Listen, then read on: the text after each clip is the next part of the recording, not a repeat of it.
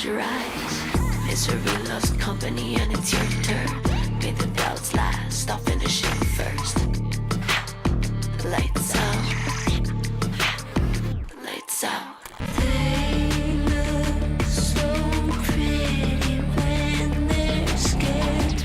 Caught slipping, they're so unaware. I just kill the enemy, kill the lies. Kill the bad in me, it's alive. Killing all the noise in my mind. Heavy and hot, revenge, it looks nice. Kill the enemy, kill the lies. Kill the bad in me, it's alive. Ripping red flags, wave 'em wide.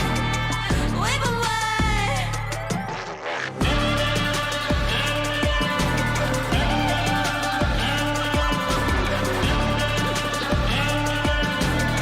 Heavy and hot, revenge, it looks nice.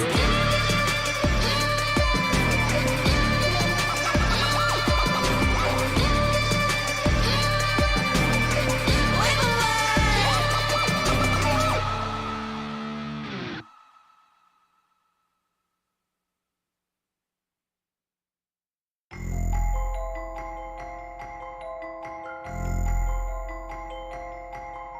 Don't stop now. Girl, you headed to the top now. Imagine rolling with the top down. All the haters wanna chill cause you hot now. Smile and say not now. Yeah, where my queen's at. It's us again like a rematch. Grab your girls, don't detach. We the winning ticket, you just need to scratch. Such a lady, and you honest. You be killing them with kindness. Giving younger ones some guidance. And your grades stay on honest. You should be proud of yourself. Go and smile at yourself. Chin up, chest high, get up, get fly. You so special, you so special. Boom, boom, my sister the coldest. Youngest the oldest, heart so golden. Rolling deep as an ocean. Belly gets swole, creating life we chosen. May have been cracked, never been broken, never been stagnant, always in motion. Can't do folding, the women that's sold. We make the world go round. To all the girls in the world, I hope you know you on your way up. Yeah, you got it, you got it. To all the girls in the world, keep shining on your way up. Yeah, you got it, you got it. To all the girls in the world, I hope you know you on your way up. Yeah, you got it, you got it. To all the girls in the world, keep shining on your way up. Yeah, you got it, you got it. To all my girls, listen up. You can be anything you want. You can be a doctor, you can be a pilot. You can plan parties, make sure I'm invited. Just work real hard at your job. If you go to school, graduate on top. To my stay-at-home moms, the business owners, you the bomb. Life ain't perfect, but it's yours. That makes it worth it even more. You gotta love yourself, of course. Look in the mirror, then applaud. All good days ain't promised, but smile through the problems. You fly regardless, confidence don't leave without it. Boom, boom, my sister the coldest, youngest the oldest, heart so golden, rolling deep as an ocean. Belly gets swollen, creating life we chosen. May have been cracked, never been broken, never been stagnant, always in motion. Can't do folding, women have spoken. We make the world go round. To all the girls in the world, I hope you know you on your way up. Yeah, you got it, you got it. To all the girls in the world, keep shining on your way up. Yeah, you got it, you got it. To all the girls in the world, I hope you know you on your way up. Yeah, you got it, you got it. To all the girls in the world, keep shining on your way up. Yeah, you got it, you got it. Now I need all my girls to clap and repeat after me.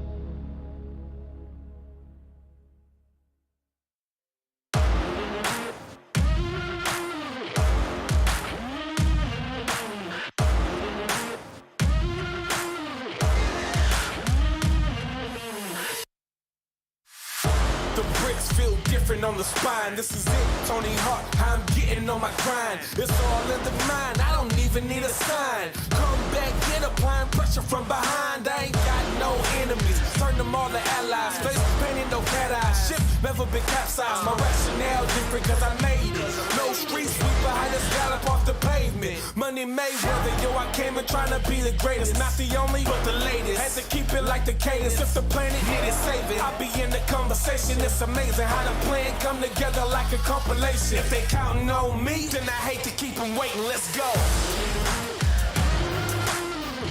I backs to the wall, but they counting on me. They waiting for the fall, but the parachute's free. Could be playing from behind or aggressive with the lead. You can count on me, and I promise I'm the only one you need. Let's go. Yo, the crown feel heavy when you wear it. I don't do it for acknowledgement, I guess it's just a merit. They still trying to copy me, they voices like a parrot. Staying on my shoulders and I bear it like yoga. The numbers adding up, this is calculus, old school, so they stay counting on me like an abacus. Name is the stone, but acting like I'm not established. Miss me when I'm gone on the throne where I have to sit. Lonely like Akon, acting like I'm A1. Wishing that your neighbors knew your name like Trey Songz. You niggas can't stay strong, keep coming back for more, they thinking that I'm Jason. You messing with the great one.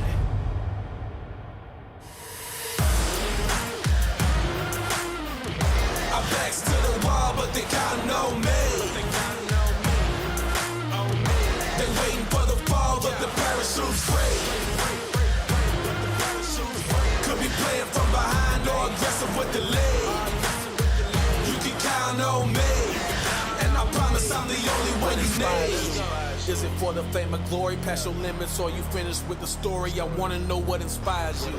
Are your eyes filled with courage when you're challenged? Will you shine and be discouraged? I'm asking what inspires you. Can you lead and be a savior? Will you free us when you introduce the failure? I'm asking what inspires you. Go away to bad behavior, cause that thinking when I do you any favors. Yeah.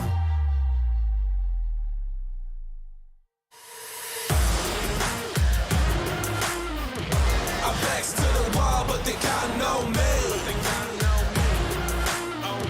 They waiting for the fall, but the parachute's free.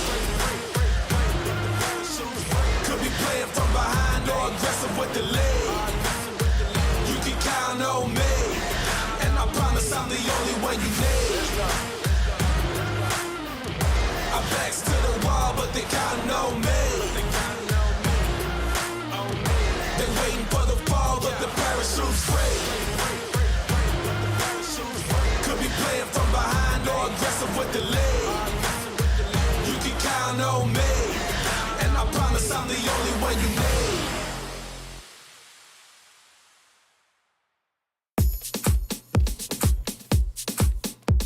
Yeah. Yeah. They all watch when I walk past. They all watch when I walk past. Yeah.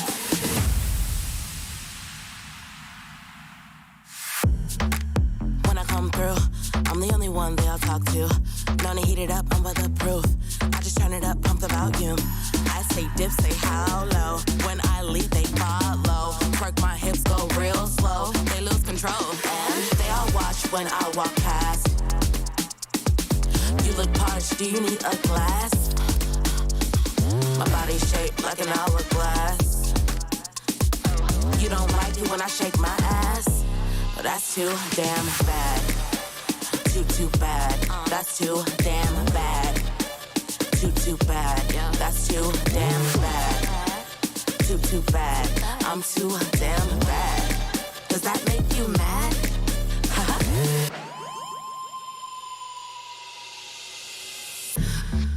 It is a new news. Everybody knows I'll accept you. Let me fill you in, give you a clue. Maybe help you fix your attitude. I'm the star of this show. Got glasses of Merlot. It's all free where I go. Now you know, cause they all watch when I walk past. You look parched, do you need a glass? My body shaped like an hourglass. You don't like it when I shake my ass? But that's too damn bad. Too bad. That's too damn bad. too bad. That's too damn bad. Too bad. I'm too damn bad. Does that make you mad? Get used to it. Get used to it. Get used to it. You should really get used to it. Don't hate on me. No, that's so ugly. You could emulate, maybe wipe that smug look off your face. But either way, I'm here to stay. They all watch when I walk past. You look parched, do you need a glass? My body's shaped like an hourglass. You don't like it when I shake my ass, but that's too damn bad. Too bad. That's too damn bad. Too bad. That's too damn bad. Too bad. I'm too damn bad. Does that make you mad?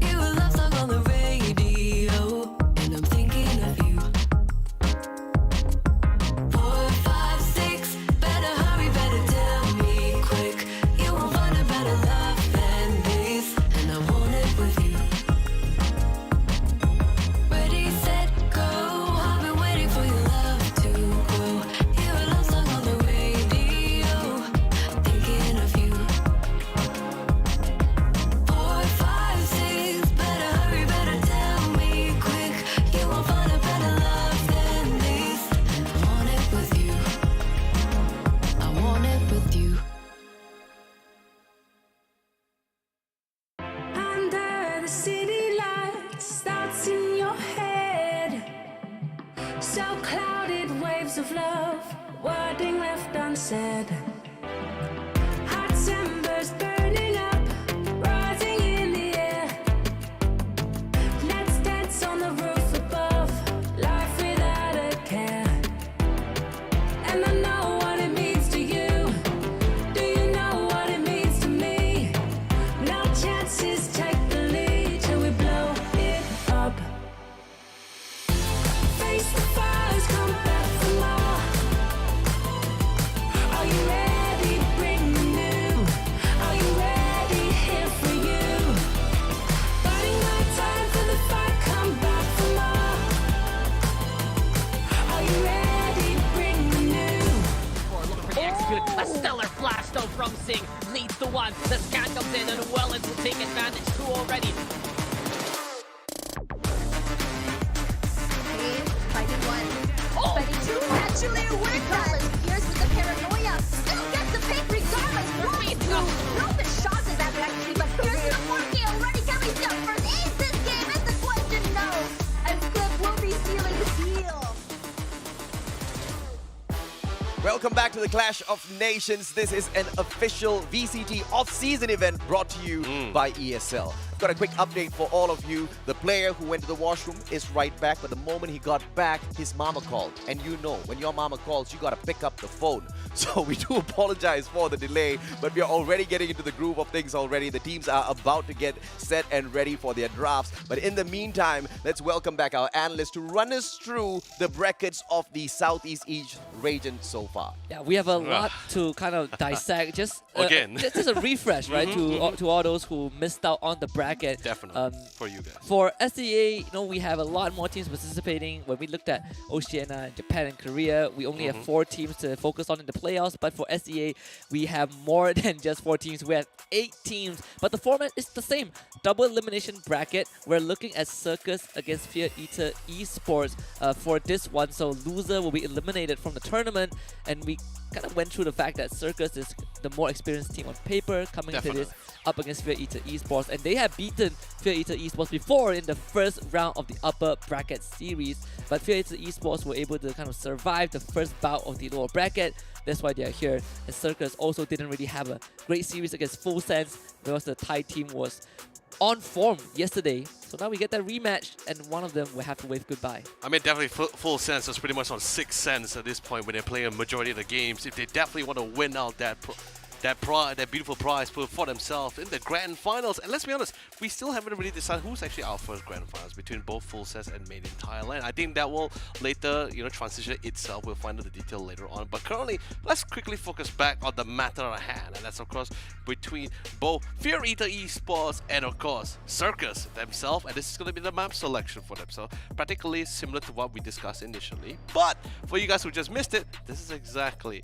what they picked and selected for themselves. And the most, and I'm going to repeat again, Bind, by far one of the most unorthodox off picks for coming from the side of Fear Eater. And less even for the fun fact, Fear Eater has never played on a professional level. They probably practice it off the scene. But now, on the professional scene, this will be their very first, alongside with Circus. Yeah, I'm very excited to see how that is going to pan out. But because for Circus, they have so much repertoire going into back in the day. Some players have been around since Ignition Series. That was more than 2 years ago. That was great. But 3 years, actually, to be precise. Yeah, close to that, right? I mean, we celebrated 2 anniversaries, I believe, for Valorant. So every time the birthday comes around, it's a very festive moment. But when we look at this map pool, 2 out of the 3 maps have been played in their first encounter in the upper bracket, right? We had Ascent and we had Haven. Ascent, and at that point of time, was Fear Eater's Esports map pick. They lost 10-13, and then Haven was Circus map pick in that first encounter, and they won 13-10. So basically same scores across both maps. Now, bit of a switch up where Circus took Ascent, Fear Eater went to Bind, and we have Haven as the decider.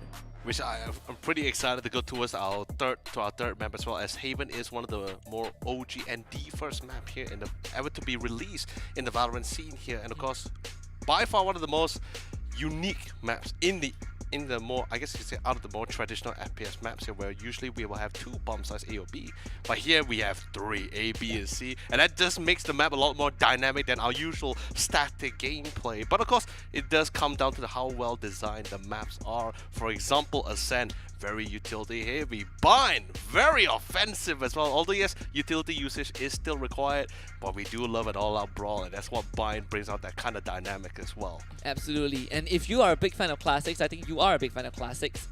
And if then we have the perfect map pool, right? This is the El Clasico, the holy trifecta, the holy trinity of map pools with Ascent, Bind, and Haven. You kind of go down the list. Yeah, Icebox got demoted, so.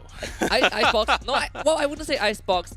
It's not really a classic, right? It's like initially, right? It was usually when it first came out. It was but this is like in a modern era. I mean, Icebox came after them, so I classify them as more of the modern part. But when we look at Ascent, I think an interesting part about this map was also both teams have different ideas on how to approach the map, of course, especially in the controller role, where Circus, they prefer to go more for the Astra, where they lean towards the stars and constellations, whereas for the side of Fear Eater, they stick with the Omen. Which is more, I guess you could say, really traditional, because like even when Before Astra came out, one of the more casual smokers to go to was Omen, as he was not only the better smoker than Brim, but he actually runs at a more faster pace than Brim.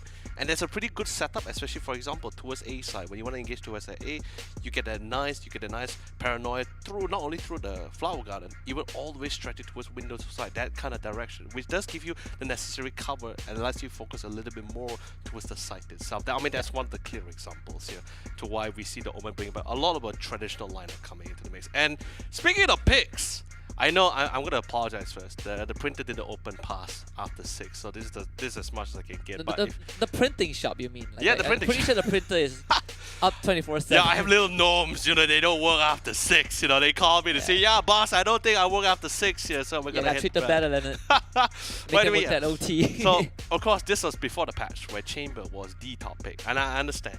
It's pretty hard to see. So I'm going to give another analogy, another example. So basically, Chamber was at the top of his game. Muscular, flexing all of his stress.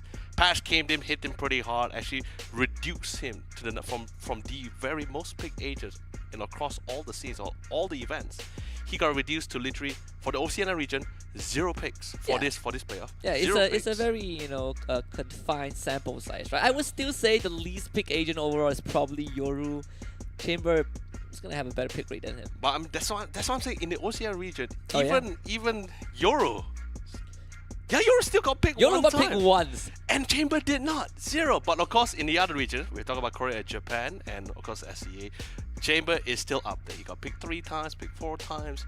But I think it was only in C and Korea, Japan where all 18 agents was actually brought forward to the playoffs. Oh, yeah. I mean, excluding Harbor. Excluding Harbor, right? Because up to that point, we haven't really seen much Harbor. We Pretty saw much. it got Harbor on day 1, but it didn't really come true.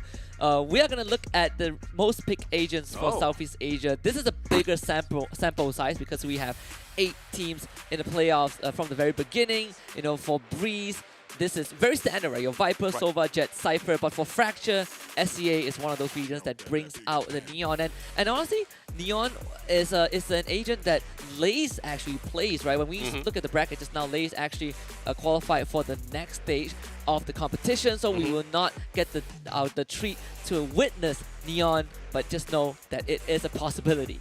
Definitely, for sure. And if you look normally across the boards as well, usually you see Chamber there, but now you see the rise of Killjoy as her utility is somewhat similar between both Chamber and the Killjoy. But most importantly, with the recent addition to Killjoy's lockdown, which became from a 200 HP unit placement, no other majority of utilities that usually could take it out from a nice safe distance no longer is able to do that. Yeah. The only thing that can really pop out that lockdown at a very comfortable spot would be the Hunter's Fury, hence why you see Sova also slowly flying off the shelves here. Yeah, and I think another interesting part is the controller pick on the side of Ascent, right? When we compare this to other regions, teams generally, especially when we look at EU and Korea, right, they do prefer having that Omen as the smoker on Ascent, but ST and Oceania so far have leaned more towards the Astra as a controller, and for very good reasons. Astra overall is just solid, very, very flexible. I think the Neon on Fracture, if anyone remembers from when Neon started to become meta, it was Optic Gaming Victor that took her to Fracture and then afterwards to Breeze, and that's how Neon started kind of getting popularity. But aside from that, I think for the rest of the maps, for the rest of the popular picks, is almost what we've seen across the board. I mean, definitely, for sure. And like, if we just look at the number of picks, right, whether it's just Astro or not, we see a massive rise. And although yes, we already sort of highlighted the most amount of picks is Killjoy, of course, but you must understand from the standpoint she was previously in, she was actually bottom 5.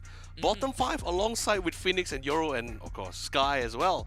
But now with the recent changes, she actually elevated herself to a really prominent positioning here. And honestly, I'm a Killjoy mate. I'm really happy that she's currently back in the scene here. But it's not just the Killjoy. It's just a matter of which map is able to fully utilize her. And with her kit as well, she's great at locking up the mid. She got great sense for her utility, allows her to cover various angles here. And of course, as a Sentinel herself, she can actually hold down her side by herself while the rest of the team can prioritize enforcing the other sides here. Yeah, basically I think the only map you probably would see lesser Killjoy is on Breeze, but on the rest of the map pool, Killjoy, you we will always see her, right? Bind, Ascent, Haven, Pearl, Icebox, you name it.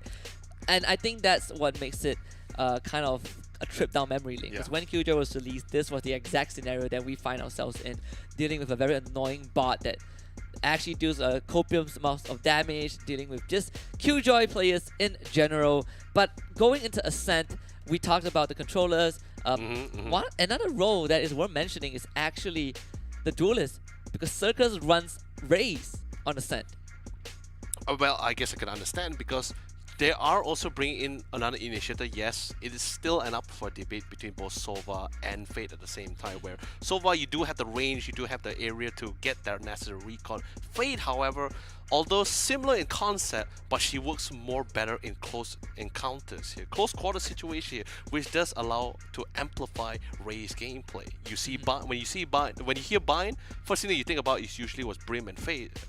Brim and Raze, right? But now suddenly Fate comes into the option. Ascent, Ascent also pretty close corner situation, pretty tight corners where Fate can also play alongside with Raze. And let's be honest, this is, I believe, the Raze is gonna be Raze is gonna be played by Toggle as well. Toggle has been one of the few most well-known Raze players that we have here in the MYSG region here. So pretty well off, he's gonna be able to play off with the Raze with that combination of utilities. But most importantly, I don't know who started this. I remember I watched this from a series when Fate first came out, on the map of Ascent nonetheless, where you can actually be really nasty with certain combination of utilities. For example, when you engage it towards that A side, your siege, the minute you set your... the seasoning combo, right? Yeah, siege with the fragment towards in front of Flower Guard, you not only deny the entire area, but if someone gets caught in it, it's death. You just can't outrun that. Yeah, I mean, basically same as the Seas paint shells. It's in a very classic combo. I think that's what we saw very often on maps like Haven as well, where you throw a breach into the mix. I mean, on the topic of Toggle, this guy, I remember when we first saw him in VCT last year, when he debuted, was one of the most phenomenal young Jets that we have. One of the young bloods, superb Jet player. It's great to see that, you know, he kind of expanded that agent pool a bit, go into that race. So Circus, again, high expectations coming into this. It's a true test to see if they can beat Fear Eater twice, then that really says a lot about the squad. But when we look at Fear Eater, despite being a fresher team, they are also no slouches, right? They came close up against Team Circus in that first encounter in the upper bracket, losing both maps 10-13. But if you look at the average stats of these players, they also put up pretty nasty numbers. And I think two players that is worth looking at is Nighton and Sendu. Both of them, the initiator controller combo, Omen KO on the sand. That was what allowed them to kind of stop Circus on the attacking side. The question is, can they do it again? I mean, they definitely for sure can try, and let's be honest, if I had to pick who I actually want to go toe-to-toe with, whether is it against Fear Eater Esport or even Team Circus here, I actually would fear to go against Fear Eater Esport a little bit more because of the unpredictable variable that they actually possess currently. Yeah, we're gonna take a look at if any of these agents will rear their heads out the window. Agents like Israeli Team Circus against Fear Eater Esports coming up just in a little bit. Just gonna hold you guys there. Like I was peering at the side of my vision, you know, and my peripheral vision, and I can see that AJ is very excited. He's jumping around waiting for the draft. He's working out. That guy he's warming up for the fight, you know? Yeah, he's lifting airways. Like it's like he's about to drop 30 frags. He's doing the usual squats as well. My God, that glutes. Absolutely fantastic. I felt like the tongue twister did a number on him. Like he is mentally affected. Well, I guess you could sniff him out later on.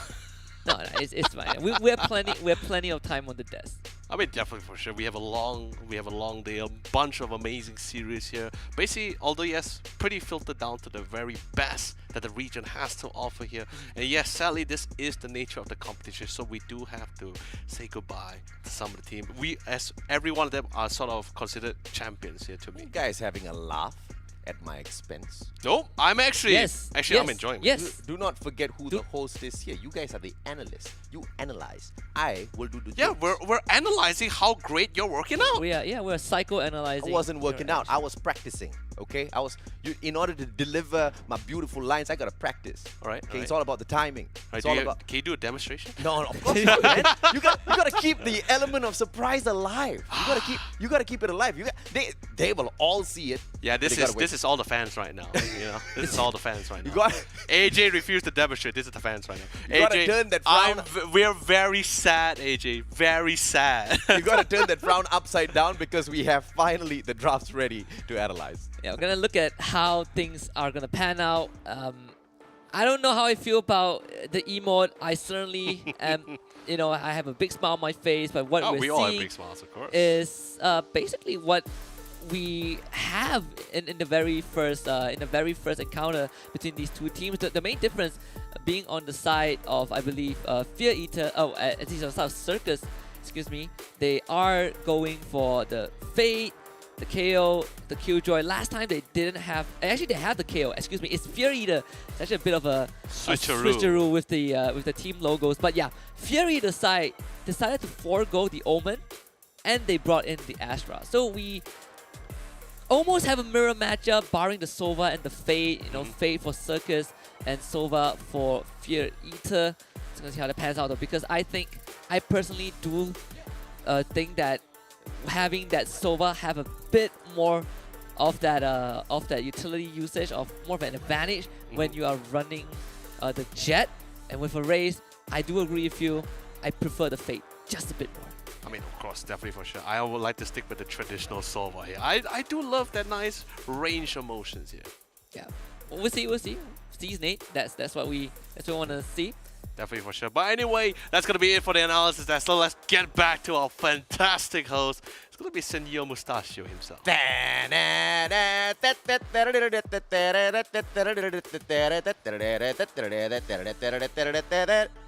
the tune get stuck in your head for the rest of the day. Ladies and gentlemen, boys and girls, it's finally match time. Let's bring the hype god Mac and the tea spilling Pilski back on your screens.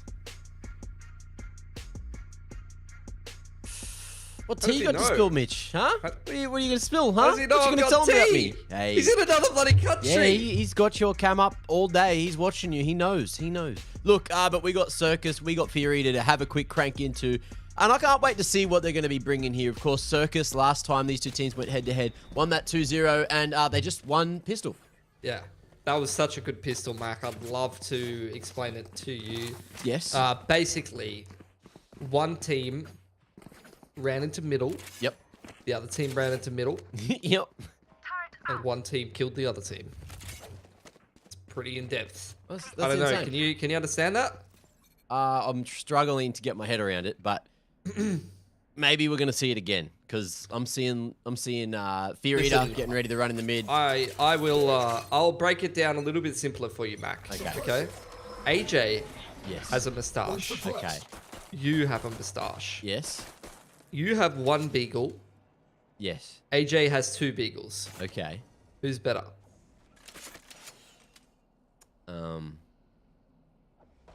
Me. Did I get it right? Yeah, you did. You did. I'm so proud of myself. Can't argue with that. Yeah. Can't argue with that. And that's my justification. There is none. Now, look, Fear Eater, they're going to be trying to smack their way towards the B site. KO, about to be tested here. We'll fall off the line for the moment. Looks like there's going to be a gravity well put towards main. Oh, with the Prowler, he knows they're close now, so he's going to get out of dodge. Trying to get away. The flash is not going to be too effective. Save-on comes through with a trade there on the Classic, and it's looking like that's going to be the B site found. And we are going to see Circus set up for the retake. Yeah, I mean, while we just do have the anti-eco, worth mentioning as well, we've actually had a little bit of a role swap. I think Amanon was on the Jet last time, and now that they've swapped to Raze, they've thrown Daisy on the duelist role, and Amonon's on the good old Killjoy Senti role. There. Well, Toggle is just going to be blast back his way forward. Drawing a lot of attention. Good timing with the flash there. Knife and fall in. Amanon can't do anything in save-on. He got the entry, but he's only able to get one more. So some damage done to Circus's finances, but that's going to be 2 in a row for them to kick off the series. Don't do that. Come on, mate. Well, we've got more BM. We've got a bit more BM here. But we've jumped out of the Oceanic area and we're jumping into the sea instead. I feel like the water is going to be a bit more aggressive, a bit more fun over here. Oh, absolutely. SEA, I mean, just synonymous with aggression. I remember going over to Thailand, coaching the boys, and, you know, I saw some shit. I'll just put it that way. Okay. I was playing ranked. I was playing some scrim, like I was spectating some scrims, and I was, you know, there was definitely some shenanigans going on. These guys love to get up in your face, love to get aggressive, and that's exactly what Toggle's done. He's just blast packed straight up over the top of A main there, in combination with the haunt thrown by Kale, has found the man advantage on the bonus, and Fear Eater have now got their work cut out for them on this anti-bonus. Great utility usage rather to crack open the round. And Fear Eater, they're just going to, you know, chase their tails all the way back to B. But look at this KJ setup. We got a Duka ready to just peek off that contact from the turret. That's gone down. We got the drone going all the way into market. That's got the tag too. So a Duka not allowed to do anything. He's just going to have to wait and look to play for the retake here. Yeah, we'll see how they go. They do have the man advantage, but a pretty significant weaponry disadvantage. It's probably got to be a Duka and Kale to get the majority of the work done. Syvan ready with the recon dart. Not going to quite hit too much as Kafka aggresses on stairs side. He's going to be forced back for now. Little tag on the CT member, Aduka. Trying to hit anything there, but it looks like it is just going to be the aggression coming through Fragment to deal with the corner there. It's going to be Toggle to find another, and it looks like it's going to be trades favoring Circus all the way in on the retake, but Savon trying to save it. He's got 3 out of nowhere. Kale comes through with the Bulldog for the trade. But that was a very close round for Fear Eater. Savon tried his little heart out to make it happen, but Circus keeping it clean, 3-0 here on Ascent. We got Toggle is just tearing up the server right now on the Raze. He's Toggle Fortnite, and he's definitely cranking 90s on some kids last round. That was some insane movement on the blast pack to hop up over on top of A main there, getting himself a kill into lobby. And they convert that 5-on-4 as well, and now Man's just gone ahead and he said, you know what? I've done well there. I'm going to treat myself. I'm going to buy myself an operator. I deserve it. Yeah. Treat yourself, Toggle. I bought myself, you know, I said I did a great cast for the first series, and I've rewarded myself with a meatball sandwich. And Toggle's rewarded himself with an operator. So, you know, different strokes for different folks. That's what I have heard. Aduka, though, even though he was fully blinded, happy just to catch the timing shot. Nathan not going to be able to have his life traded just yet, but look at this. Straight up mid. Kafka, rather. Gets that pick from Pizza. And might be on for a round for Fear Eater. Some solid positioning, crunching onto the last B-site member remaining. And also taking down that Killjoy means that all that utility is going to be pretty much useless. Good to be coming out here. Kale's got B main control. Trying to hold on. He's cleared out the backside of B main pretty safely, so he can be aware that the majority of these players are wrapping in through middle. Yeah. Potentially going to be a pretty expensive retake. Kafka ripping the Cosmic off the back of getting that kill, pushing up middle. He's found himself a Vandal as well as they get the plant down on towards the back right-hand side of site. See what they're going to try to do with this open plant. Looking to get a little aggressive. Over the woods. The plant is given to the Killjoy. Now they get locked down. Yeah. That's going to delay this retake for even longer. Great shot from Toggle, though. Oh, yeah. Nasty line held there. Savon has been doing work so far for Fear Eater, but he won't be there to stop the push back in. The retake here, it comes from Circus, but they've ran low on time. It's going to be the flash across the top, but they need to make it happen quick, and Toggle's going to do just that. Gets one with the showstopper, but he's going to go down to Kafka, who's standing, trying to deliver. Kiwi comes through, but does he have the time? I think he's just barely got on it. Oh, he's got plenty. And there it is. Even going to have time to be passed across to Kiwi too. So we might see that null command coming online for round number 5. Circus 3 alive. I thought they'd lose a few more. They had barely any time to get back in there. Yeah, great damage being inflicted on the defense economy there. They do have the null command to kick off one of these retakes. A fair few ults invested there for Fear Eater. They really wanted to try to cause the upset on the half buy there. Investing the Cosmic, investing the lockdown as well there. But couldn't quite get it across the line. Either way, they've set themselves up in a position here where they pressured the defense economy enough to put themselves in a position to get a swing round going for themselves. Hunter's Fury is available here for Saban. He's going to dart in towards middle. Toggle tries to push through the short smoke and gets punished for it. Ooh, how's the timing here? Kale falls back. Kiwi holds mid down all on his own. Finds 2 pushing in through that top mid smoke.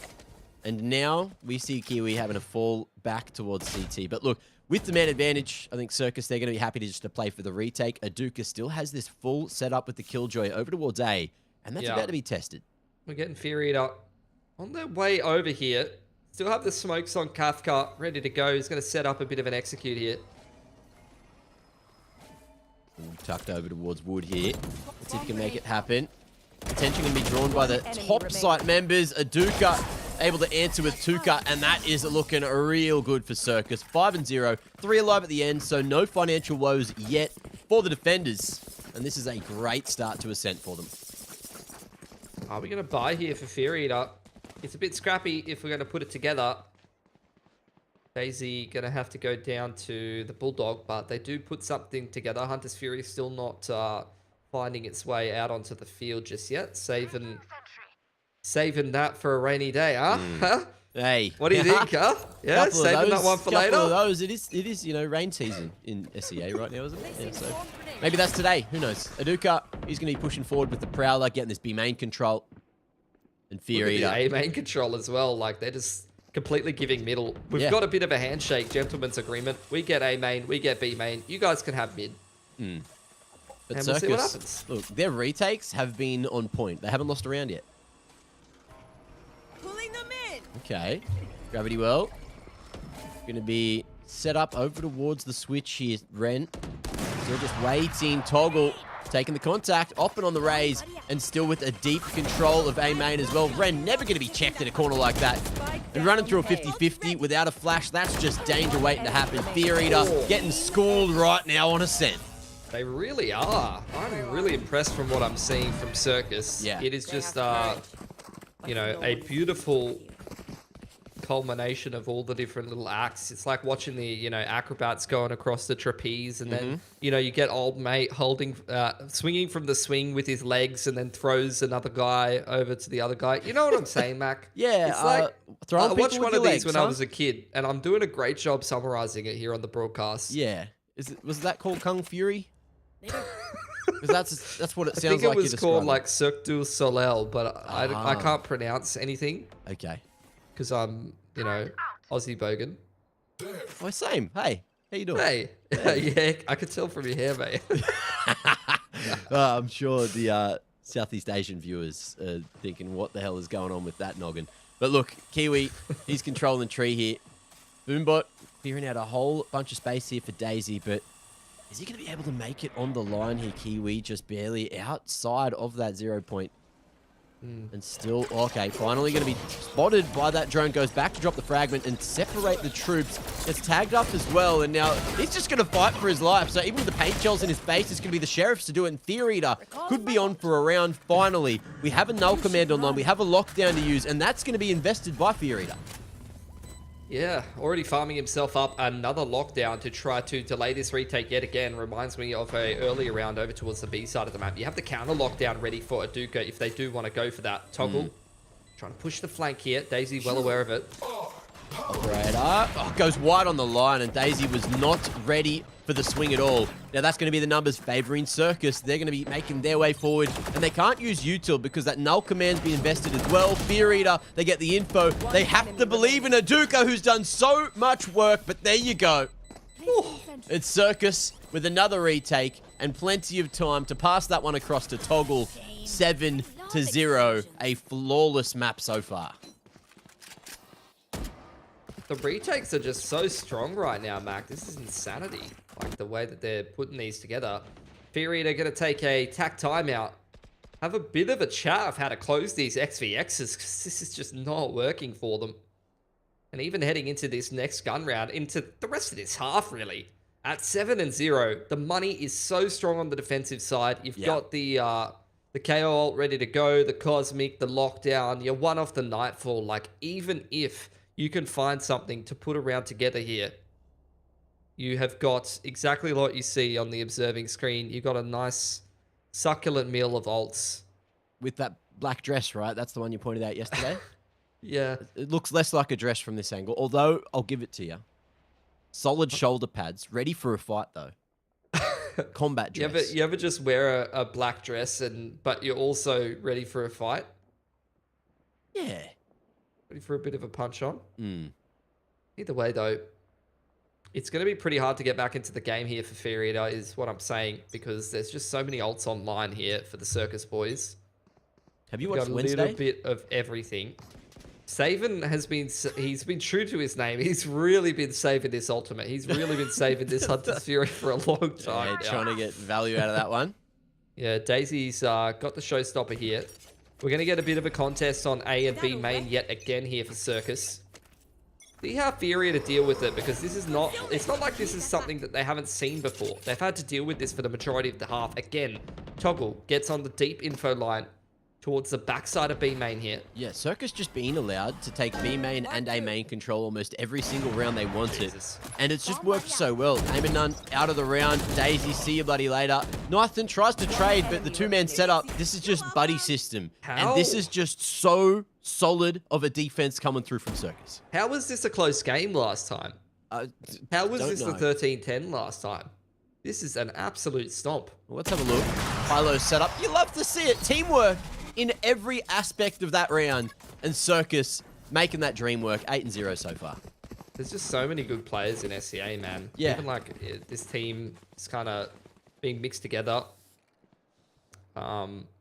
You know, they don't have like some kind of cohesive team tag or anything, but they're still making their, you know, chemistry look at a very, very high level, which is kind of what I experienced playing over in, or coaching over in SCA as well. Like you would get a scrim with like the 5th best team for a region, and you'd be like, how good can these guys be? And then they would just stomp you like 10-0 on a half, and you're like, oh, okay.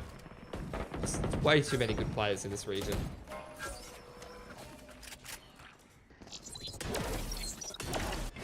Fragment. Slowing things down. We are going to see an early rotation already. Circus just trying to stop this push straight through the Cosmic. Kale should not be alive here. Was concussed, could barely shoot back, but he still had the helping hand of his teammates. And it's all down to Aim and None to get anything. And he's got nothing. He's got none. He's got none. I was gonna use that one, but I was thinking, you know what? I've probably already said it about 5 times. But it is 9-0. Circus, 3/4 of the way to a W. We're having a great time with the names, are we not? We're having a great time. Nathan as well is a great name. That kind of reminds me of how, like, in 2022, every like parent, every new parent is trying to put like a spin on an old name. Yeah. Like their kid's name is like Bethany instead of Bethany. This guy's name is Nathan instead of Nathan. You know? I feel like you could be pushing a line here by just trying to... you don't know their culture. I would not throw that much disrespect out. Either way, a couple of Nebulas going to be talking used. about disrespect, Kafka's down 0 and 9, and he's just misting it into lane. Oh my god. You know what? I'm just going to make myself a tunnel, guys. We're going to get onto B in some way, some form, and it's worked. He's got that second pick off. We've now got a man advantage finally for Fear Eater. But will this be their first round on the board? Can they convert it? Ren, he's looking to retake this mid control and smack his way into market, but does he expect Nathan here around the corner? Nathan falls. He's just given up that man advantage, and now we're down to a 3v3. Yeah, I mean, that's exactly right. That's a great way to lose a 4-on-3. It's just 100%. peeking into market before the spike has been established. There's the Cosmic across the backside of the site, though, from Kafka. They are really trying to throw everything at this post plant to get themselves around. In comes the lockdown from Maduka. Ooh, flashes there. They are going to spot Kiwi, who's looking like he's living with his skin on, but no res is able to come through. Save-on saves the day, and Kafka puts the team on his back for Fear Eater to take their first attacking round. But can they string 3 together and try to save the map? I don't even know if it would be saved at that point. A 9-3 half is still pretty woeful on attack, not going to lie. You've got the Nightfall online for Kale. Toggle continuing to, you know, do his Fortnite L dance on the other team is the way I would put it. He's even got the showstopper ready to go over towards B main here.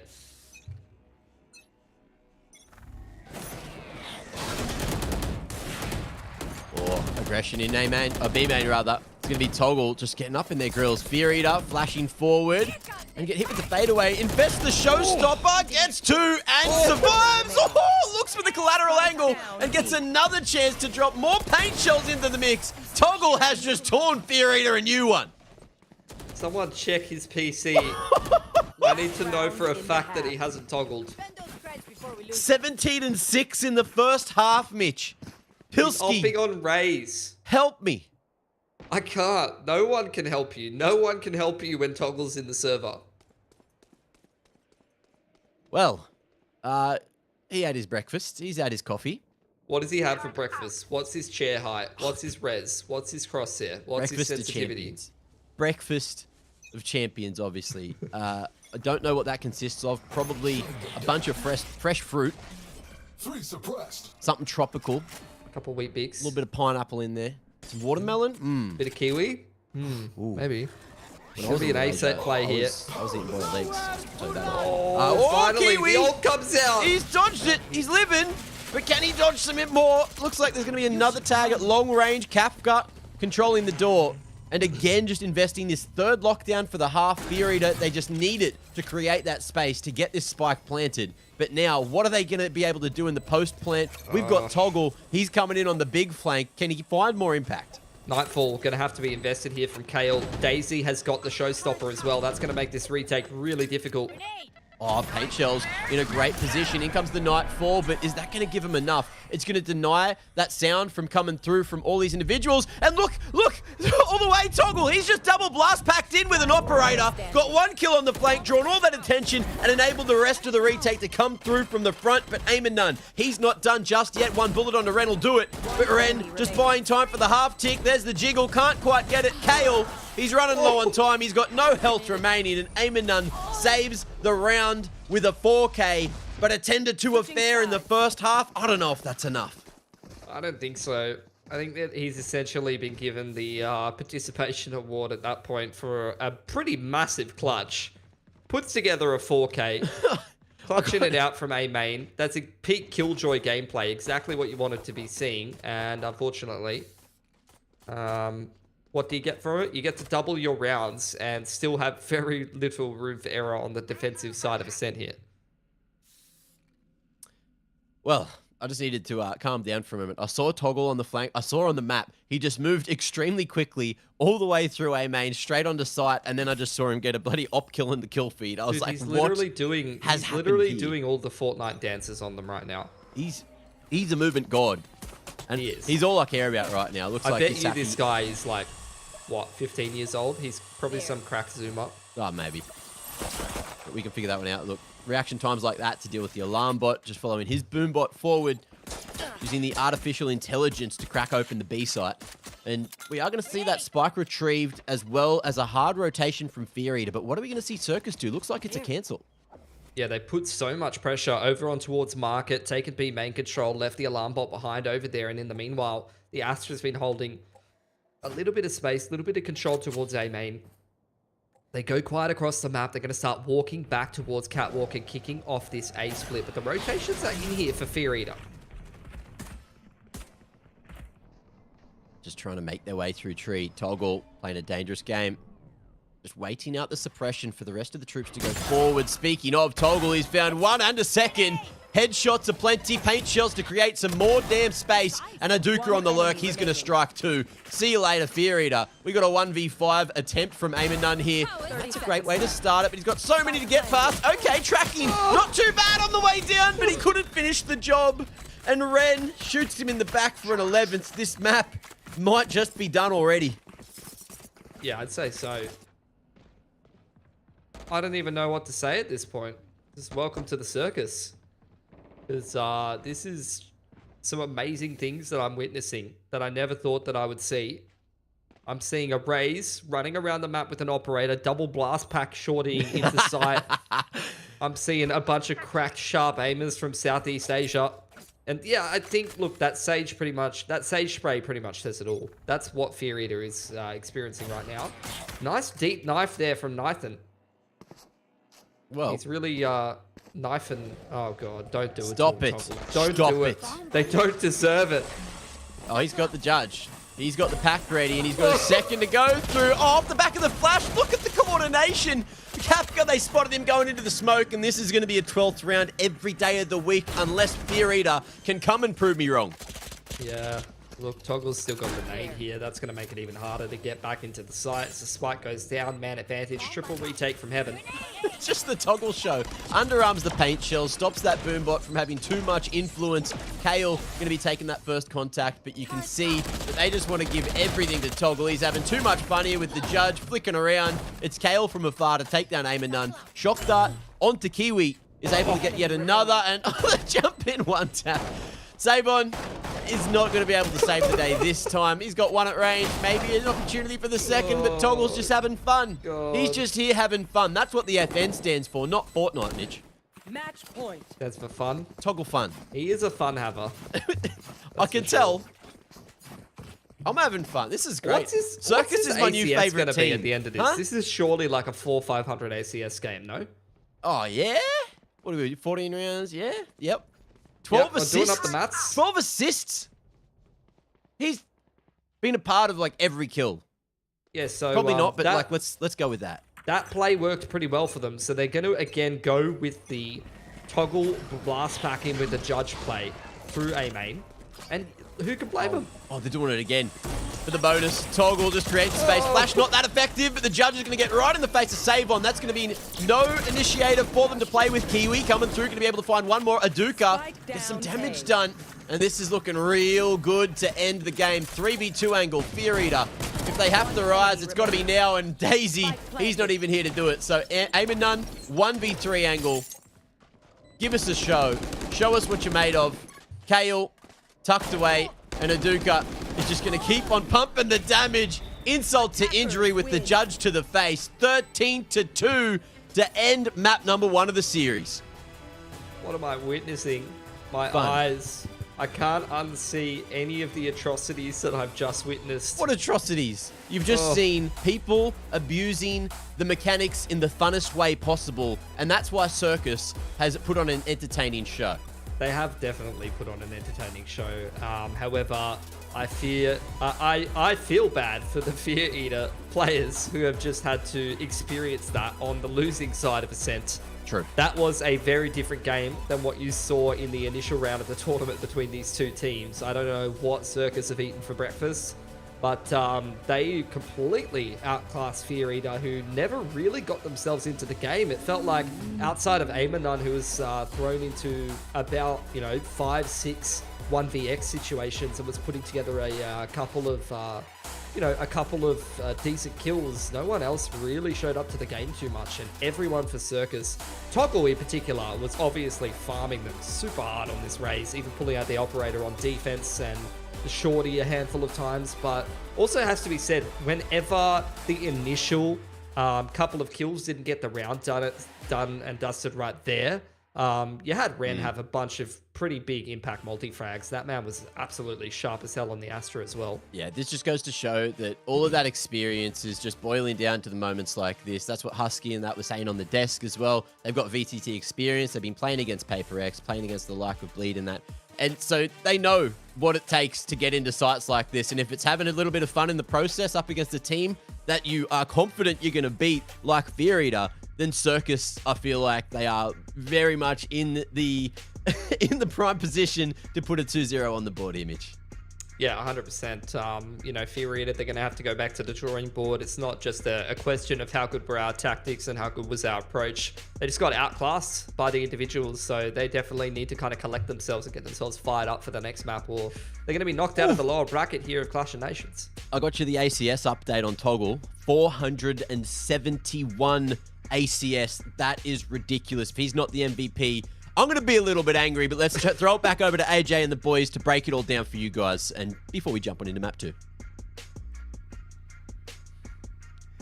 I told you, man, don't forget that music. Ladies and gentlemen, boys and girls, this is exactly why I don't mess with no clowns, except Husky. I'm a big Circus fan. Fear Eater esports probably not. no, Like they will no, not visit a circus The thing after is, this. I have a terrible fear of class. clowns. I wouldn't mind dancing with these kind of clowns, but normal clowns, no, stay. I mean, I probably would like to stay away. No, man. Circus Circles are cool. Circles They are cool. They made Fear Eater Esports look like clowns Yeah, man. in game Amen, one. bro. And Of course. don't worry, Mac and Pilsky. I've already asked the Twitter cyber troopers to help check Toggle's PC. I'll get back to you in a bit. But the interesting part is that Circus isn't even playing with the full roster. They are playing with two members. subs, right? They're playing with Kiwi and Ren is kind of the current IGL, right? Correct, The previous IGL is Mickey. This guy is having a vacation. I can't wait, bro. Having a honeymoon vacation, is enjoying his team, just clapping on Fear Eater Esports, but they're doing just as fine. And I think the loss against Full Sense did kind of wake them out and got them thinking about restratting, maybe just having a deep conversation on how to take on future matches. The best part is that when we look at, actually not Kiwi, it's Ren, who's kind of one of the sub IGL. And interestingly enough, when we look at Kale and between Kale and Toggle, these two guys actually played against each other in a recent tournament less than a month ago in a grand finals best of 5. And Kale, represent Todak in that tournament, came out on top 3-1. And now you combine the first and second place of a team together, you get a super team. You get the best of both worlds. You get let's the be best of honest. both worlds, yeah. Definitely, for sure. And the crazy thing about this as well is like, I think this is by far the highest ACS I've ever seen. Even if I just talk about the NYSG region as well, Forsaken, I only seen him at most also 395 plus, only highest ACS in majority in a VCT. In average, right? Yeah, average, exactly. So this Toggle is the exact Toggle that we saw when he debuted in VCT. Just a guy was having a lot of fun, smashing his, clicking skulls, and just getting, just casually getting almost close to 500 ACS. This young man has a long journey to go, and so far he has been absolutely amazing. This past year has been a great year. I mean, it has been absolutely fantastic for him. The game itself, we've been seeing as well. And don't forget, just like you mentioned, and just like we all know as well, not only do they have the VCT experience, but they have been running alongside with literally world tier players, world tier teams alongside in majority of their qualifiers as well. So it has been quite the growth state. Although yes, you see by stats by the region, sure it doesn't look that great, but if you see who they're going up against, that is a different story. I mean, if you tell me that the first time they met, Ascent was 13-10, I would call your bluff out immediately, because this 13-2 was an absolute slobber knocker. It's a landslide. We still have Bind coming up next. That's Fear Eater's map choice. Maybe he'll show us something different.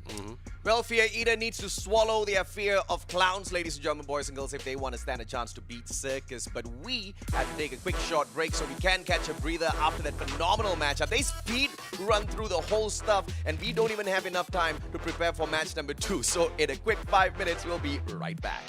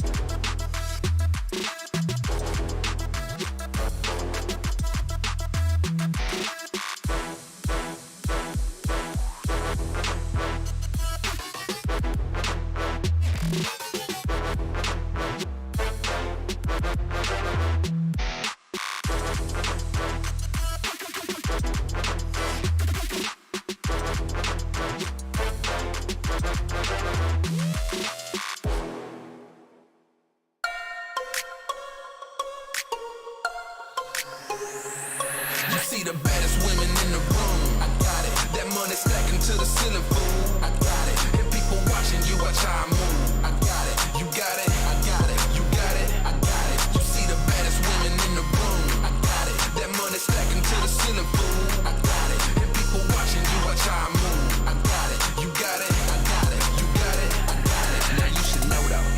motor. I gotta get, I might be solo. Oh, I with FOMO, you know I'm with it. But if I'm dolo, I'm still gon' want those. A real one. Because it's YOLO, you live once.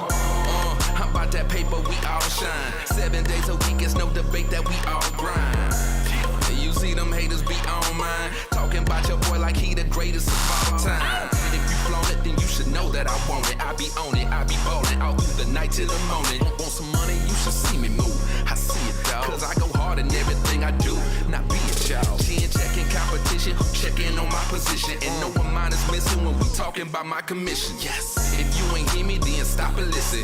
Cause no one mind is missing when we talking about my commission. See the baddest women in the room. I got it. That money stacking to the ceiling, fool. I got it. And people watching you watch how I move. I got it. You got it. I got it. You got it. I got it. You see the baddest women in the room. I got it. That money stacking to the ceiling, fool. I got it. And people watching you watch how I move. I got it. You got it. I got it. You got it. I got it. Your team's only strong as your leader is. That's why my team just know I'll never leave it diz. Pockets get fatter and fatter. In fact, I need it diz. I'm getting money, it don't matter what the season is. And your girl love it, cause she know I be stunting. She see just how I does it. She know I ain't frontin', I got the streets buzzing. Hey, you ain't got nothing, you gotta at least come in with the need to be something, man. Listen, ambition's a part of my plan, mission, transition, cash rich and getting some more additions. That's why they tryna get me and come in my neck. Just know my team is with me and come to protect. Checking competition, checking on my position, and no one mind is missing when we talking about my commission. If you ain't hear me, then stop and listen. Cause no one mind is missing when we talking about my commission. See the baddest women in the room. I got it. That money stacking to the ceiling, fool. I got it. And people watching you watch how I move. Looking pretty execute. A stellar flash though from Sing leads the one. The scan comes in and Wellens will take advantage too already. Fighting one. Fighting two. Actually, regardless. Here's with the paranoia. Still gets the pick regardless. Walks through. Throw the shots at that actually, but here's the 4K already coming down. First ace this game is the question, no. And Cliff will be sealing the deal. Welcome back to the Clash of Nations. My name is AJ. I am the Mustachio, and what an event we've got on our hands here. Just when you thought Circus was full of clowns, they show us that they've got some cool acrobatics too in the house. Toggle flying around in the air with a judge in his hands, giving out each and every single one of those judgments. And the problem is, Fear Eater hasn't found a solution for them just yet. Let's see exactly what our analysts think about their chances in this next match. Well, so before the day started, I actually, redrew Team Circus's logo. I wouldn't say I did a good job. I but helped. Apparently, someone didn't like it. Leonard didn't help me. What do you mean I didn't help? He gaslighted me. He kept I telling me believe was, the term was, Leonard, how did it look like again? Hold on. How did the clown look like again? So here it You is. sure you didn't draw your own face, Husky? Yeah, basically, yes. So I was drawing it. I was doing a really good job. Then Leonard kept telling me I was drawing it wrong. For the record, and afterwards, he didn't know what it looked like. I drew it right. I and got then it was close. actually right. So Leonard, you have been a horrible partner. What do you mean? I literally instructed you, and you did it. I guess you could. Okay, if we had to go for how similar it was, I could give it a good 99%. Yeah, the 1% was your lack of instruction. Yeah, but guess what? 99% of you not even remembering The only how they thing look like. you instructed me to You didn't even know draw how was a the clown eye, looked like. and the one thing. And the mouth and the nose. Yeah, one job that you did it wrong. Jokes aside, we have Yeah.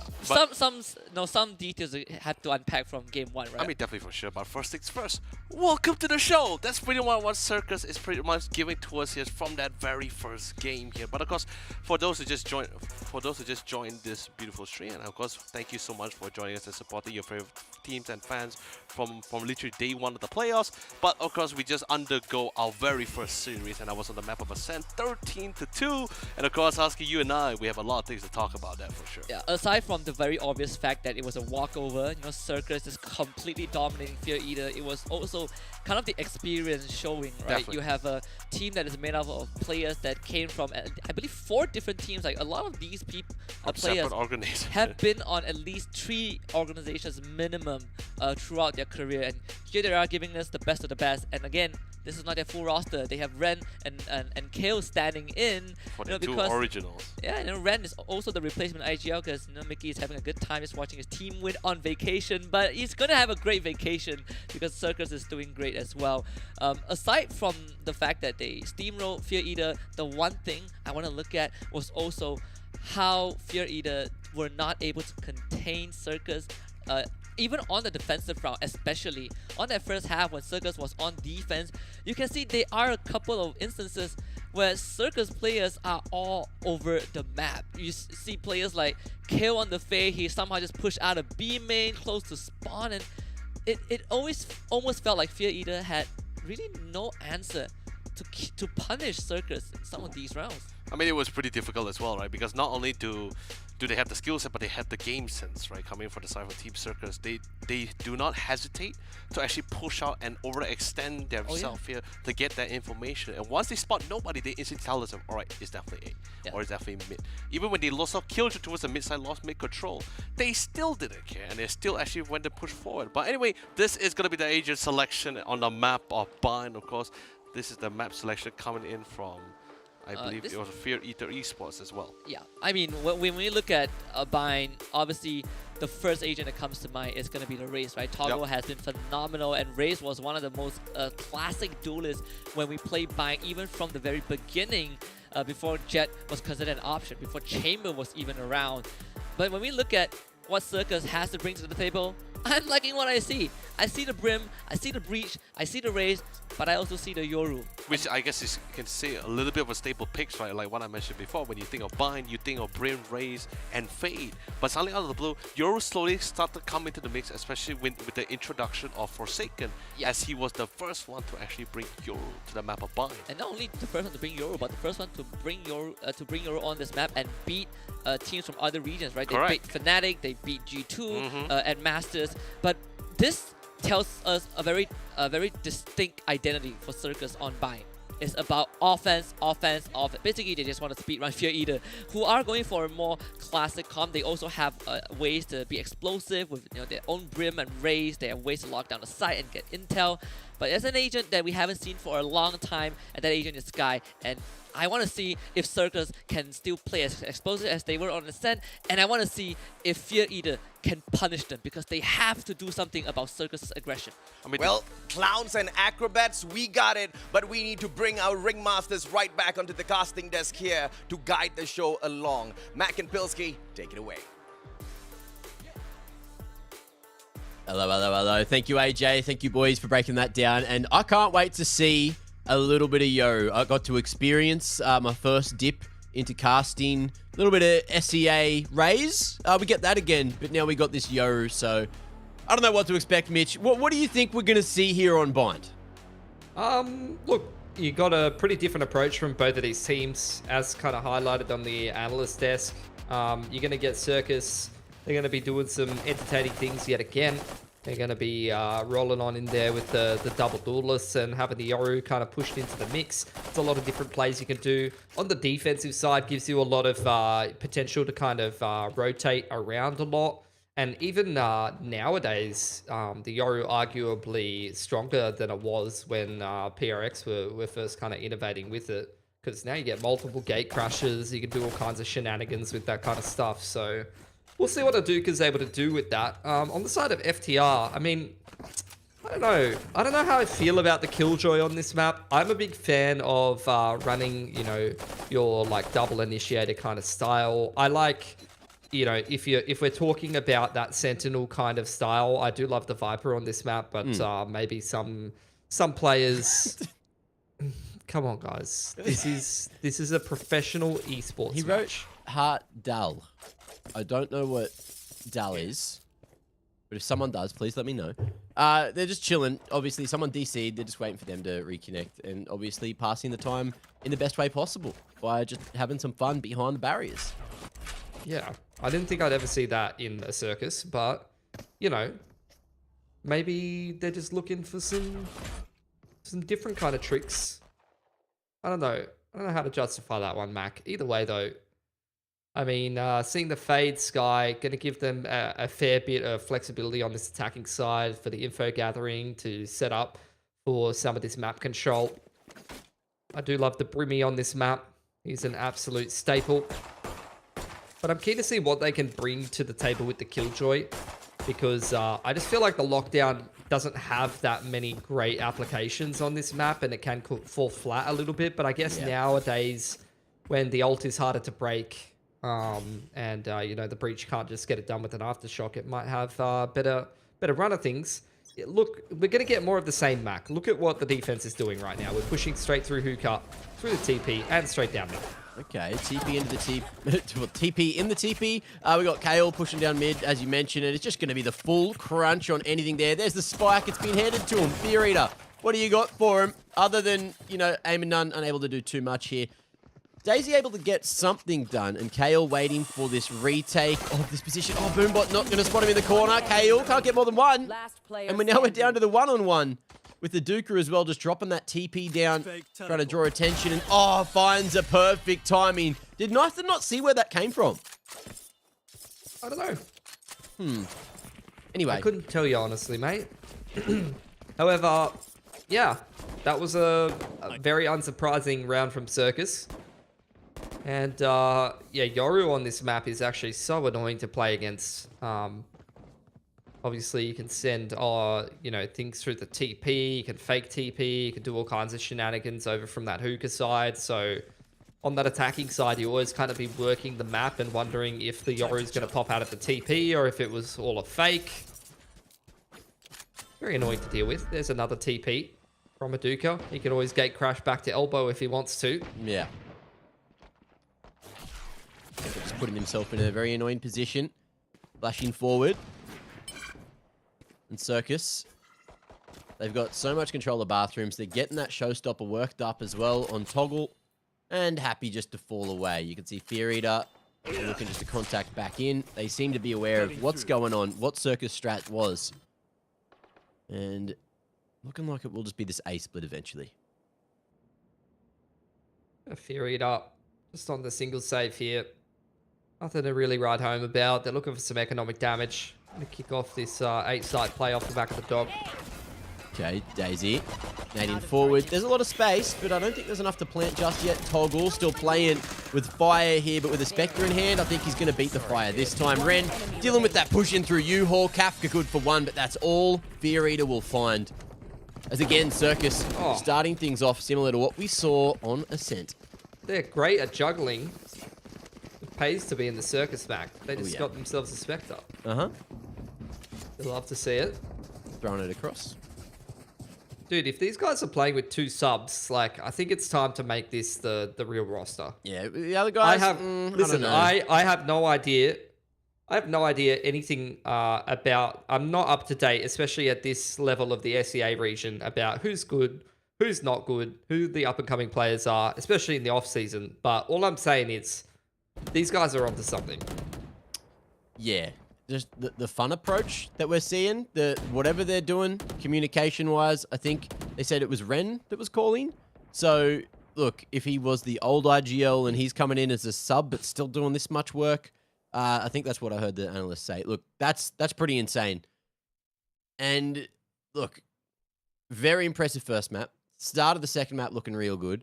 Of course, we just got a quick technical pause coming through here, but it looks like Aim and None. He's back, so should be getting back underway very shortly. Yeah, these guys are really embracing like the PRX approach. Like that, they got the Yoru. They seem to be having a lot of fun. They seem to be enjoying themselves, which you know, with PRX's success, I'm not too surprised about. But all I'm saying is, look, I've done a couple podcasts with Ben Kai and Nick Athy, and you know, I've never had less fun in my life. Pretty boring. Really? Yeah. Toxic. Benkai is old and washed, okay, to be honest. But he's still putting down He's some like groundwork. he's like 26 or 27. Like, I'm pretty sure. I'm pretty sure he's washed. I don't know if you saw in the lobby, but I did do an age check on Toggle. Oh, yeah? He's 18. So of course he is. Zoom and mechanics. I can't go back. That was 8 years ago for me, you know? Like, I'm done. I'm washed up. It was almost 10 years ago. Wait, no. 12, 13, almost 13 years ago for me. Oh, It's Mac. made me feel so old. Stop. Mitch, why have we done this? He was literally a 5-year-old when you were that age. Yeah, God, he was a literal child. Now look, and that was before I had my first He might have computer still too. been pissing in his pants at that point. Well, Quite honestly. that's a sick haunt, by the way. I want to learn that one. Kale, that's some sick util usage just to fully clear out Fountain, allow that aggression. But unfortunately, the aggression was denied. Fear Eater playing around the corner. Yeah, look, Aduka's gone about as deep as you can go all the way down B long, and he's been punished for it accordingly. Fear Eater now off the back of the Prowler. They're going to kick up the pace in towards short A here. Ooh, nice timing of that Molly. Swinging forward, Kafka going to be going right through, so he's chipped away at, and it is just going to be the crossfire. Punishing Fear Eater for running through a smoke like that. Spike has been retrieved just barely, and the site control's there now. But the man advantage for Circus is good, and that's going to be Kale taking out Savon. So Aminun has no space to play with. Aftershock forces him into the open, and that's going to be his downfall. Again, another classic Circus retake. Keeping 3 alive, making it look real damn clean. This map, I'm a little bit worried about it for Fear Eater. Yeah, they are just getting run over right now. By How- Circus. How has Fear Who- Eater started on the attack both maps, by the way? They must have chosen to. For at least one of them. Yeah, I do not allow that. I do not like that. You don't allow it. I don't allow that. How has it happened? If I was their coach, I would not allow that. I'll reconfigure that statement. Silly billies. But look, let's see what they can do here. Of course, still trying to get the steam cranking. Circus, they've been going for a little while.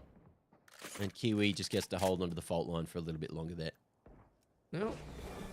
Nathan, gonna get the Trailblazer ready. Dealt with by Kale. Gonna sit inside the smoke. Great fault line. Yeah, start making their way up long. Slows them down. And we have the Prowler forward with the double initiator, with that Sky, which, as the analyst was saying, we haven't seen a lot of in the meta recently. I've been playing a little bit. You see it in pugs every now and then, but yeah, competitively, it feels like it's just had its place taken. But I'm keen to see what it does here on Bind. Oh, I love Sky on Bind. That's like it's a bit of a classic pick from the double initiator style. Fade, post nerfs. Oh my god, what a flash! What an absolute cracker of a flash from Aduka. They try to send in Kale to the TP to get the ace with another cracker of a flash, but unfortunately doesn't make it in. So look, we'll give a kill to Toggle. We got to get him, 50 frags in 2 maps if possible, and he's not really making much headway just yet. That's insane. That was insane. You said, Mitch, you never see Bulldogs do that, but there you go. Look, running in, just enough bullets to get the 4K. I mean, couldn't clean up with the ace, which is That's why people unfortunate. are scared of Bulldogs, right? They're loud and they bite. Well, not all of them. Nah. No. Bulldogs are cute. Do you have people in your area that jump away from your dog when you're walking it because they think it's going to bite them? No. I have that with Pico all the time, and I just don't understand because she looks so cute. Either way, Toggle's going to... Oh, I was going to say get a freebie, but it's cost him his life. Aminun ready for that aggression straight down mid-B. And you can see as well, Savon cracking open things on the other side of the map. So A site, it's open for business. Ren has that nicely timed and placed incendiary to stop the spike from being planted. But that's just going to push it into a different position. Orbital strike comes through. He gets the kill onto Aminun, which puts the spike on the ground. But Kiwi, he's still here. He's still looking to frag. And Kale, they're just going to look to play this one together. Yeah, flash on through towards the backside of site. Was heard by the defense. They know these attacking players trying to go a little bit more aggressive. Spike picked up by Savon. Gonna put that down on the site. Ooh, Nathan, dangerous position. Gonna be hit by that Nightfall, so his location is no longer a secret. Savon can't hear, but he can't hit anything either. And it's Kiwi looking real green, ooh, juicy and plump there on the retake. 5 secured for Circus. Love a good Kiwi. Love a good Kiwi. Best source of fiber. Fuzzy on the outside. Tickles your throat. Juicy on the inside. Are you a skin on or a skin off kind of guy, Mitch? Skin off, for sure. I don't like the fuzzy skin. Extra fiber in it. It's good for you. My fiber intake is doing just fine, Mac. Oh, okay. Well, I'm glad. I'll give you a fiber update when I, have my At Annual blood my test. midday meeting tomorrow. Yeah, okay. Thank you. Just looking out for the homies. You know how it is. Well, flawless map so far, and Circus, they're still making it happen. Theory, they're looking to try and get a bit more aggressive up mid, but no one really following the Prowler forward. Toggle connecting, as is Ren, and this round might already be over. How is like half the team dead in the first 20 seconds every round? Because Circus push forward, they get on aggressive lines, and there is no chance for Fury to do a damn thing. Aduka has a shorty and a flash. Oh, he's done it to him. Goes for the Vandal instead to close and gets it through the edge of the wall. There you go. Fear Eater just torn to shreds again. Aduka playing games with him. Oh my god. This is Valorant. This is a clown Valorant I want fiesta. to watch every game. I don't care if it's a clown fiesta. That's what circuits are here for. The Goat Rodeo. This is a goat rodeo, for sure. This is damn Goat Rodeo. This is the kind of game of Valorant that you show to Counter-Strike purists, and they just shudder when they watch it. So true. You've got an invisible man throwing flashes at you from inside space and time, and then shooting you with the shotgun. Yeah. The $200 shotgun, by the way. Now, 150. By the way, paint shells, zoning, toggle, connecting, and this is looking like it might be another circus round. A very quick one, to be frank. We got Sky pushing out of bathrooms, which could have some influence, but it won't because Ren's looking there. And blink and you'll miss those bloody rounds. 7 rounds to 0, a flawless one as well. So those stonks just continuing to rise. Look at the credits, Mitchell. Yeah, I would love to say that, like, you know, I have some good words of wisdom for Fear Eater, that I know what to do when you're down 7-0 on the attacking side of Bind, but all you need to do is look at the game that Bonkers played against PSJ on this map, where we like went 0-10 trying to go attacking side Bind and got stomped. This happens to the best of us. This is usually also why it's hard to want to pick Bind unless you've got something crazy in store on the attacking side. But Ren finally falling. go. There we go. Fear Eater, an opening, an opportunity, a Nightfall, top and pushing Toggle off crazy, the top man. of the site.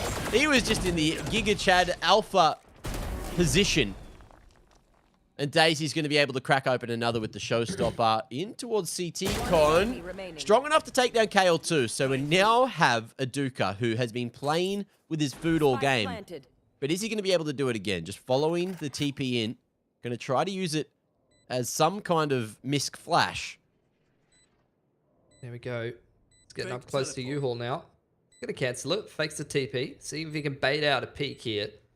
Fear Eater playing this one by the numbers. Oh. Ninth and found. Crispy going to be dropping another TP across. We'll see if that one's going to be faked. Looks like it's been dealt with, though, and they know that he's over towards U-Haul. Eyes on the prize. Kafka trying to play time here. Swings out, gives him an opportunity, and Aduka does it. Not only for the 1v3 clutch, but the ace as well. And he's got plenty of time to put an 8th on the board here for Circus. Defuse brought through. And Fear Eater, no matter what they do, they can't beat Circus right now.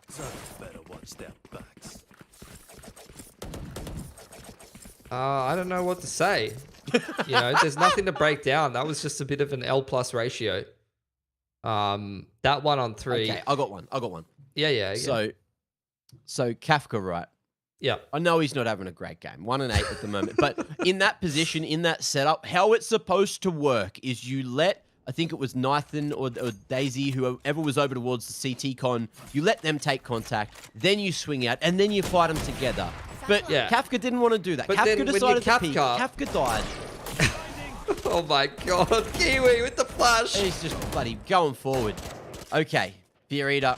They might have B, but they still got to get past KL. They're getting collapsed upon. They actually have Aduka behind them, but Aimonun's dealt with that. So the man that aced him in the previous is not going to have any chance this round. Haunt up top for KL to play around. Oh no. He's just accepted it. He's He safe and he's just accepted it. just knew. The mental has been brutalized. He doesn't for even Fear try Eater. to get himself a kill on the way out. He No. just takes his hand off his mouse and keyboard. Oh god, Ren swinging out on the timing. Nice trade from Nathan. He's going to Seekers. throw out the cabbages. The jellyfish. Oh, jellyfish. I heard they blob real good. They blob in the direction of the enemies. So Nathan, 1v2 angle. got a couple of guiding lights to get him around these corners and is hidden from the retake horn. So maybe he can do it for Fear Eater here, creeping forward. Circus. They're making their way all the way around the initial parts of sight, worried about U-Haul. Open plant for short. They need to clear everything. And I don't think they're going to expect Nathan here. They're not going to check it either. And it's all going to boil down to the timing. There's that second tap, the lineup, and Fear Eater Esports are on the board. 4K for Nathan. He might have saved the day. Yep, that's their first round on attack. It's something. Be a believer with me, Mitch. Come on. Around. Be a believer. What do you do with a lockdown on this map? Like, I've tried to put Killjoy in my comps on this map. Like, you have to go take bathrooms or like garden control or hookah to throw the lockdown somewhere relevant, like top of B long maybe. The problem is half the time when Fear Eater go to the 50% halfway point in the map, half of them are dead. Toggle just creating space from all that util. And Fear Eater again showing their hands, showing that they are targeting the A site. So Circus start to make a move together towards bathroom. And big TP across as well. So Aduka is going to be coming into the mix. Ren on 3 HP. How is he allowed to do that? Him and Aduka just taking names. Big flashes coming through. Great usage of the utility, but it's going to be sent back by Daisy, who finds 3 out of nowhere. And Fear Eater might be on for a second. Yeah, maybe. Ren. Oh, sorry, not Ren. The Brimmy from Fear Eater, Kafka, coming up. Tapping the plant on default. Out comes the Rolling Thunder. He's going to avoid it narrowly and play over towards U-Haul. Oh, Daisy draws all that attention. 1v1 trade. Won't be able to be on for the ace, but we'll see if Kafka can do it. Stands, delivers a second for Fear Eater, and now there is an opportunity for them to make a map of this map. Yeah, they're clutching up a storm, man. They're winning a couple of these XVXs. Costly, but look, if they can get 3, if they can get 4 on an attacking side of bind, that's workable. That's actually not bad. Yeah. Honestly, attack side of bind, if you get 4, it's not amazing, but it's like decent. Yeah, I'm not mad about 4 rounds on attacking side bind usually. What are you mad about? I'm mad about how Circus are playing right now. They are just... they're being really mean. This is bullying. This is why they invented bully hunters. Well, there's some more bullying going on. Toggle, showstopper, double blast. Ian's going to be catching one to the face. Daisy even gets a second there and is not going to be traded. Has had enough of Circus, so he's putting an end to the entertaining festivities. Aduka, though, looking to stop this one from happening. Savon rotating and should be able to get this plant at B, but Breach is coming in real quick on the flank, and they're going to be looking to go together. Haunt there gets the attention it deserves, but look at this Aduka. He's just running forward. He's got that ult online, and it's going to be a flash from behind. Savon might be saving the day. There's a third. Fear Eater, they're on. That was just a throw. There's no other way to put it. Like Aduka has literally ripped the dimensional drift, walked right next to him, said absolutely nothing to his teammate, Kiwi, who's in hookah, aiming at CT, and just getting wide swung for no reason. Oh, that's when things are getting a little bit too loose for Circus. It's they're letting some of these clutches get away from them. Let's see Getting a bit silly. If the overuse of fun is going to come back and bite them. And it looks like Aduka's making plays again. He's gone through. He sent the fake out in through the telly. But are they going to expect him in there as well? There goes the door. Aduka, he'll strike for 2K with that Bulldog in hand. And then TP's all the way to the other side of the map for safety. So Fear Eater not going to be able to do too much about that one. Fear Eater, it's a 3v5. And look, they've worked pretty hard to get these last 3 rounds, but a 2-man disadvantage. Daisy's got to go huge. Yeah, I love the jump spot into the Yoru on 45 HP, just going and challenging Hookah. Like, this is just confidence gameplay. Oh, yeah. Fear Eater now trying to go in towards this A site. You got Toggle on the off angle. Ooh, there's the entry. But do they expect Toggle up here? Haunt, gonna miss him. It looks like we are gonna see Kiwi Invest in the fault line there. Daisy stuck in the corner. Aftershock forcing him in the open. Oh, and combined with the flash, it's perfect, but Daisy survives. One enemy remaining. Self-flashed, unfortunately. Down A. You're going to see the blind side coming through. Savon, again, just giving it a crack. Gets the info, but won't get his gun out in time. The view model's in the way of Kale, who's pushed forward through the smoke into the nightfall. And it's a 9-3 affair at the half. Circus with a 6-round lead. Dude, Aduka's flashes on this Euro were actually insane for a bunch of those rounds. Like, you usually see Yoru flashes being mostly for the Yoru to set themselves up for a peak or for a kill.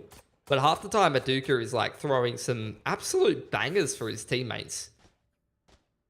Which is not something that I see too often anyway. Yeah, not here. We need to Turns move to out Perth, people play in on some Southeast C servers. Asia are pretty good at Yoru. Yeah. Can actually play the agent to a competent level. Not something that we've really accomplished outside of literally picking it to make the other team feel bad.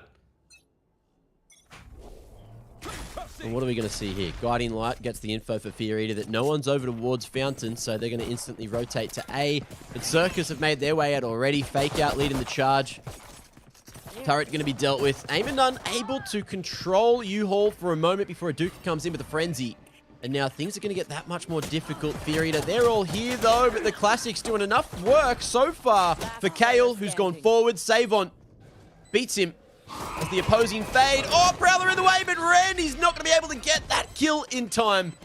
So Fear Eater, they might be able to whittle a second half here with this CT pistol. They don't need a whittle second half, Mac. They need a big second half. No, I mean like whittle, like, you know, when you work a bit of wood and you whittle it. Yeah. All right. Yep. They got to work really hard on the physical object that is the game, and then eventually it'll take form into something that they want. You understand? Do you remember when games used to be physical objects? Like you would buy the CD. Yeah, like beer pong. There. Oh god! Don't even. Just close your eyes, Mac. You're not going to enjoy what you watch in Short A right now. Okay. Right, they're closed. How should I cast this? Just listen to the sounds, mate. Okay. Oh, I heard a Spectre. Lots of classics, lots of shots. Oh, that's a Prowler. My eyes are definitely closed. There's the smoke on Short 8. Aduka's got the shorty once again.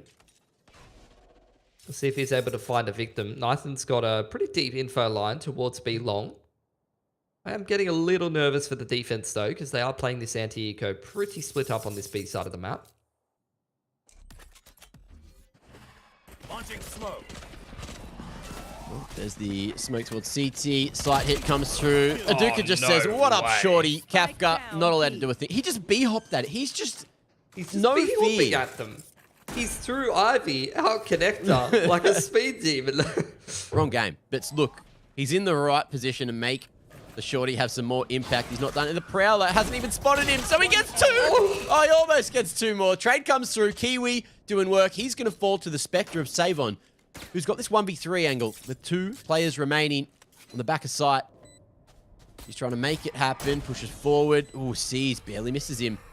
I think it's actually locked him in, so he's gone towards it, taps it, can't hear where they're coming from. Haunt reveals one, but he can't get the second done. It's Toggle to save the round and hit back with a thrifty round coming through, putting Circus on 10, which means we are looking like it could be a very short second map and a very short series overall.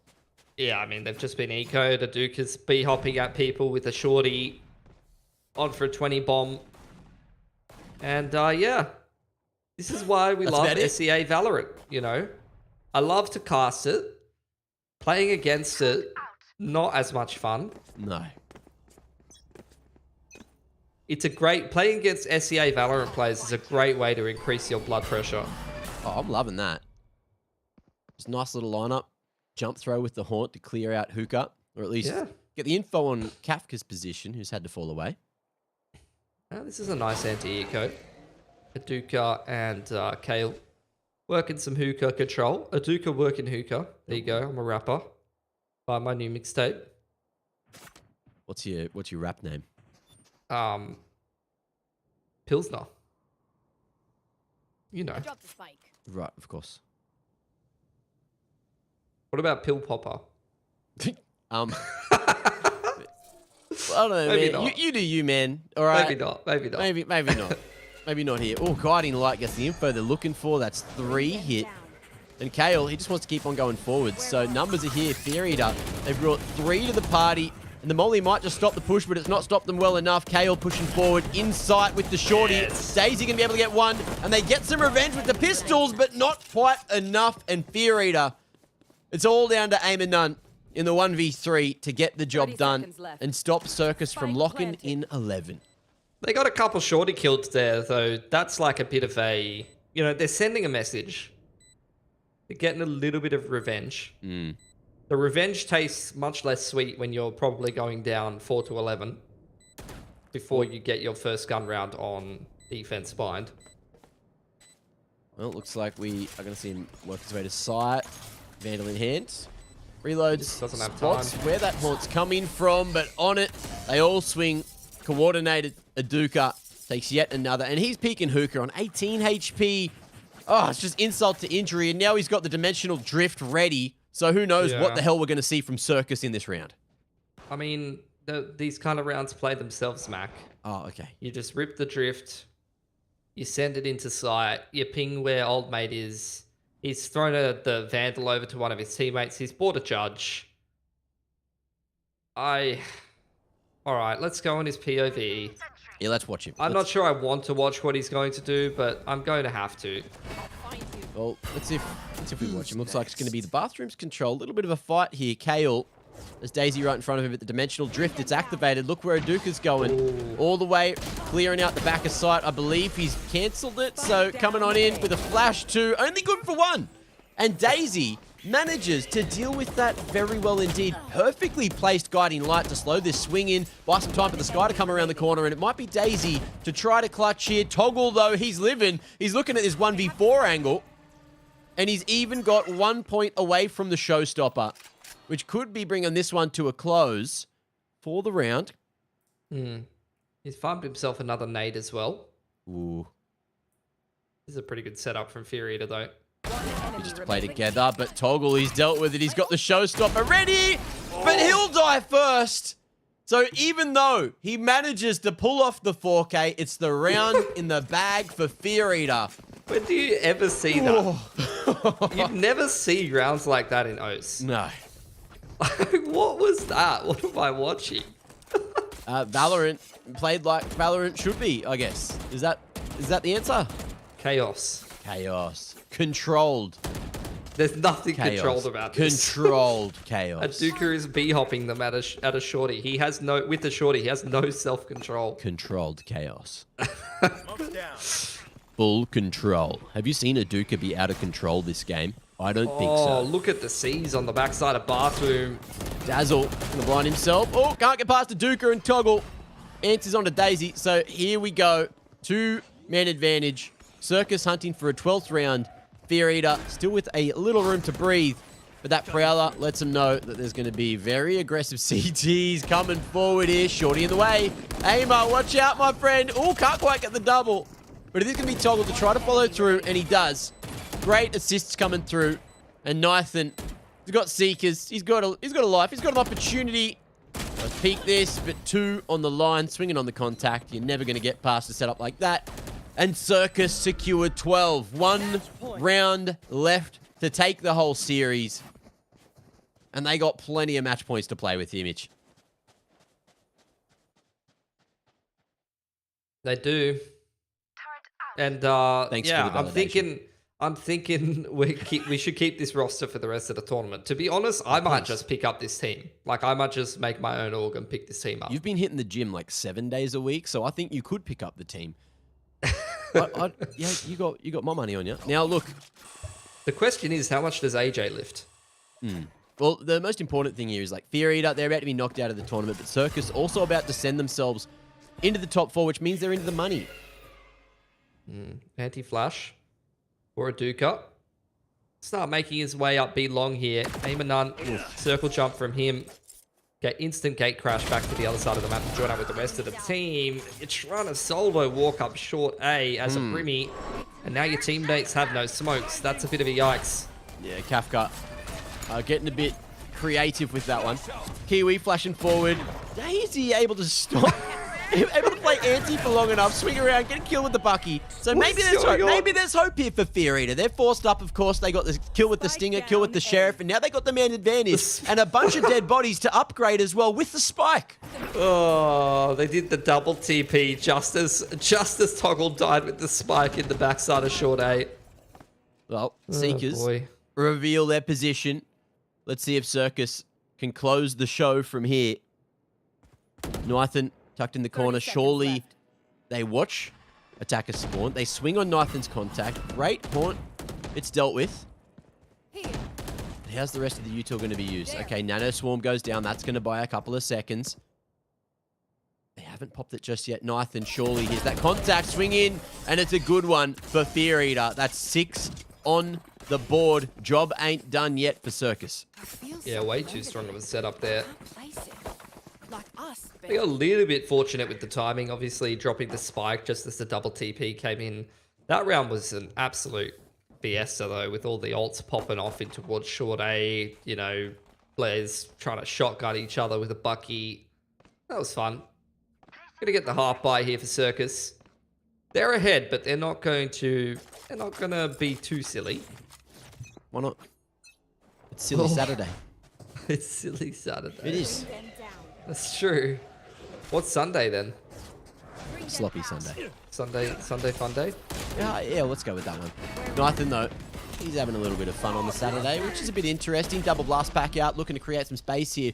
And Circus, they've got full control of the site, but they need to deal with the Garden member, and Aim and None can't shoot back at all. He's going to be aiming at None. Haunt towards the back of site there, just clearing things out. Looking to wait out the orbital strike. And Fear Eater just posturing to try and make the retake happen. They've got no ults to work with. They just have to stand. They have to fight. And with how many members they saw, Circus, they're just going back A. Yep. We love Bind. This is why we love Bind. This is why it's getting removed from the map pool. Yep. See you later, Bind. Not allowed to do this anymore. BL. Nythan on the off angle. Has a chance to actually pick Kale here. Ooh. Timing. Favors Nythan. And that's the man advantage. So Fear Eater might be able to make this happen. Quick heal. Towards his teammate there in the flash forward. But Ren, he's standing. He's fighting at range, favoring the Spectre here. Pulls out the classic. He's happy just to go for the repeat. Flank around from Toggle. The time's been bought, but Kafka can't dodge a showstopper like that. And the show comes to a close. Circus living here in ESL Clash of Nations for the SEA region. And we say goodbye to Fear Eater Esports. Yeah, that looked like a completely different game than the opening game of the tournament, which was a little bit closer, you know, 2 13-10s. He had a bit of a different map pool. And as they pointed out on the desk, we've subbed in a couple of the boys. And look, I think, you know, if you're getting subbed out and you're watching the results of this game, you're worried. For Circus, you're getting a little bit worried about your spot in the team at this point, I think, Mac. Yeah, a lot of chemistry between the 5 members that Circus brought in today. And that's what you got to do when you're in the circus, right? As you mentioned, look, some crazy gymnastics going through. Let's just live in this clip again. Oh, it was a Vandal. I thought that was with a bloody Bulldog, but there you go. It was the Vandal doing it. With the bubble gun. It was the bubble gun. Bubble gum, sticking them together. Friends that stick together, win together. And bubble gum does just that, doesn't it, Mitch? Yeah, absolutely. You know, you've really chewed up that analogy and spat something out. I don't know if it was good. Probably not. Oh, definitely not. End of the day, though, I mean, Fear Eater, they just got it done to them. They just got done. There's no other way to put it. You know, we can talk about tactics, we can talk about strategy, but at the end of the day, that was literally one team running at the other team and never letting their foot off the accelerator. And Fear Eater just couldn't deal with it. But it worked so well. It worked so well. And we had fun watching it. Look, the Yoru pick, it came through, and Aduka, that was some of the most fun I've seen in a little while. Circus, they're my new favorite team. You know, I'm putting a bow on it. I think they're my new favorite team to watch, even if it is uncontrolled or controlled chaos. That's your up for debate. Your favorite player is in the upper bracket right now. Johnny Olsen. Johnny Olsen is still alive in the tournament. So I don't know if you can really be cheering for Circus when John Olsen is your favorite player from when we used to commentate Southeast Asian Counter-Strike. Oh, yeah. Well, I guess we'll see. We might be able to do one of the games tomorrow, depending on how the rest of the day plays out. But look, that's going to be us done here. This was a great game to close out the day, and it really was a silly Saturday.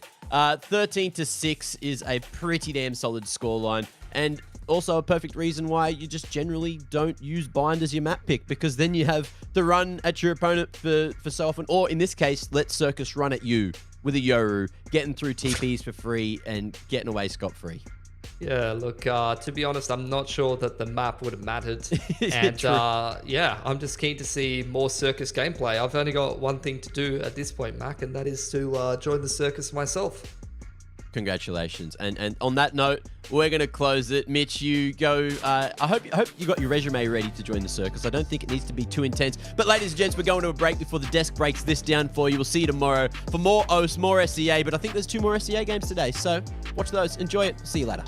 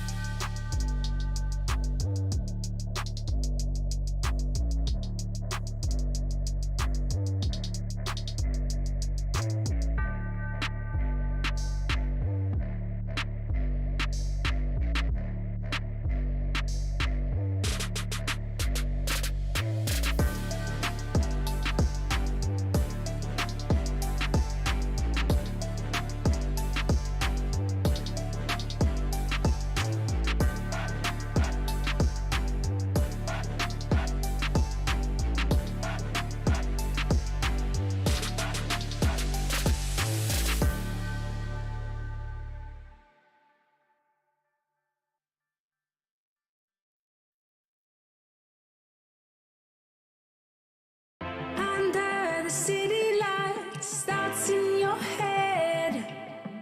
So clouded waves of love, wording left unsaid. Hot embers burning up, rising in the air. Let's dance on the roof above, life without a care. And I know what it means to you. Do you know what it means to me?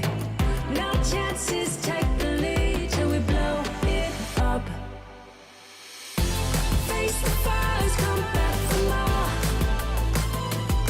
Are you ready? Bring the new. Are you ready? Here for you. Fighting my time for the fight, come back for more. Are you ready? Bring the new. Are you ready? Here for you. Under the city lights, thoughts in your head. So clouded waves of love, wording left unsaid.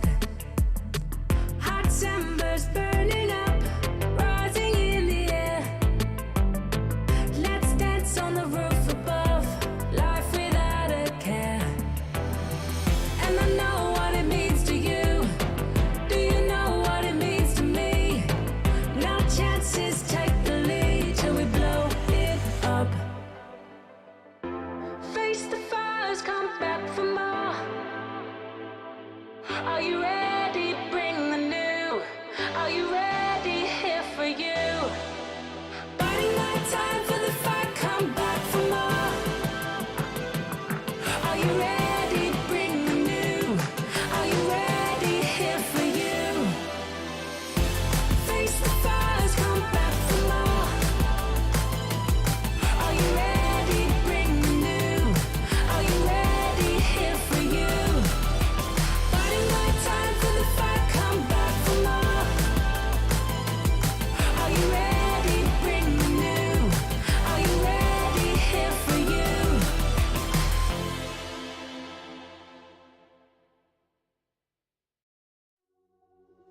I'm like a dog, I do the most to get off of my leash, yeah. I am a beast, looking for something to eat, yeah. I cannot be defeated, I can take off, I don't need a reason. Anyone that see me sweating, bleeding, I'm about to take off, yeah believe it, yeah believe it. I cannot be stopped, no, no, I cannot be stopped, no, no. I cannot be stopped, no, no, I cannot be stopped, no, no.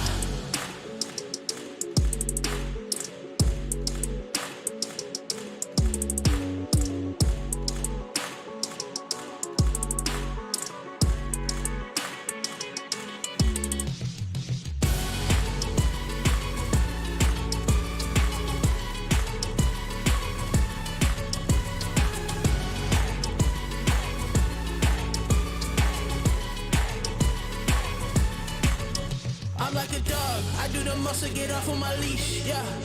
I am a beast, looking for something to eat, yeah.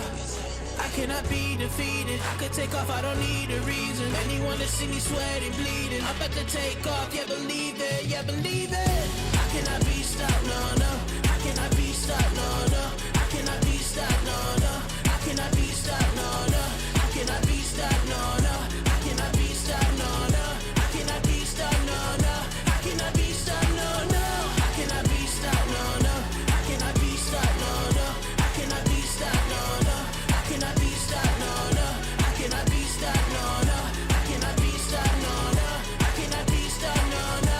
I cannot be stopped, no, no.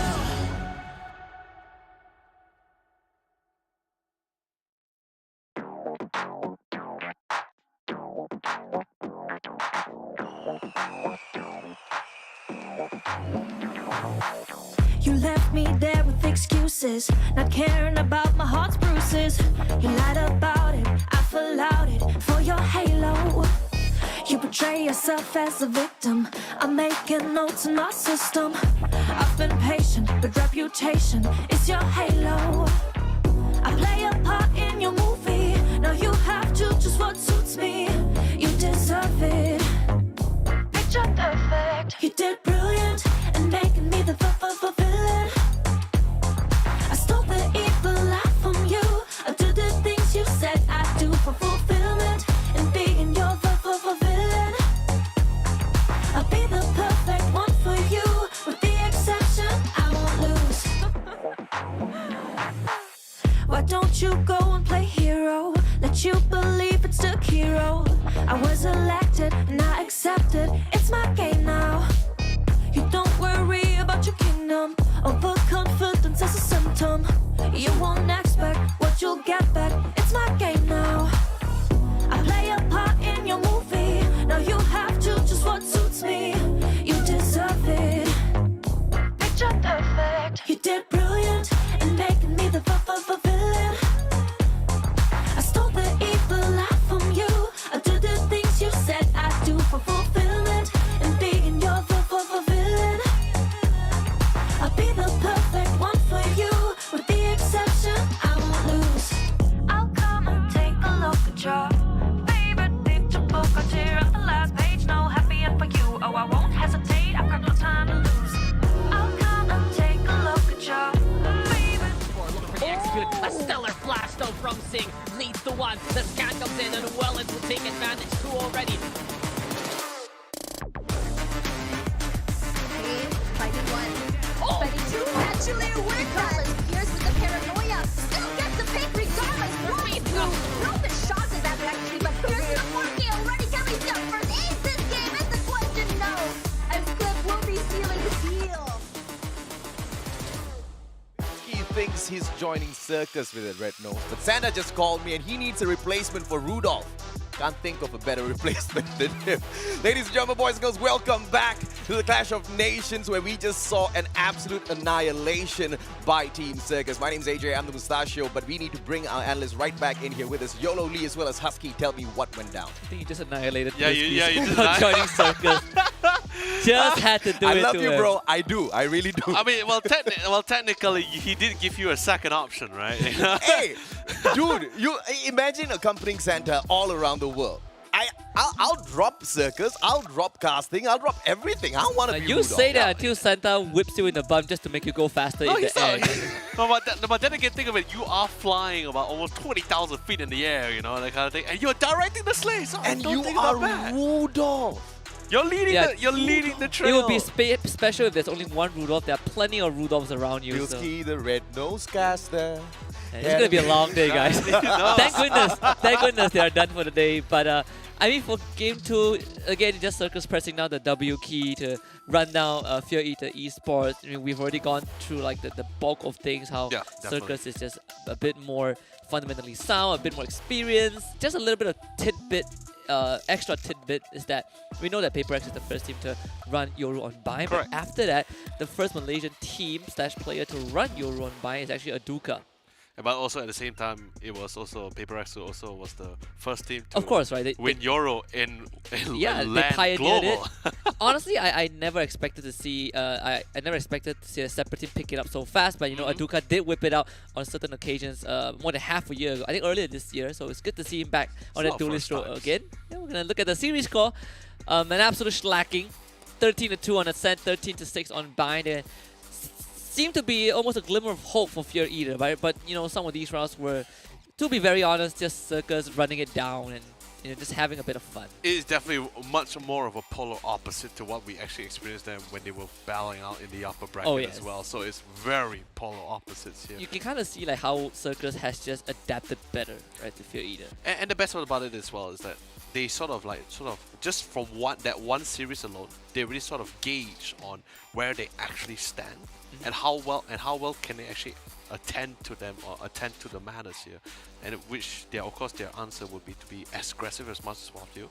For like you told me before, W gaming all the way. This is W Gaming, right? This is Paper X's signature. I mean, for Circus, the performance goes on. They are a traveling caravan, so they have gone through the local scene, Malaysia, Singapore. They went to Thailand, got sent down, but they just traveled through Indonesia. They just rode through. They're still on the road. Still on the road. It's still going in the lower bracket. Circus is making it huge. Again, this is not the full roster, right? You have Of course. Ren and Kill being the sub, but nonetheless, it felt like they are the main roster. Either way, if you're watching this right now, Miki, you gotta watch out because the IGL row is gonna get snatched away pretty soon. I mean, let's be honest. He's still a one very happy camper nonetheless, and he's enjoying his Absolutely. time for sure, supporting his team from the sidelines. You But get to watch the team win. I think that's a very great yeah, I'm feeling. pretty sure he's like sipping a glass of mimosa at the side of the beach while watching the game, man. With that being said, honestly, if any orcs out there want to pick up a team, Circus is actually currently looking for a Yeah. home. So I yeah. heard Pilski is looking for an organization. He did go to the gym and can actually carry a team. Oh yeah, I want to answer. I think it was Mac who asked. I wonder how Regarding how the- much AJ lifts. I've asked him that question. AJ actually does not lift. I know. He's just born different, right? Just born I am. built. I am. But yeah, so on my, I think on the attacking side, we did see, on the defensive side, we did see Fear Eater put out some great stops, right? Yep, correct. To kind of stop Circus. There were some aggressive moves, even in the first half when Circus was on the defense. Fear Eater were able to get onto site a couple of times, Yep. and it all came down to Daisy having to clutch, Sivon also having a very great time, and Nighton had his moments as well. But at the end of the day, we saw all this initial contact, which Circus did really well. The utility usage, a fault line into an out peak. It's always those double ups that catches Fear Eater off guard, and on top of that, Circus just has crispier shots to take. Let's be honest, I think it just really comes down to how much cohesion they have among their members as well, how they're able to follow up necessary, and the most important, I think they're really in the same train of thought here. Like, there's no really clash of ideas. Like, they know what they want to do, they know what needs to be done, they know exactly what their friends want to do, and pretty much, for example, B-Long we saw on the map of Bind, a beautiful flash just coming from Aduka, allowing Kale to get that necessary mold down towards their long side. Yeah, speaking about Aduka, this is Mac's favorite player from Circus. I heard Pilski mention that Mac's actual favorite player is actually John Olsen from Full Sense, who That's did from Thailand, yes. who did beat Aduka yesterday. So two of his favorite players are going to go up against each other. Hopefully, Hopefully. we're going to have more of that. Let's take a look at Aduka though. The Bayern performance 24-11 and 10. This is a massive, I think 350 plus ACS. It's great utility usage. We talk about how he has constantly these fake gate crashes and pistol round, those very audacious TP gate crashes through the TP, and also he has his highlight reel. He got the ace that Kill couldn't get. And the worst part, there's so many close angles as well. You really need to try This to one. keep yourself for sure. And this one, This one just... this guy just walks around as if he owns the streets here, ladies and gentlemen. This is why Bind is such a map. I mean, Aduka, whether it's control or lack of self-control, it doesn't matter. It gets the job done, right? This guy just... This is how you know if an SCA team is playing with confidence. They're picking a composition that allows them to run at you, and they just keep doing it even though you got a couple of clutch up against them. But it's also how Circus wanting to make a statement that they are just a better team. I mean, definitely for sure. And they are planning to continue to maintain. Hopefully, they maintain it all the way to that grand finals. Then we might actually see a very nice, classic match between both Full Send and, of course, Team Circus. But anyway, let's quickly bring up the leaderboard to check out what's the updated stats for your various players here. And, of course, Toggle FNN taking that task bar alongside Aduka and Ren taking the third place. 2 maps. Basically, everyone has played through 2 maps. Exactly. It's just a leaderboard between these two teams. Exactly. Right? We're gonna have more added onto it when we progress through the playoffs. But right now, I think there's not much that needs to be said. Toggle with a plus 24 kill difference. This guy has almost close to 400 ACS across 2 rounds, and almost a 50 bomb. And that's on an average point as well. This is just an average day for Toggle. I mentioned that I asked Twitter to check this PC. And the result came back negative. This is just Toggle's DNA. Yeah, exactly. It's just what he has in him. You know, the hidden potential that is slowly growing within him. Can you imagine he debuted in VC, I believe, like 16, 17 years old? Yeah, I know. It's a lot of years ago. One of the youngest players that we have ever seen with such potential, and the craziest might sound quite bad, but actually in a way, possibly grew up in the most harshest environment here in the MYSG. Forged from fire, I tell you. Yeah. Like I say, it's a capitalist region. It's a very materialistic region. If you don't get top frags, you're worthless. And Toggle has honed his skills through that. We have seen, I think, we from just Malaysia and Singapore side, our region alone, right? We have probably seen the craziest of fraggers and also the craziest of well-placed utility execution from craziest of angles. Yep. But the pioneers are most situations here, so I think Toggle is currently in the right place. Absolutely.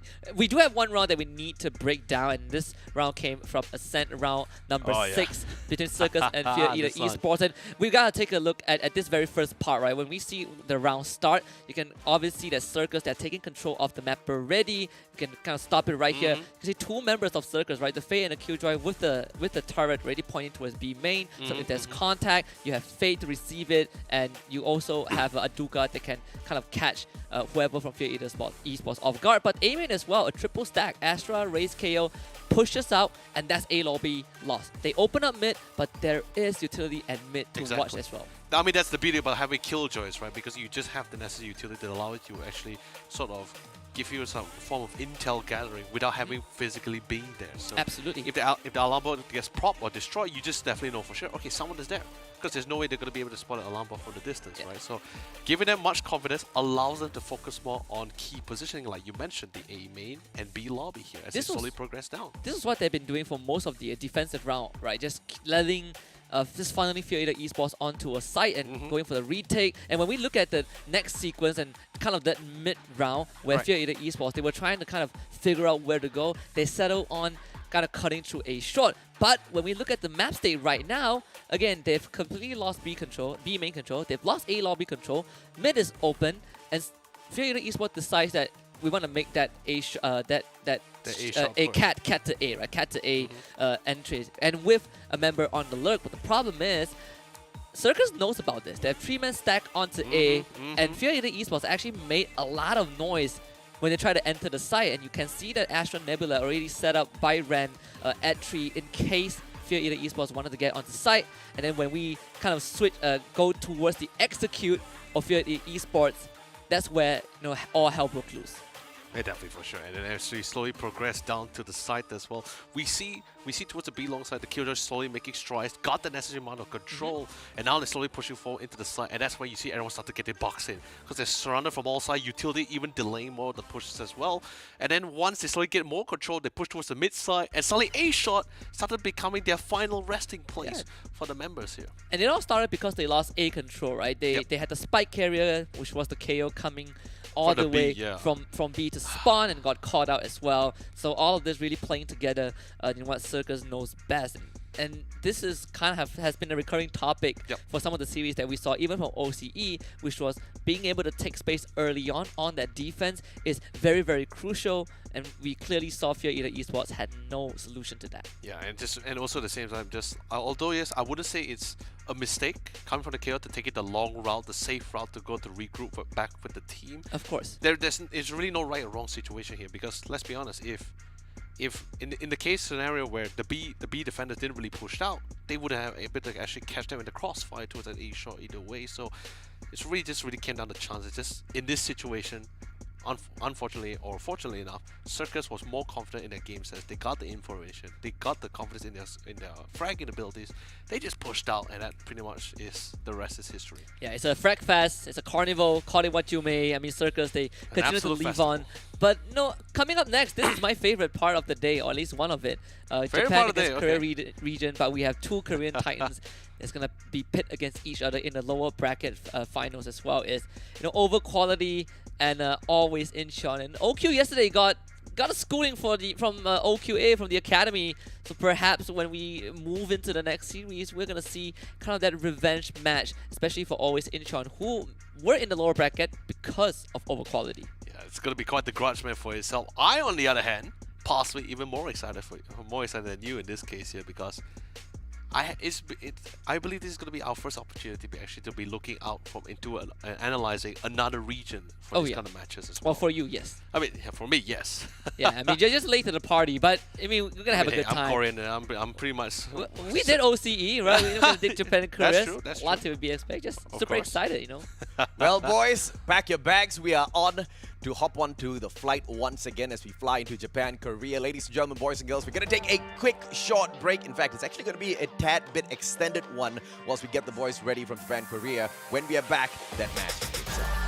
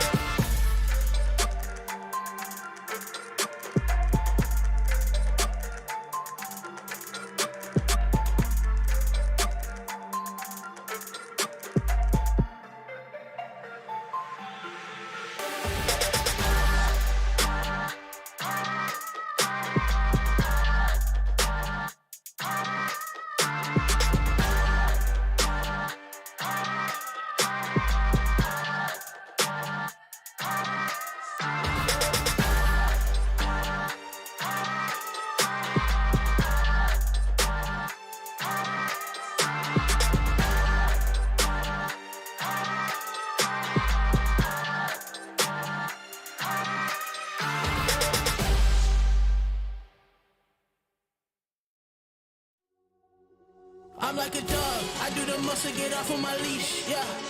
I am a beast, looking for something to eat, yeah. I cannot be defeated. I could take off, I don't need a reason. Anyone that see me sweating, bleeding, I'm about to take off, yeah, believe it, yeah, believe it. I cannot be stopped, no, no. I cannot be stopped, no, no. I cannot be stopped, no, no. I cannot be stopped, no, no.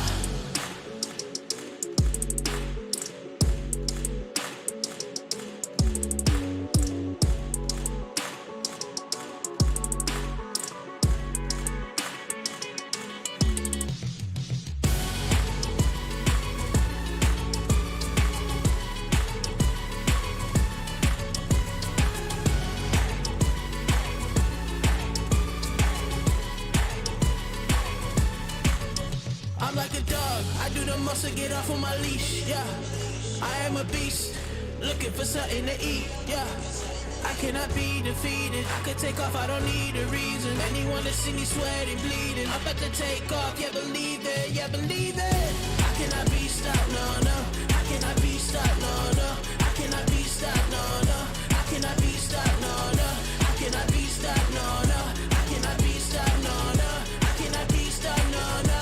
I cannot be stopped, no, no. I cannot be stopped, no, no. I cannot be stopped, no, no. I cannot be stopped, no, no. I cannot be stopped, no, no. I cannot be stopped, no, no. I cannot be stopped, no, no. I cannot be stopped, no, no. I cannot be stopped, no, no.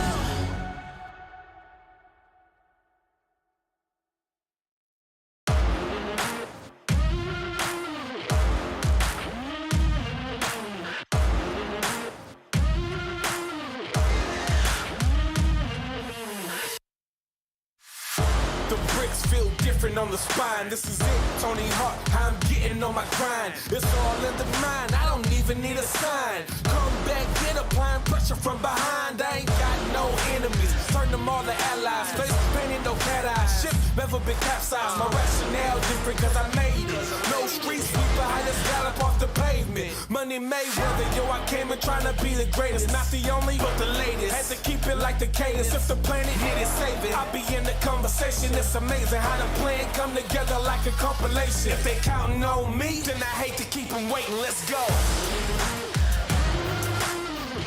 Our backs to the wall, but they counting on me.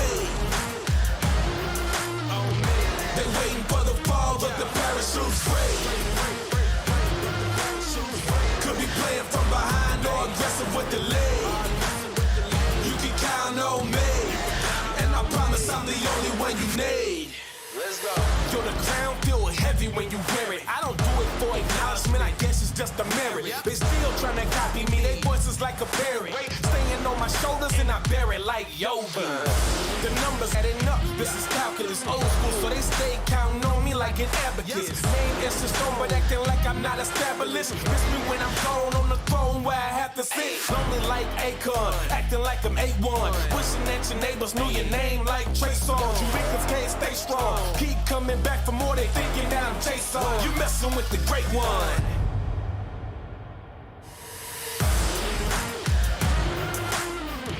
Our backs to the wall, but they counting on me. They waiting for the fall, but the parachute's free. Could be playing from behind or aggressive with the lead. You can count on me, and I promise I'm the only one you need. Is it for the fame or glory, past your limits, or you finished with the story? I wanna know what inspires you. Are your eyes filled with courage when you're challenged? Will you shine and be discouraged? I'm asking what inspires you. Can you lead and be a savior? Will you free us when you introduce the failure? I'm asking what inspires you. Go away to bad behavior, cause that thinking when I do you any favors. Yeah.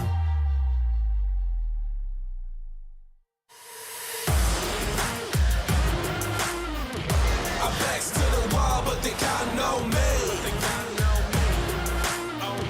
They waiting for the fall, but the parachute's free.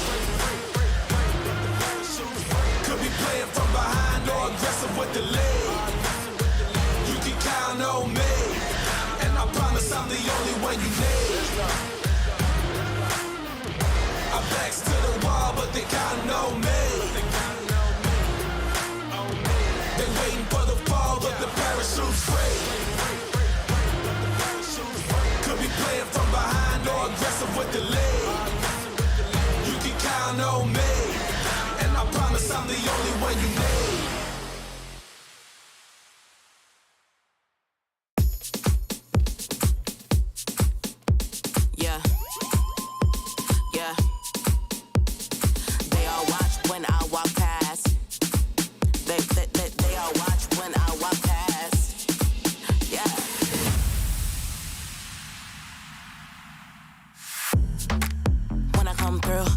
I'm the only one they all talk to. Known to heat it up, I'm bulletproof. I just turn it up, pump the volume. I say dip, say how low. When I lead, they follow. Work my hips, go real slow. They lose control. And they all watch when I walk past. You look parched, do you need a glass? My body shaped like an hourglass. You don't like it when I shake my ass? Well, that's too damn bad. Too bad. That's too damn bad. Too bad. That's too damn bad. Too bad. I'm too damn bad. Does that make you mad?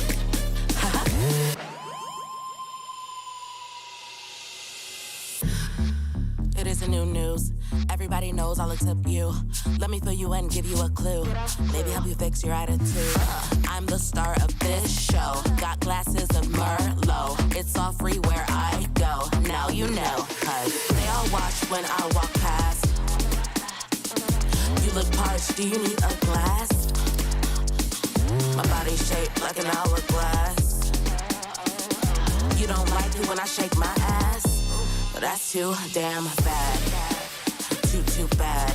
That's too damn bad. Too bad. That's too damn bad. Too bad. I'm too damn bad. Does that make you mad? Get used to it. Get used to it. Get used to it. You should really get used to it. Don't hate on me. No, that's so ugly. You could emulate, maybe wipe that smug look off your face. But either way, I'm here to stay. They all watch when I walk past.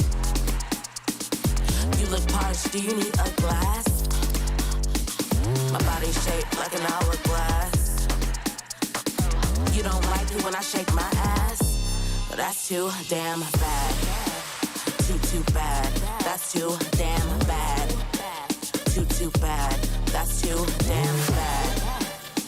Too bad. I'm too damn bad. Does that make you mad?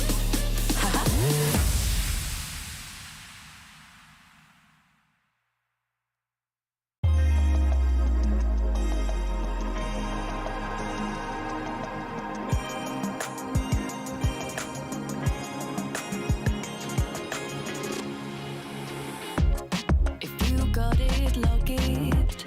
Heart in your pocket. But I still don't feel your love.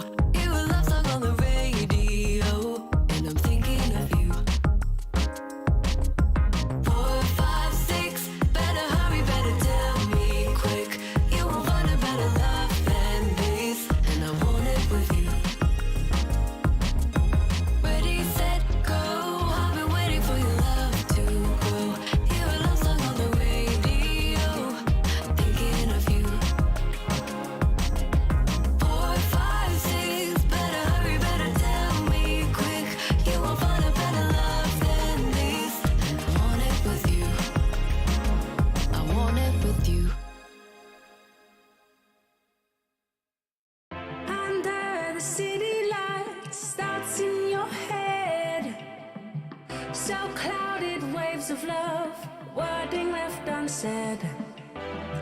Hot embers burning up, rising in the air. Let's dance on the roof above, life without a care. And I know what it means to you. Do you know what it means to me? No chances, take the lead till we blow it up. Face the fires, come back for more. Are you ready? Bring the new. Are you ready? Here for you. Biding my time for the fight, come back for more. Are you ready? Bring the new. Are you ready? Here for you. Under the city lights, thoughts in your head. So clouded waves of love, wording left unsaid. Hot embers burning up, rising in the air. Let's dance on the roof above, life without a care. And I know what it means to you. Do you know what it means to me? No chances, take the lead till we blow it up. Face the fires, come back for more. Are you ready? Bring the new. Are you ready? Here for you. Biding my time for the fight, come back for more. Are you ready? Bring the new. Are you ready? Here for you. Face the fires, come back for more. Are you ready? Bring the new. Are you ready? Here for you. Biding my time for the fight, come back for more. Are you ready? Bring the new. Are you ready? Here for you.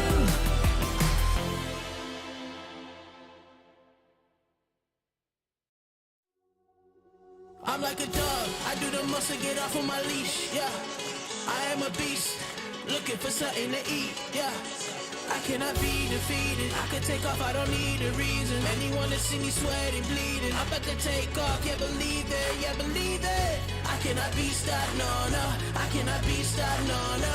I cannot be stopped, no, no. I cannot be stopped, no, no.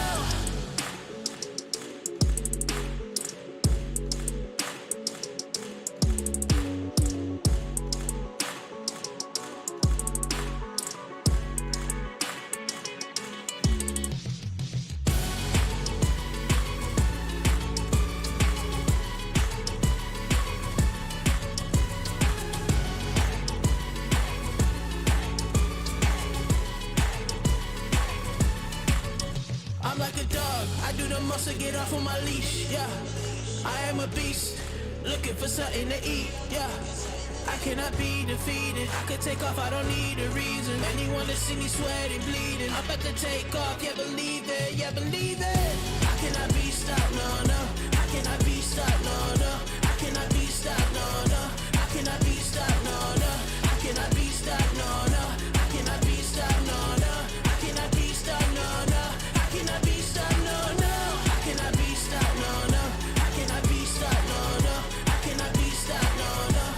I cannot be stopped, no, no. I cannot be stopped, no, no. I cannot be stopped, no, no. I cannot be stopped, no, no. I cannot be stopped, no, no.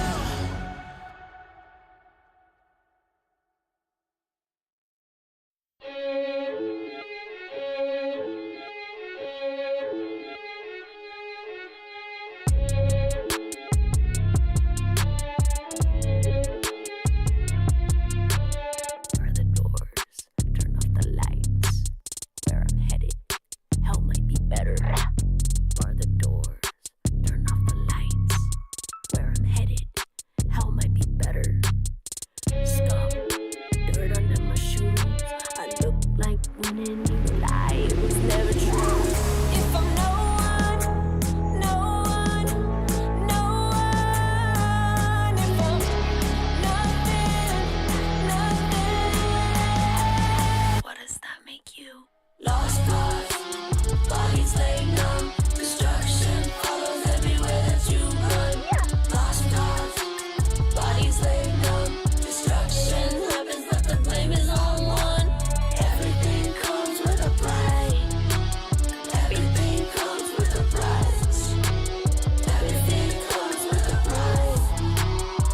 Everything comes with a price.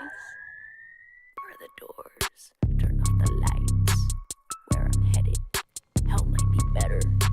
Saviors all around, grab the bottle or the six. Yeah, I like how that sounds. Light it up, it's the nasty pipe. If I'm no one, no one, no one. If I'm nothing, nothing. What does that make you? Lost cause, bodies laid numb. Destruction follows everywhere that you run.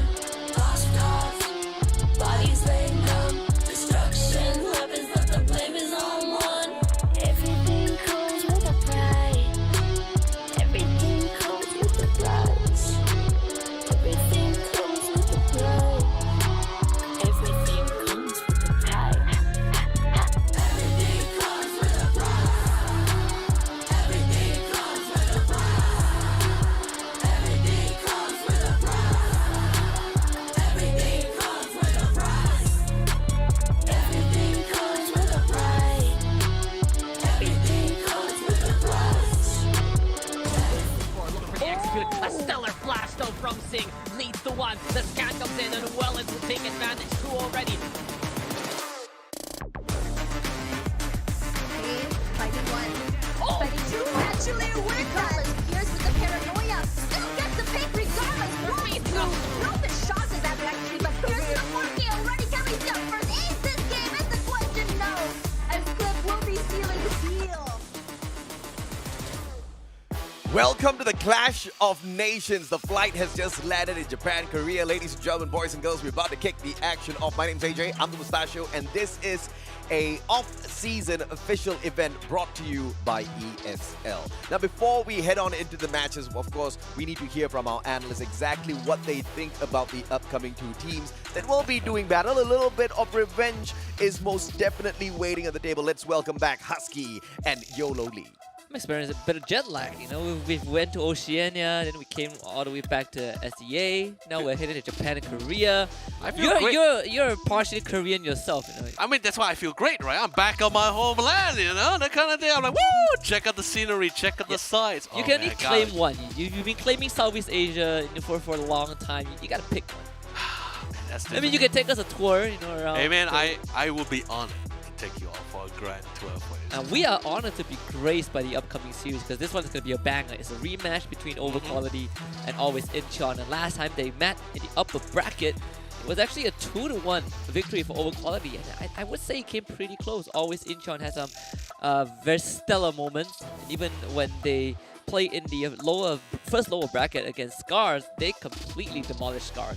I mean, yeah, definitely for sure. It has been quite the journey for them as well as they slowly climb up the ladder. But of course, eventually, like you mentioned before we went to the break, they got schooled by the academy and Overquality ended up back at the lower bracket. However, we are talking about a grudge match between both Overquality and all the way Incheon here as well. So yeah. Have you been to Incheon before? No, unfortunately no. We're gonna head there one day. I mean, honestly, I've been to my dad's hometown, Myeongdong and Busan only. So Busan sounds cool. That is one of the locations. It's a very I want to go to one. place. I want to go there one day for sure. I'll go to Busan too. I just won't get on the train. I do not like zombies. Ladies and gentlemen, boys and girls, let's bring up the format of the competition just so that we can give you guys a refresher. For those of you who have just joined us, this is how things first started. We opened up the qualifiers for all three regions, SEA, Japan, Korea, as well as Oceania. And out of that, we put these teams through a single elimination playoff sort of battle, which means they needed to win each and every single matchup. They cannot afford to lose a single one. So who you see in the playoffs are all the creme de la creme of squads out there for every single region. For Japan and Korea, we've got 4 teams as opposed to what we had in Southeast Asia. Too many teams wanted to join in, so we've got 8 there. But all of these regions are going to be playing concurrently throughout the exact same dates, 8th to the 11th of December. We are on our second final day. Tomorrow's going to be the grandest of grand finals, but today is the day we see exactly who books that final ticket there for Japan and Korea, as well as later on for Southeast Asia. The question here is though, what are they playing for? What's on the table? Of course, a lot of pride. Of course, they play for honor, but they're also playing for a little bit of moolah. A total of 80,000 US dollars and broken down into 3 separate regions. So each region gets 6,000 USD to play for. Runner-ups, 1,500 USD. Third place gets 1,500 USD for the consolation prize, the 4th place. But the lion's share of that 6K, which is 3,000 US dollars, awaits the champion of each and every single region. Let's also take a quick peek at the brackets of the competition to see the journey of the Japan-Korea team so far within the playoffs, because it surely has not been an easy one. OQ Academy had a stellar start as they beat down Scars and moved on into the upper bracket finals. Over Quality, a team that is associated with them within the Korean scene, did the exact same to Always Incheon up at the upper bracket semi-final too. Hence why we said this is going to be a rematch that we are all looking forward to. But yesterday was the cracker where OQ took on OQA, and OQA, the second team, actually beat down Over Quality 2-0 to set up this potential revenge match for the team of Always Incheon. Or are we just gonna see Over Quality out-qualify them and move on into the grand finals for yet another crazy rematch? A lot of things to talk about, a lot of things to break down, hence why we're gonna bring our analysts right back into the conversation. Husky, Yolo Lee, tell me, what are your expectations for this upcoming matchup? You know, I was trying to sleep through the night, to not to think too much about Over Quality against OQA and how Over Quality lost. Right. And after a long night of deliberation, I finally figured out why Over Quality lost to OQA. All right, listen up, guys. So Over Quality lost to OQA because in Asian culture, you have to have an A. There's no A in OQ. Hence OQA won. Thank you for coming to my TED Talk. There will be $350. Husky is the only one who charges you after he gives the speech and all of the lectures, you know? Exactly, right? So you That's why he's still casting here. I mean, I'm bad at doing business. yeah, okay, so I guess you could say I represent them, as I will say. I'm gonna give you an Asian F. Thank goodness we're not in the same family. Better not. But I think, but in all So much seriousness, dishonor.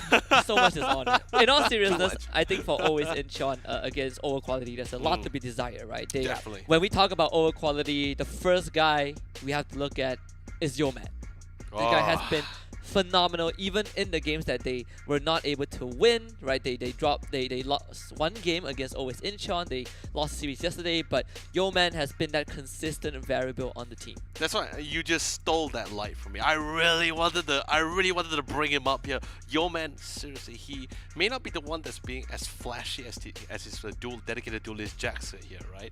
But he is the one where his team is always looking to him for inspiration, for guidance, because he's always the one player in the entire lineup.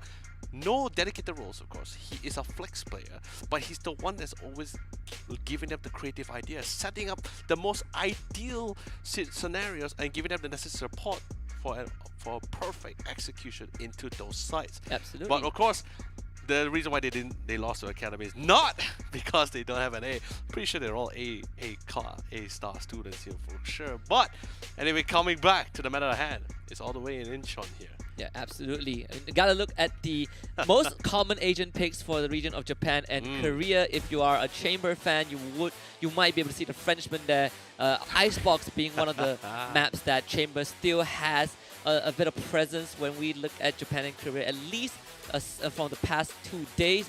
But on the other maps, it is pretty much the same. We got to witness Pearl for the very first time in the playoffs across all regions yesterday, and again, it happened in the faithful matchup between Over Quality and OQ Academy, and that was probably the only Pearl map we have, right? And so it's just a very small sample size. Doesn't really define everything. But from what we've seen, even in previous competitive settings, these are the agents that you normally get to witness on on each map. You know, Breeze, the typical Viper, Cypher, and Chamber are kind of rotated around, but again, thanks to the latest patch, Cypher is a bit more preferred. I mean, definitely for sure. But then again, we still do see Chamber on, like you mentioned before, on the map of Ice. But I like, even just for the total number of picks, right? We had over 20 games for the Korean and Japanese region throughout the entire playoffs, right? So KO, of course, taking top spot. He was picked 11 times across all the maps. 11 times he was picked out of those 20 games. Second place is actually entitled to 3 agents here, because they both, them being Sova, Omen, and Jet, all 3 of them were picked 10 times out of the 20 games. Oh, yeah. And KJ was, of course, in the rise. Chamber, on the other hand, actually falls in the 5th placing here, being picked 6 times out of the 20 games. And I don't really blame them, because the patch came in at a relatively precarious time. Oh, yeah. And let's be honest, when you've been playing this agent for almost literally a year now, it's pretty hard to suddenly just drop the ball, right? That kind of thing. Drop the entire composition to regress to what you were previously playing in the first place. So I guess for comfortability, there were some teams that still stick with the Chamber on some of the maps, but not majority anymore, because its pick rate is still 6 out of 20 games in the Korean and Japan region. But of course, KG and Sova, we talk about the meta, we talk about the buff, and that allowed them to elevate their ranking and actually gave them quite the rise. Yeah, I mean, Japan and Korea are the only regions, at least in this tournament, that has been still having a keeping grip on the Chamber, but we see a bit of shift away from Chamber yesterday as well. But maybe Overquality and always Incheon can kind of give us a better idea if Chamber is still relevant to them at least. We're going to find out in a bit. Well, that's my cue to throw us into a quick short break, because all of us cannot wait to kick this next match off. Is it gonna be sweet revenge, or is it gonna be the same old, and then a rematch between the two brothers in the grand finals? We'll find out after a quick short one.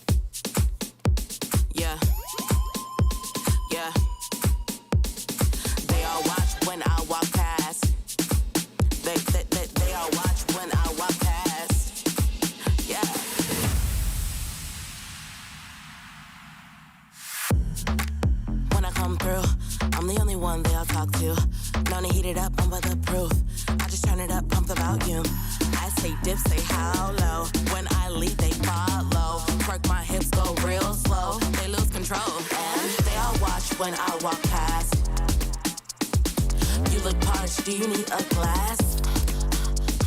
My body shaped like an hourglass. You don't like it when I shake my ass, but that's too damn bad. Too bad. That's too damn bad. Too bad. That's too damn bad. Too bad. I'm too damn bad. Does that make you mad?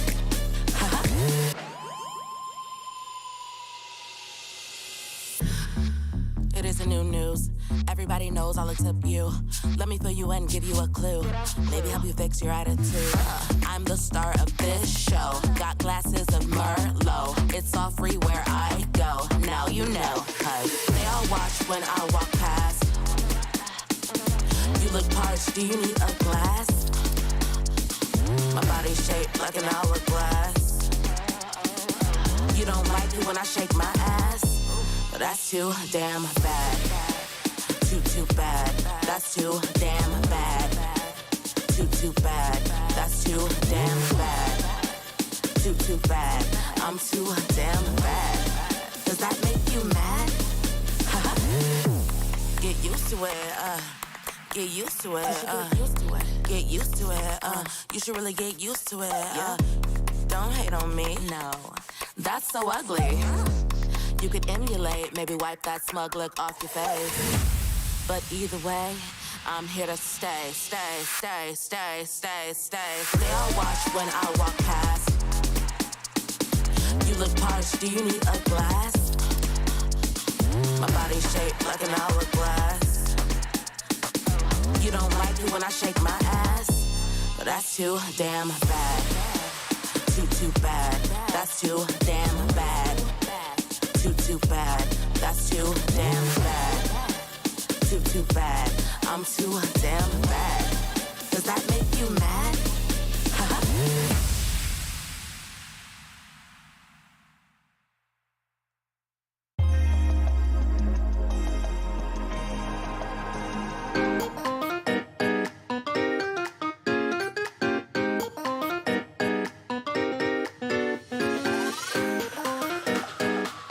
Welcome back, ladies and gentlemen, boys and girls, agents of all ages. This is the Clash of Nations, an official VCT off-season event brought to you by ESL. My name's AJ, I'm the Mustachio, and we cannot wait to kick the day off. This has been that revenge match, the grunge match that we have all been looking forward to. So without further ado, let me welcome back our panelists, the one and only Husky and YOLO Lee, to give us the lowdown on what we can expect.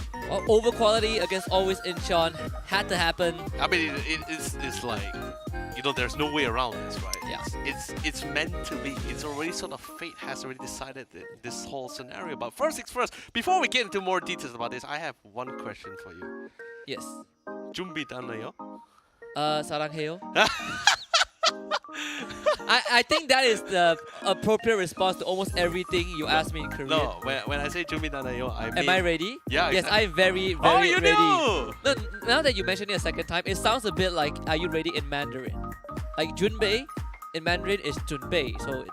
Oh yeah, that is. Yeah. Now that you So Oh yeah, there is actually it took me a while, but there yes. is some force. Yes. I get that. All right. Love it, love it regardless. Chinese and Korean, we're combined. 감사합니다 for the explanation. But anyways, it had to happen. I think these two teams, they have clashed before. It's not like it's their first rodeo. Always Incheon, you have Ash, Chloe, Skyna, Blooming, and Pookie. For over quality, you have Jakes, Genovo, Yeoman, MT, and Banger. And honestly, I think this is going to be one of those full best of 3 series. I say this for almost every series we witness, but this one I truly believe would go the distance because both teams have shown equally amazing plays. And the one thing that separates over quality from always Incheon is just those playmaking potentials when it really mattered the most. It definitely, for sure. And let's be honest, there's even the rest of the existing teams in the Korean-Japan region, they all have literally the exact same lineups, right? Like, they don't like the idea of the double duelist. They see all out brawl really isn't their kind of thing. They don't see it as something horrible, right? So they love being manipulative. They love to be calculative and very methodical and mechanical for all of their lines up as well. So hence why they always have this one core duelist, one dedicated duelist here. double initiator or double controller depending on the situation, and sometimes when Chamber was still around, double sentinels as well. And I think both teams have, very key plays we need to look at. We harp on Yeoman every single time we talk about overquality, and he has been in the limelight and will be in the limelight maybe until the grand finals, right? Because the grand ideal scenario, according to the conspiracy theories by AJ and our friend Lemonade, was that both OQ squads meet in the finals. But of course, for overquality, they gotta get through Always Incheon, and Always Incheon, all of them are superstars. We have a blooming fan club, but I want to look past that fandom and look at Cloy, because this guy on the initiator is a force to be reckoned with. Oh man, not just Cloy as well. I also want to bring Skarner here in this case here. Like if we had to do a head-to-head, a specific player head-to-head, I felt like it had to be between both Skarner and our friend Yeoman as well, because I feel like both of them had very similar concept of things, right? Trying to play that primordial role on trying to support their lone carry, the lone main frag of the team. Of course, not to say that, I guess you see, if I have to say maybe what's the core, maybe the one difference, the one core difference between both of them is the fact that Skarner really knows how to land those shots. Like if their duelist is out of commission, you can't count out Skarner just yet, alongside with Blooming as well. Which both of them, by the way, play off each other absolutely phenomenal. They have a really solid body system as well. And let's be honest, even if they're not next to each other, they still can ensure their system is being applied with the rest of the team and maintain that cohesion. Yeah, and I think that's something that is definitely I can agree with. But of course, overquality, what needs to be said, Jake, Shinovo, Yeoman, MT, and Banger. And with Yeoman kind of in the forefront for the majority of the matches that we've seen, Banger really stepped up big time yesterday. Almost got himself a highlight reel, the 1v5 clutch in match run on Ascent against OQA. Almost got that to bring us into the double overtime.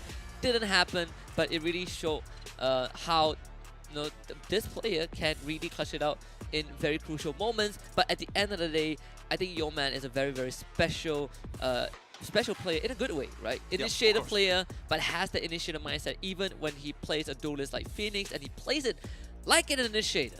I mean, he plays Yoru at the same time. He also plays other controllers as well. He's really there to ensure what the team will need and what they really require and what they are lacking, right? And sometimes, let's be honest, he even brings Sage. He can almost play whatsoever agent on the fly on a professional scene. I'm not talking about pubs.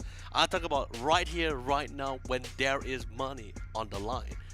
I love this map video, by the way. We have Fracture, we have Bind, and we have Ascent as a decided map. Overquality taking Fracture for themselves. I don't think we have seen Fracture when these two teams went up against each other the first time. Fracture was never in the conversation, and then Always Incheon actually went for the Bind pick, and I think this is very, very interesting because Always Incheon, they did have a bit of a record on that Bind, just that we haven't really seen much of it. All things considered, I feel like when we look at these two teams, Fracture is going to be very, very important for them to kind of decide who, not only to see who gets to get a head start in the series, but to see who is just the slightly better team. Because we've never seen these teams run Fracture. I mean, sure, Overquality has played Pearl, but Fracture was never in consideration. Man, and the most important thing is, so when we go to the map of Fracture, the first thing that comes to all of our minds would be who's going to be having the hands and the honor of controlling Killjoy here. But of course, if we're talking about both sides, you have Overcall, it's going to be Banger is going to be handling Killjoy, and Pokey for the side of Always Incheon. Now, why did I mention Killjoy? Not only because of the recent addition to the more HP and the tankiness of her utilities, especially her ultimate lockdown, but that crucial placement towards sewers. That side literally circumference majority of the bomb side as well. So I think we're going to be seeing, especially if Killjoy is existing, if it is the selection for both sides on this map of Fracture, we do need to see how well they actually have control of that sewers, because let's be honest, once lockdown gets down to business, if you don't have a Hunter's Fury, I don't know how you're going to get rid of that. Well, interesting fact, both teams do not play the Sova on Fracture. I didn't know one plays Sova on Exactly, Fracture. no This one. agent just isn't the ideal one. I mean, always Incheon, they did pick Bind the second map. I think they have a bit of confidence because last time these two teams clashed, always Incheon did win 13-11, but we gotta keep our eyes on the Fracture yet. Kind of the X factor, the curveball in this map. Vito, I'm looking at the always Incheon agent pool, and I'm seeing the Neon. And I do like this because Neon is an agent that has been picked on Fracture. Very commonly. Not common in Korea, Japan. I mean, yeah, of in course, fact. not common in Japan. In SEA, in EU, yes. I think in SEA particularly, there are teams that run Neon on Fracture. Particularly, the first one I can think of is Lace. But if always Incheon runs that Neon, I mean, we're in for a treat because Over Quality also have the same idea. Just trying to think of it. Just looking at the fact that Chamber, like, do they? The thing is this, right? Double duelist, by the way. I mean, always Incheon. They are thinking about it. It's because because you do have the thing about Neon as well is that her kit does allow also plays along a similar rule to how you would normally play as a controller as well. The speed that you actually gain from her allows you to be up front and personal and able to follow up with the Jet if she gets a little bit too far forward. But most importantly, the amount of damage she also brings along with that agility. Yeah, and we have a mirror matchup for both teams, Over Quality and always Incheon, just opting for the same exact lineup. Chamber is still on table for these two, and I can see why, right? In Fracture, you don't have to worry too much on where the rendezvous is. There are very specific angles that you play with anyway, so it's a bit more forgivable, but at the end of the day, it's kind of the map that kicks us off. No other maps is better than Fracture for these two teams. And definitely there is a little bit of a core difference of the fact that the difference of the controller. But anyway, let's see what AJ has to say. Well, the players are ready, the match is ready, the casters sure as hell are ready. Introducing the refreshing lemonade and quite a thirsty Dax. Wait, what? What did you just describe me, AJ? Yo, respect the casters here, but you're looking good, panel's looking good, and we are back, ladies and gentlemen, for another slice of the Korea-Japan side. It is day number 3. Here we go, lower brackets matchup to see who'll make it to the grand finals. My name is Dax. This time, I'm joined by Elle. So, Elle, you came from the studio. Now you're here in the caster side. Am back home. And Dax, I heard you're thirsty. You might want to get some water because the round's already starting, so there's nowhere else to go. you know, in a different context, right? It's not the best way to go with that. But hey, we are gonna get a sip of Fracture, and here we go now. Banger gets a good start. Over Quality. Running the Neon, same thing for AWI. Big difference right now, though. It's actually both Brimstones. So it's a mirror matchup into play. Speed gonna be essential here. Ash makes a trade happen. 4v4, and look at Over Quality. They're making it towards the spawn here. Wow, already on the attackers and we're planting in. The defense is coming through. Retake, Banger's gonna find Blooming. Smoke is gonna block off the side of B-Lane, but here are the skirmishes. Claw's gonna find Sue with the ghost. What a shot! Yoma's gonna find skirmish all around, but defenders got that round. Yeah, because they got the defuse. While all of that was happening, Ash was just like, okay, guys, cause that chaos. No problem. I'm gonna defuse, I'm gonna stick it, and we're gonna win it. So an already strong start here from Always Incheon. They went for that rotation. One thing I want to really point out right now is this is the first time for both of these teams in this competition, and probably in high-tier competition, that they've run Fractures. And they have the same idea. It has to be something they've been screaming before, but it's all about execution right now, Elle. Who can be faster, who can be quicker? It's gonna be instrumental to see who wins this game because of that. Definitely, and all eyes on Over Quality after they lost out to the Over Quality Academy yesterday. It's gonna be a fast round though. We have the 2 Neons coming through, and already when we started out, the defenders are on the attacker side, and the attackers are in the defender side. Yeah, I mean, it's Fracture. That's pretty much just how it goes sometimes. Go for the rotates, find those angles. This time though, Arcade gonna be the call to start things off for Over Quality. A bit slower, as they do only have the pistols, but Sakuna, he's ready to just blast some fingers. Takes 2 there. Always Incheon now trying to hold things down. Should reinforce this B sites first. And I think Over Quality, they want to try and go for that tower control, see if they can get a pick off from that angle. And it's pretty just to see that Always Incheon, they're actually just slowly inching their way over to B side, although there has been inklings of what the Blooming's gonna find Jan. Marshall's not gonna be used here, has to pick up the Spectre. Blooming's gonna find a second person up here. He has everything under control. And Yoma gonna take a bullet to his head, but Pookie is gonna finish it off. Yeah, Pookie finds it, and well, Always Incheon, they're the ones who have come from this lower bracket. We remember Overquality, AWI, very close game between the two teams, but lately, what we've seen from Always Incheon has been a lot of improvement, a lot of discipline. They used that, especially against Scars, to knock out the only Japanese team from the competition, while Overquality, they were scrappy, really, against OQA last time around on Ascent, but that Pearl map, it left so much to be desired. So if Always Incheon can just bring out the same performance they had from yesterday here, they might be able to get their revenge here, El, as, well, Bucky in the tower, Pookie can get stunned on up, and Overquality looking to smash it down towards his B side. Oh, the tower is getting a little bit claustrophobic. Here is the Rolling Thunder already in the third round itself. Pookie's gonna find one though he's got fight too. But Empty's gonna empty him out. Tower is now gone and they have B side open for business. Yeah, there you go. Quick little opening made, but damn, the damage has been done. How do you get away with 2 Bucky kills? Security guard, Dynamis Pookie, Ash down with a slide on in. Almost gets the whittle down onto Empty. That Spectre doesn't have enough penetration to get through that crate, but eventually Sukuna with the takedown. But Jan from the side makes it through to the screens, and Overquality, they survived to win a round, but that was a strong bonus from Always Incheon. Oh, that was a strong bonus, but Jan, at least with that cross, set up really nicely just to play off contact when MT is taken down. Amazing stuff. 2-1 though, just gonna start it off all the way, and we have OQ. I think a mixed buy actually. They don't have enough money to get all of the guns that they want to, but I believe they have a strong start. For OQ, this has to be a round that they win. If not, they're gonna be absolutely in the pits and money again, and we've seen from Always Incheon, if they get the momentum, they just lock down their defense even stronger. One of the best things I've seen, though, from AWI so far has been the flanks from Ash. And maybe Overquality can put the chamber on that shooty, but Sukuna already catches out Banger. It's a start here towards that B side, blooming on the board yet again. Sukuna towards the tower. It's Jax though making it 2 with the Guardian. Ash now makes the trade happen. Yo-Man falls, Always Incheon holding down the line again. Trying to stabilize the core of the KO. He is back online. That's 3v1. Jano was trying to make a dent, but does not get past the defenses of Ash. There you go. Always Incheon. It's a stellar defense so far. There's so many things Overquality needs to clear out so early on, but AWI has the answer. Just having that tower control has been instrumental for the likes of Pookie. Ash just comes out of anywhere, and in all honesty, Sukuna has been the linchpin of this defense. So many times he's getting assists because of his suppresses, because of his flashes, and you'd expect Overquality to try and answer that, but they haven't found the angle to actually try and contest AWI because of it.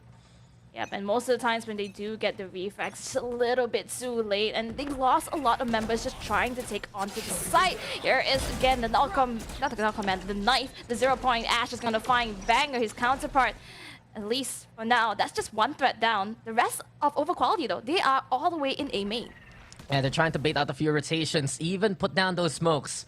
But not the best buy here for Overquality so far. Cloyd, though, with the covering fire. A good shot finds Jax through the smokes. Empty, though, has the ambition to push on through to the other side. The pop flash and up close and personal. The classic doing the damage. 4v2, though. And difficult here for Overquality to try and get away with anything else.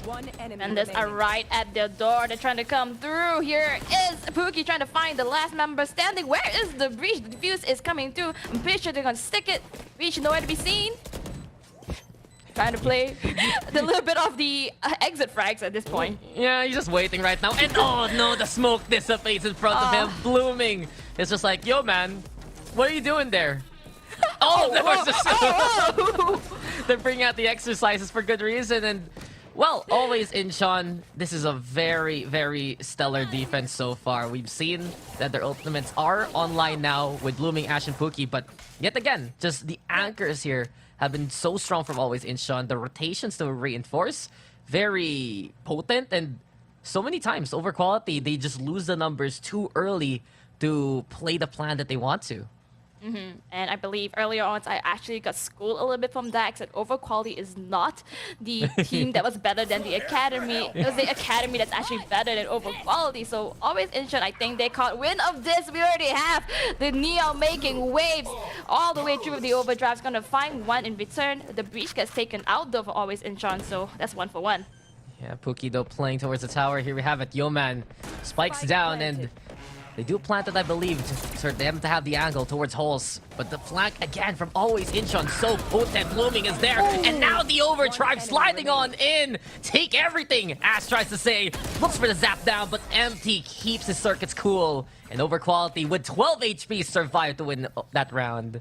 You just cannot let a Neon slip through like that. That's a great flank. Getting more than 2 members on the side of Overquality is... sorry, on the side of always Incheon. It's just amazing to see. Yeah, always Incheon, they had the plan to try and make that pinch work, but one of the biggest factors there was the fact that they kept alive in holes for Overquality.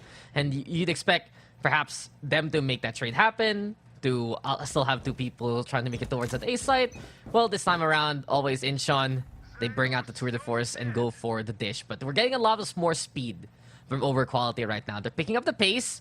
This time, though, respecting the Chamber's ultimate. They heard the voice line, and they're going to wait for opportunity before they execute towards this B main. Yep, this round, that is Trails just showing you how much it can happen because we have ultimates already available for the people. The Yeoman's gonna plant out. We have the contact off on tower though. Tower control once again being contested. Ash is gonna find Jax at the same time, and there we have a lot of members of always Incheon just coming down slowly, one by one like flies. Yeah, one by one indeed, and there you go, feasting on it. Overquality takes another round. They're getting the confidence this time. They're getting the right pushes, and it's all about synchronicity right now here, El. You noticed a while ago, Banger kept dying so quickly and so early on, but this time, they're supporting him well. They're using their utilities to give him the space to make it towards the site, and just because always Incheon does have the same kind of composition, they want to hang back, try and play the retake, but by that point, it's a little too late to deal with Overquality. Yep, and just all from the previous round, round 6, I believe, taking it down. Now we get to see it always Incheon save round, so Overquality should be able to get this, but we know how it is. Sometimes the Sharias find the hit shots, and it's just so hard to get through. We have the scan that does not find Ash in this corner. Smoke does fall down, but they're looking the wrong side because Banger's making his way through the arcade. Rolling Thunder into play, and here comes Banger as well as Yeoman. Overquality find momentum, and it's Ash the only one left from up top. Fast lane thrown on over, allows him to scrounge the gun, and the thing is, he has the spike in hand here for always Incheon. So Overquality, they need to push this to try and win out the round. 1v1 trying to get forced on out, but Empty has his number, and the numbers now do stand. We are tied up here in the scoreline. Overquality showing that not out of the game yet. Always Incheon, they have a response, so they finally have the guns. And Pookie's gonna pick up the operator too. Probably gonna choose to hold off the side of either A main or at least B tower, but looks as though A is the side that he wants to go to. Yeah, well, here for Overquality, this more direct approach has been working. Keep Banger alive. We'll do more in the long run. Get that space also. But this is always Incheon. Now ready with the guns. We've seen this tower take before. Zakun is the one this time towards tower. They move Pookie actually towards A main. And just because of the knife they're thrown on out, he couldn't really over-aggress with the operator there. So no pickoffs yet. This should be Overquality now knowing always Incheon has an operator on this site. If they can make it through the sands, it's going to be so much easier for them. But yet again, the high ground here for Blooming. Jan will try to contest it, walks over to the walkway. This is going to be very dangerous though, El. Danger close as Pookie gets one. Ooh, that's a good pick as well. That is Banger, and Jan falls shortly after. Well, he's gonna find Jax as well. It seems as though the retake, just pulling it back and giving them control but not letting them plant, is the name of the game from always Incheon. And now on Overquality, Empty is the last man standing. He has utility, but he has also 4 men to go through if he wants to get through always Incheon. Yeah, and the 1v4 scenario looking absolutely unlikely. They just missed their timing there for Overquality. They needed to burst through when they flushed out that chamber off, but let's not forget, some great positioning from always Incheon. Stay by the ropes, stay by the walkway, and just keep contesting and keep the sands in such a perilous state. So always Incheon now gets the round win. They still hold on to the operator, and the player I'm looking forward to now has to be Empty. His KO knife is going to be absolutely instrumental here for them to make it through to the other side. If he gets a good suppress on the chamber, that's the go signal here for Overquality.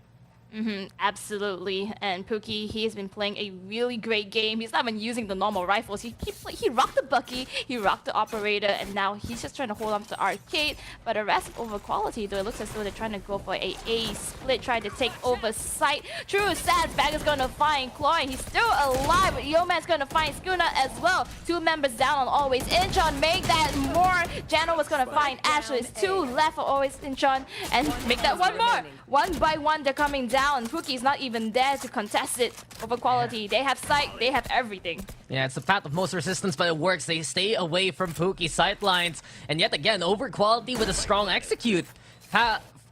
Since around round 4, we've seen over quality really clean up their act in how they play things. And how the hell was that not the kill? Empty! Dude, you got shot by the Operator and he shrugs it off like nothing happened. Now the Headhunter's there to get the takedown, but damn, Empty just does not care. Truly a robot, alive to the end. Pookie's gonna find 2 exit frags, though he's not gonna try to contest for the spike. We have a Brimstone coming at him, though. He's above him. Not sure if you can hear it. But they're just trying to go hunting. They're trying to take that Operator off his hands. It's gonna be so much value for the next round. If he gets it, there you go. Jano was gonna find Pookie.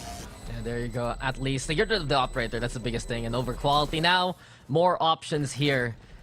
Always Incheon, they're struggling against the forces of over quality this time because it's just so overwhelming. The speed in which we see Banger, Jan, and Yeoman really sync on up has been exceptional after that 3rd round. Their executes have been very strong, very potent, the way that they're clearing out these sites. And it's such a difficult question now. Does Always Incheon seed it and go for the retake? It doesn't work out the way that they expect. And, well, for over quality, this momentum is really in their favor now. Yeah, man, this just goes to show how much overquality understands the map. It is factual, so overrunning them is their best take onto the execution. There are 2 members on B side. Make that 1 because Pookie gets taken down. They're just running through, and for the most part of it, Always Incheon, they're not getting the reads right. They're taking on Arcade when they need to, when they don't need to, but over quality, they're going the right places. And make that a demonstration right now in front of your faces. A flawless round.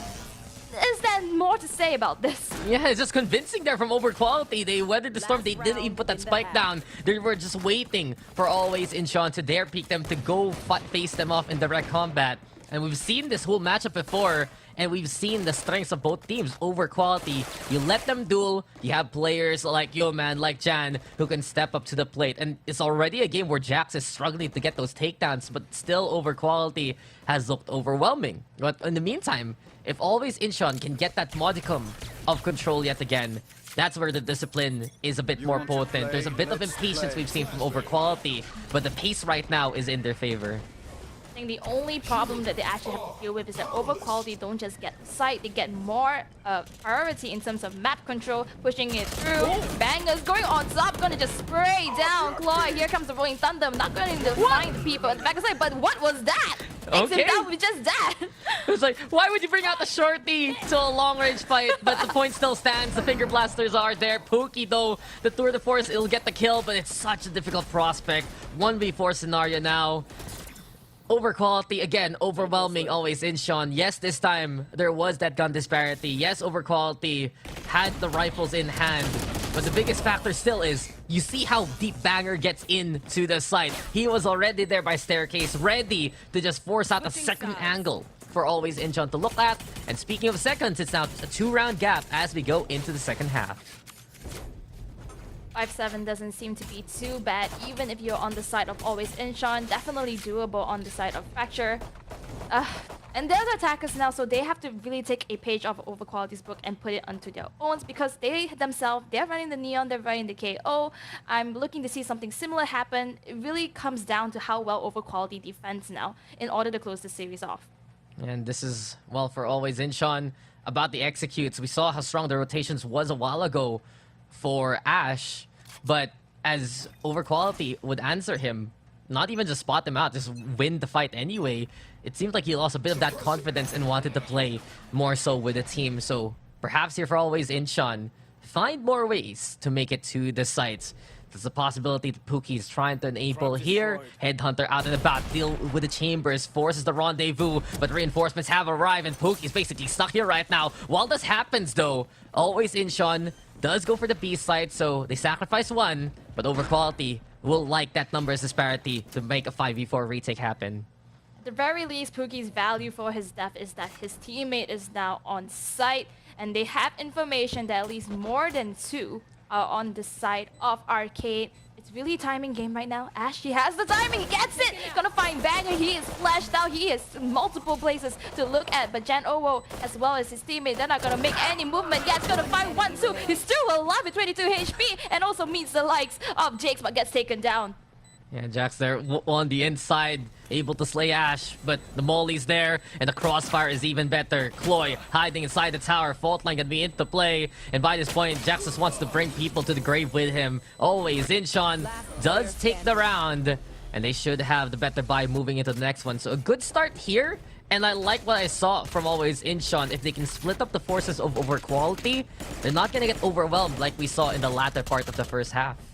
Yeah, and it's pretty interesting to see because Overquality, they were 4-man stacked in B and then 4-man stacked up onto the Arcade and into the other side of the map, finding one. But at the end of the day, they gave sides open so much that they couldn't just regain that space when Always Incheon went in. Yeah, well, that space right now, Overquality, if they want to find those pickoffs, they might want to look at that opportunity as early as possible. Still, Always Incheon, no surprise that they're the ones who wants to play on the slower speed. They're waiting for any exertion from Banger as well as Jax there. The Spectre is gonna be in hand.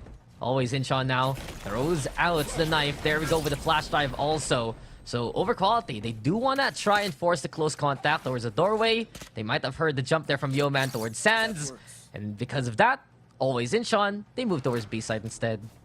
Well, on the other side of B side, we do have the likes of Jano standing by. Shira's going to find 1.2. That's great value. Blooming though with the Vandal's going to take him down, smoking it off. At least Overquality is now alerted off the fact. Banger's going to find Pookie, by the way. So just slowly inching up, trying to close out as much space as they can. Yeah, the fact that Overquality still gets those takedowns allows them to scratch the guns. And now, it's a 3v2 retake. They have 2 Spectres in hand. Luckily for Blooming, though, he has a good angle towards tower, but unfortunately, actually, it's a suppression getting the revelation. Realizes that empties by Arcade. Gets the slay and the takedown. 2v2 now. Winnable here for Jakes if ever. He has a Spectre, tries to go for the run and gun, and dips in and out to get that takedown. It's all left now to Cloy. Jakes in cover to try and get the defuse going. Banger is there though. The wide swing yet to try and get the takedown, but Cloy finds the angle and gets the clutch even. Always Incheon. They win out the round yet again, but at what cost? That was a great eco from Overquality. At the very least, the silver lining, Chloe got the round. Even though they lost a lot of members, they still got it. So at the very least, we get an equalizer, 7-7. And that's most important because you come into the third round, you know, when you have the rifles coming in from Overquality, you want to try to close the gap as much as possible. No wiggle room whatsoever. 7-7, I think this is pretty good, but they have to play a little bit of an eco right now. Sheriffs though, possible. We did see it happen multiple times. Yeah, there you have it. It's always in the case, right, in Japan, Korea. Suddenly, thrifty rounds are the best rounds, but always Incheon. They want to prove that stance wrong as they already get the takedown onto one. B site is the opening. Ash, though, looking for target, but empty Yeoman. A stellar crossfire. Not the right direction there for Ash. Pookie, though, with the flank, but it's so desynchronized. And he comes up with the takedown, but Overquality has already gotten all the other kills. Again, the pinch happens. It's claustrophobic as Overquality went for the far rotation. It's Pookie versus the world, but he cannot fight it. And that weight will overwhelm him. 8-7 now as Overquality wins their bye. That's all she wrote. I mean, that's how the match started out. It's set up that way. Unfortunately, we did not get those amazing Sheriff shots that were able to turn over the round. Always Incheon, they are now waiting and playing with 2 ultimates on their team, the Neon and the Brimstone, and that Arbiter Strike can be really huge, especially on the attacker side. If you can get into post plan 2, that's an option that they can use. On the other side, Overquality, they also have their own Arbiter Strike if they want to opt for it. But it really comes down to how those combats happen, because it's always been a split second. A split-second decision on who you're going to find, the adjustment, and also the timing. Yeah, well, it's all about those decisions in these kind of scenarios. And, well, look at that. Pookie is like, nah, Mounts, I ain't dealing with this. And that's his decision. That's his decision. And that's why you want to play towards the ropes. You're not going to be escaping anytime soon into the corners. Well, might as well try and repel on away if you see that contact. But here we have it now. Ash, paired yet again by screens. Always Incheon. They do have the B site in hand. Over quality, prepared for the retake and prepared for the orbital strike. It might have been a bait and switch. Their space now made, and it's a big win under the pass here for Jax. Yeoman also on the board. Over quality yet again, but look at the transfers from Ash, turning everything to dust in the midst of his sightlines. 2v2, but it's all up to Ash yet again. The overdrive is there, sprints on through, gets the slide on, and can he actually get everyone along the way? A great call, though, to rotate towards that A site right now for Ash. And it's going to be that 1v1 here, El. Oh, yes, definitely the 1v1. He does have the priority of just setting up a little bit of a post plan since he is super fast. But I think what's going to actually make a difference is that Gen Owo did not get tagged from that ultimate from him in that split-second interaction that they have. But Gen Owo, he has multiple utilities, but as Ash, he is not even going to find a place. He has to really play off timing here. Yeah, it's all about getting the angle, but no chance. It's better. You rarely see it. He's just crouch. You're expecting head level. That's where he get the headshot on, but a step too far. Jan was ready to get that takedown, and he prevents the collapse of over quality in that fight. That could have been it for Always Incheon. That could have been the ace clutch, courtesy of Ash. But from what I've seen, again, over quality, they're just setting it up so well to force Always Incheon to fight them, to just trap them right now here on Fracture, and it's really getting suffocating here for AWI. Chan didn't just win that round, he basically won two because now he's forcing Always Incheon into a half by expending so much resources like that and not getting the round. It's just so painful, and when you are 7-9, you really cannot afford for any marginal error.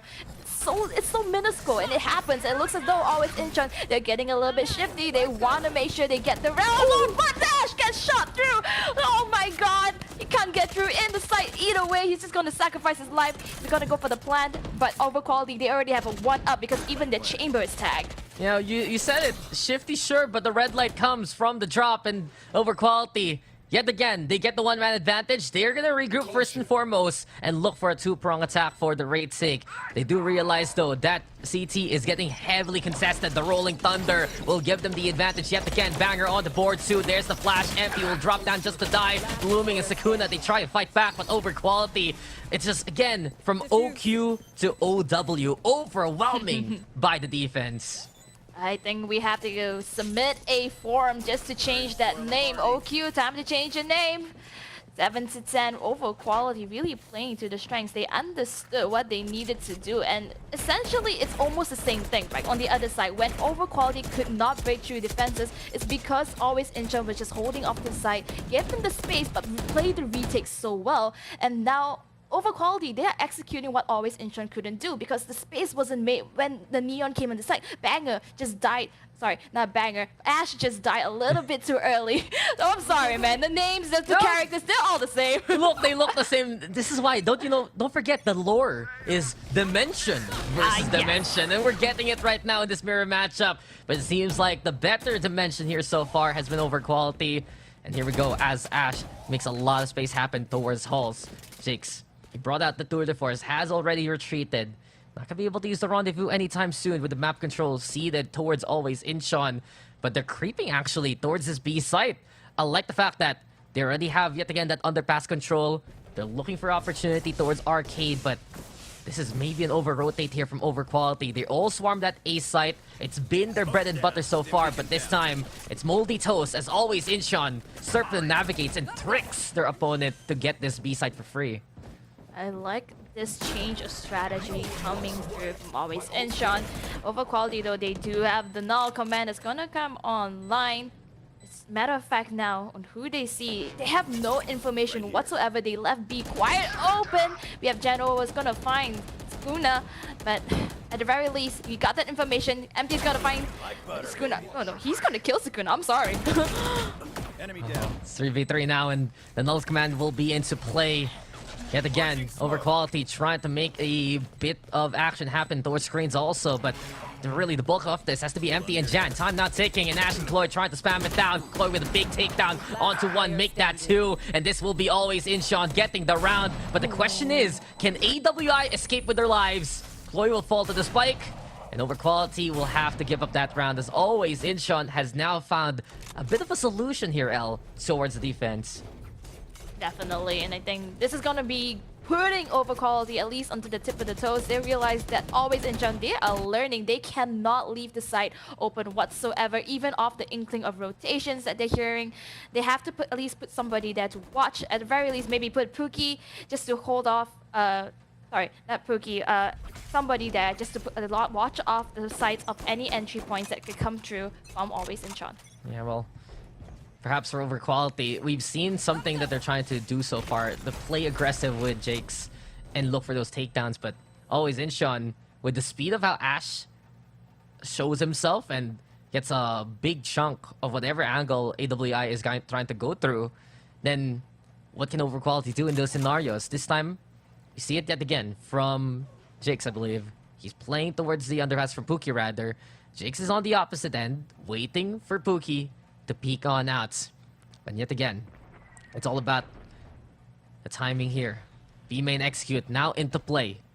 Really, Pookie, though, has to be the one to watch out for as he's going to be creeping on forward. Ash already with takedown towards Banger. Always Incheon, make it towards the site, and this is going to be so difficult for the chamber. No escape. It's going to be 4v2 now.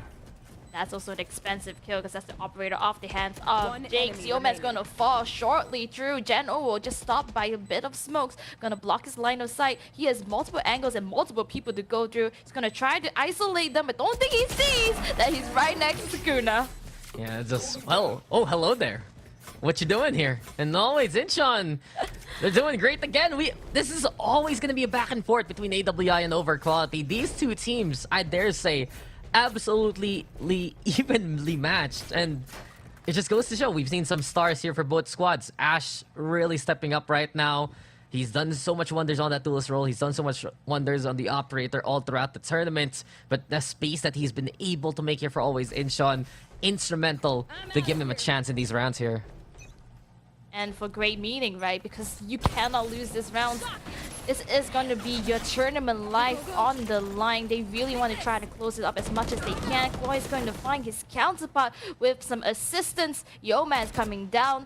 They have a little bit of sight, but that's just only the Neon. The rest of the team, they're just spreading all around and getting planned deeper into sight. The retake's already coming in, commands some over quality, but a little bit slowly. They try to get the information that they need. The orbital strike, though, might be perfectly timed here, and there you go. Banger separated from the rest. The Molly's there even, and Jan and MT cannot cross on through to the other side. Over quality. If they lose that drop player, I wouldn't be surprised to see them just go for the save. Cloydo finds Jan first and foremost. MT now gonna be the next victim after the fault line, and well executed this time by Always Incheon. Every single inch they take is just gonna be the noose tightened onto Overquality's neck again and again. And here we go, L. One more time, we're tied up. What's new between AWI and Overquality? You know what? Overquality, you did ask if they could change the name to just being a different name entirely. Yeah, Overwhelmed. Yes, OW. Yes. But Always Incheon, I think they found the perfect name. They're inching on bit by bit because every time that we see a problem being solved, there's a counter to that. There's a resolve coming through. They know how to take over it one by one. I like the wordplay, but it's more like OW here. Past tense. Overwhelmed this time by Always Incheon. And honestly, Always Incheon, this is where they look strongest, when they're coordinated, when they have this buddy system that allows them to set up for one another. And here we go again. Always Incheon is able to take the sites. Overquality, will they just give it up? We'll look for reinforcements. And it seems like they're watching out for any kind of lurks, but instead, Always Incheon just going full send and is happy to contest this A site here. They're playing real slow, even on the side over quality. Chamber is just still stuck on the other side, just making sure to watch for any flanks. All these small threats plays the mental game. Pookie and Blooming are going to find two. Make that 3 members of over quality. There's just a lack of coordination right now. It seems as though they're looking left and right, getting really shifty. Banger's going to find Blooming. He's going to run out of his 14 HP on his life, but Always Incheon, they have different plans. They're going hunting season. Yeah, they want to get rid of this rifle, make it even harder for the next round here for Overquality. But the Neon has the great escape. The underpass is going to be safe. But and Always Incheon instead will get even closer to that finish line. Oh, Sakuna! Very close. That was very close, but my point still stands here. For Overquality, They've shown their strength at finding that pickoff, resetting, and then getting the retake. But in a 5v5 scenario, always Incheon just looks so much better. I also like the fact that you put Pookie there towards stands. If anyone wants to drop towards the tower, there will always be an angle since there was a crossfire. And it's just always Incheon prepared for it in the first place. Over quality, they need to bring out the aggression again, and that's exactly what they're going to do here, L. They're going after the B3 area.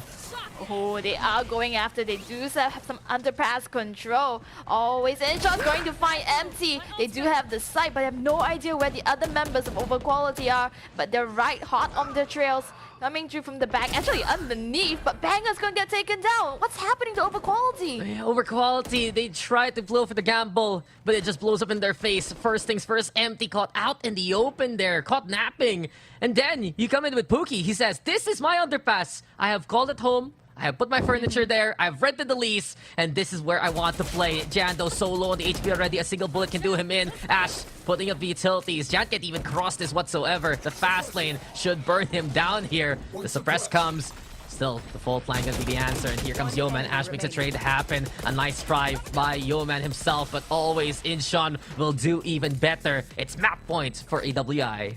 True to their name, inching on bit by bit. It seems as though this is the way that they play. You can see the resilience within this team, because every time, I don't think we've gotten any clean sweeps at all from always Incheon. It's always a really close game. Maybe 13-9, 13-10. It's always those small numbers, and it shows that the cogworks in their brains are working. It's ticking. They are learning every single round that they are going against any other opponent. Yeah, and it might just be like, do they have difficulty sometimes in closing out these games? But at the same time, they're always contending. They're always fighting. The best we've seen from them in the playoffs was that 13-6 victory over Scars on Haven. Most of the other ones, and especially the games against Overquality, as close as can be. So, you're always Incheon. You want to convince everyone that they can actually get their revenge. They pop the Tour de Force to try and stop any kind of early aggression. They do go for the arcade also. Puts, of course, the chamber on flank duty. But this is going to be huge here for always Incheon if they get these takedowns. There you go, Yeoman falls. Now we hear the overdrive, but Ash is even better on mobility. Shows him how to slide in just like that. Ash even with the third. This time, we're seeing a shining neon. It's on the side of always Incheon. Hey baby girl, let me slide into your DMs and onto your site. Overquality getting overwhelmed now themselves, having 3 members down, and it's match point. They really have to play as fast as they can, but look at this. Utility and crossfire is all set up. They know exactly where to look. What can they do at this current point? Empty is gonna be taken down. Now, Tour de Force, Orbital Strike, the likes of it, they're all gonna be thrown down into the canteen, and we have Crazy Jake taken down. Always Incheon with a flawless victory, 13-10. Yeah, and always Incheon proving that they are inching closer and closer to the grand finals. We always make that fun. It's a place though, and it is their home here on Fracture. First time we've seen them play it, and it honestly looked very convincing.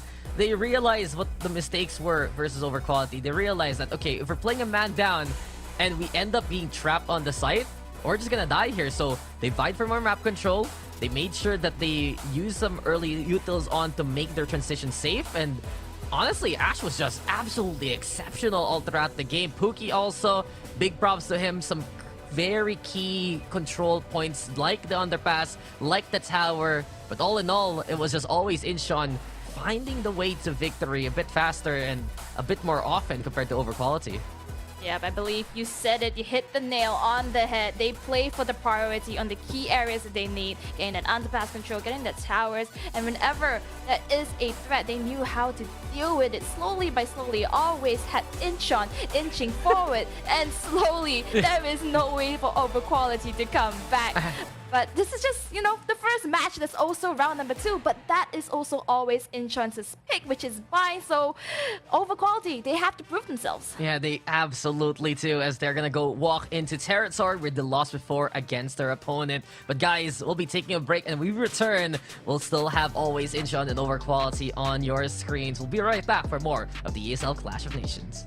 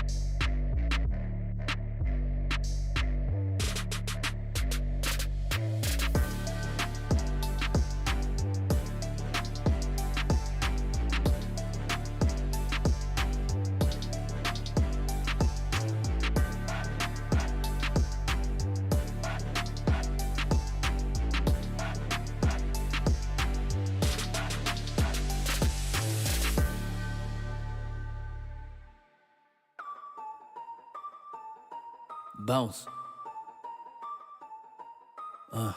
Everybody love a comeback. Gotta love a good comeback. Now you witnessing a comeback. Everybody love a comeback. Gotta love a good comeback. They say pressure bust pipes. So what's the win without a comeback? So what's the win without a comeback? Hustling every day to win. Now you witnessing a comeback. I'm not the one that you should play with. Better stick with who you came with. You ain't a thug, you a plaintiff. And I might jack dangerous. Moonwalking through a jam. Thread a slide for the bread. Watch them pray on my downfall. Hoping that they get ahead. So we don't give them no respect. It's just time to shuffle deck. Hit the body, clip the neck. Cause you know that more is less. Yes. Yes, Lord, I gotta win by any means. I'm all for it. I got a little strategy, and I won't blow it. I feel like I got Cali keys. Show me the door, cause they just want apologies and never war. So we hit them with apostrophes on they score. That's money, boy. Everybody love a comeback. Gotta love a good comeback. They say pressure bust pipes. So what's the win without a comeback? So what's the win without a comeback? Hustling every day to win. Now you witnessing a comeback. Everybody love a comeback. Gotta love a good comeback. They say pressure bust pipes. So what's the win without a comeback? So what's the win without a comeback? Hustling every day to win. Now you witnessing a comeback. Game 7 with the comeback. The second left with the comeback. Being Brian when I inspire. Real rap, that's all fact. Yeah. Tell me how you love that. Y'all middlemen, your fans. I'm trying to show them where to plug at. I'm trying to show them how to get back. Hustle up and get a kickback. That real motivation. Chill bumps when they hear that. Talking real demonstration. That Nipsey dedication. Hustling every day to win. That NEP mission statement. Never ending power. Look how I innovated. This that 10,000 hours. You get paid from your patience. Game need renovating. Hey, lucky I don't cave it. I ain't nothing to play with. Boy, I'm about to go ape shit. Everybody love a comeback. Gotta love a good comeback. They say pressure bust pipes. So what's the win without a comeback? So what's the win without a comeback? Hustling every day to win. Now you witnessing a comeback. Everybody love a comeback. Gotta love a good comeback. They say pressure bust pipes. So what's the win without a comeback? So what's the win without a comeback? Hustling every day to win. Now you witnessing a comeback.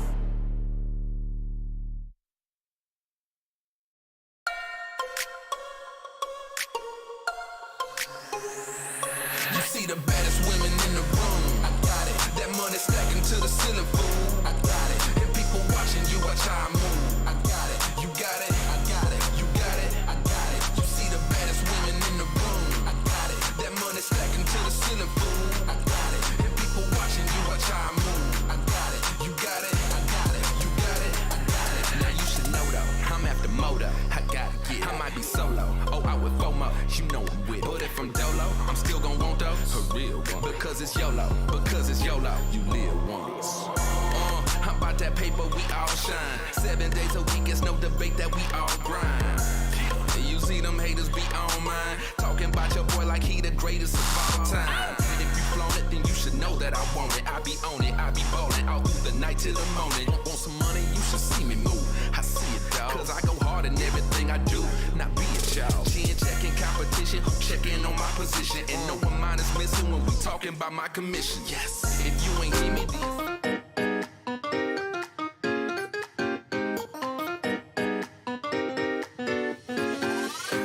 Welcome back to the Clash of Nations, an official VCT off-season event brought to you by ESL.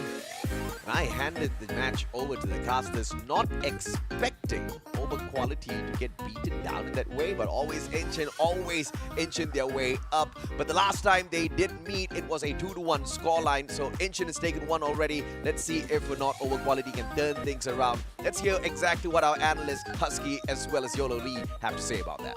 Well, we expected game 1 to be very close, and we said that this is going to kind of be the trailblazer.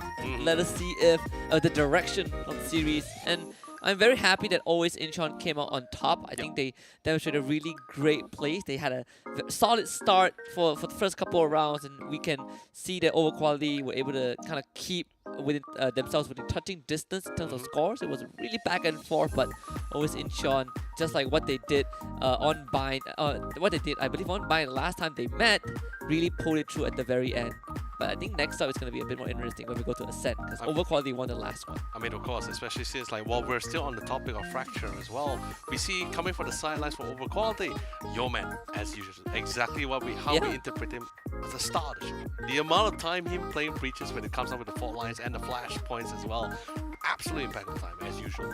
But then again, like you mentioned as well, coming from all the way in short, you really gotta give credits when it's due. That's gonna be Ash himself. Yeah. He has pulled out how many multi-kills? He almost got an ace at one This point. guy almost got a 1v5 ace with the spike plan, right? Yeah. And honestly, you know, I'm gonna be that guy and say that I count that as an ace. He lost because, you know, yeah, the Brimstone decided to crouch. You know, they didn't really fight like a man and stand still. They got crouched down and avoid a hit level Oh, dude, he headshot. took that fight head on. He knew he was at a No, he didn't take it head on. He crouched down. That's not head on. That doesn't count. But it is a very high octane game, and both teams were literally at each other's throat and always inch on. And this is the product of having a Neon on your lineup, right? You get to kind of play that really fast. You want to catch your enemies off guard. But it also shows us how these two teams were absolutely prepared to kind of go to run and also go against this mirror matchup, right? With the Neon on the opposing side. I can't believe I forgot to fail to mention the fact of how absurdly amount of smokes that we were witnessing on one of those sides. An absurd amount. Like we see smoke, like, okay, we see like, you know, casual smoke from the attacker side, like the usual angle cover points, right? They smoke that, and then of course the defender's Brimstone will come over their own counter utility counter smokes, and they'll start smoking off corners where usually during for post-plan situation you would normally be standing and watching those really aggressive angles. They smoke out those corners too. Suddenly the whole side was so smoked out. I'm like, and don't even get me started about the runways as well. The fast lane, right? The fast lane runways, everything is being set up. Like, how do you play around this? Yeah, I think, kind of thing. and I think we saw like two different main variations of how those rounds play out. You know, first of all, it's just the very explosive executes on the site. Always inch on. They had a couple of rounds where they got those lurks off, and it really did give them an edge on the map. Right. And the second one, you just let your enemies go on site and you try to go for the retake, which I think both teams did admirably. It's one of those games where it came down to micro decision, those 1 versus 1 duels that always Incheon were able to just win a bit more of that. Honestly, right, let's be honest here. What I actually feared the most was the fact that what I find the most scariest throughout the entire match between both of these two teams is that how consistent. Oh yes, not only just in utility use and execution as well, it's just the terms of kill scores. Like you see when Ash died, you'd be thinking like, okay, main frag is gone. Let's see how they hold out the site. They deliver. You see, you even see the score line in terms of economy management and their ultimates as well. I'm like, yo, that is relatively close. No one is like trying to be better than the other. They are really significant and really know how to hold their own. Yeah, it's just going to be very interesting, right? I mean, always Incheon taking the lead is a feeling that they are experiencing for the first time in this series. We'll see if they can kind of close it out or Overquality bring it back. And that, drink your water. This is for you, Dax. For you. Quench that thirst a bit, Dax. But don't worry, Dax. I swear to God, I didn't mean it in that context, Dax. Sure, AJ, sure. Sure.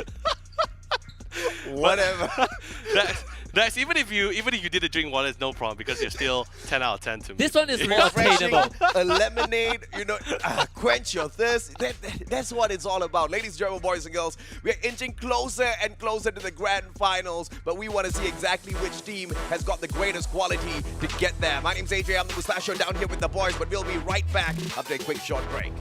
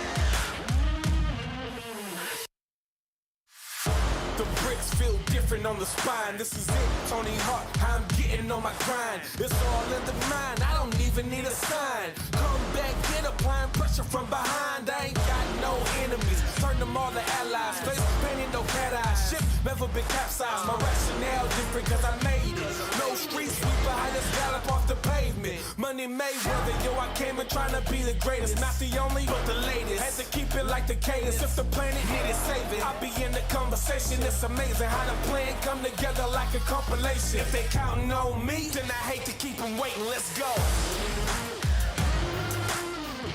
Our backs to the wall, but they counting on me. They waiting for the fall, but the parachute's free. Could be playing from behind or aggressive with the lead. Pretty execute. A stellar blast though from Sing leads the one. The scan comes in and Wellens will take advantage too already. Fighting one. Fighting two. Actually, regardless. Here's with the paranoia. Still gets the pick regardless. No the shots is that actually, but here's the 4K already carries the first ace this game. Is the question no. And Cliff will be sealing the deal. Welcome back to the Clash of Nations. My name is AJ, I'm the Mustachio. I'm your host for the day. Before we bring the analysts right back to the desk with us once again, I just want to say, Dax, you sound like my son. I am your father. Now, bring it right back. Husky, Yololi. Just go with it. Just go with it. No? No. Okay. Trying to find a resemblance, but no. No? No. No? No. Not I really. mean, we our color, our skin colors are like No. slightly fairer. No. First things first, you're trying to bring out Star Wars reference. You know, Star Wars fanatic, right? I am your father. He just told us. I'm jealous because where's the mustache? Where's my mustache, Dad? Not you! No, I'm don't- his father! do not- That's what I'm saying. Same thing. Where's his mustache? He shaved it off! You can't. Dax, you had one He- job. he You had shaved it one off job. Because he on. gets wet when he drinks water. Hold on. So Thirsty Blame child. So I'm just H2O gonna on take me. that's gonna take 5 seconds to let you know, Leonard, that he actually doesn't watch Star Wars. I know. Leonard is a big Star Wars fan, by the way. Yo, we're about to have war. I don't watch Star Wars. Well, I I gave watch. you my Discord links for Sorry, Pokemon, man. Yep, that's what happens behind the scene, guys. I will not take over the role of a host, but game one. I I mean, trusted you. Analyze some stuff, please. Analyze. All right. okay, thank you very much, old man. We have a lot to go through.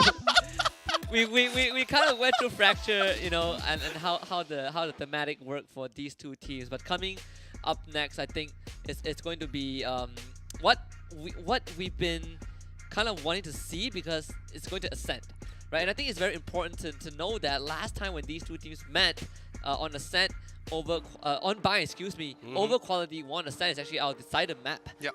My mistake. But yeah, so last time we met on Buy, always Incheon won, 13-11, and over Quality they did run the Yoru on Yoman, and it seems like they might just decide to go for the very same composition that we saw 2 days ago.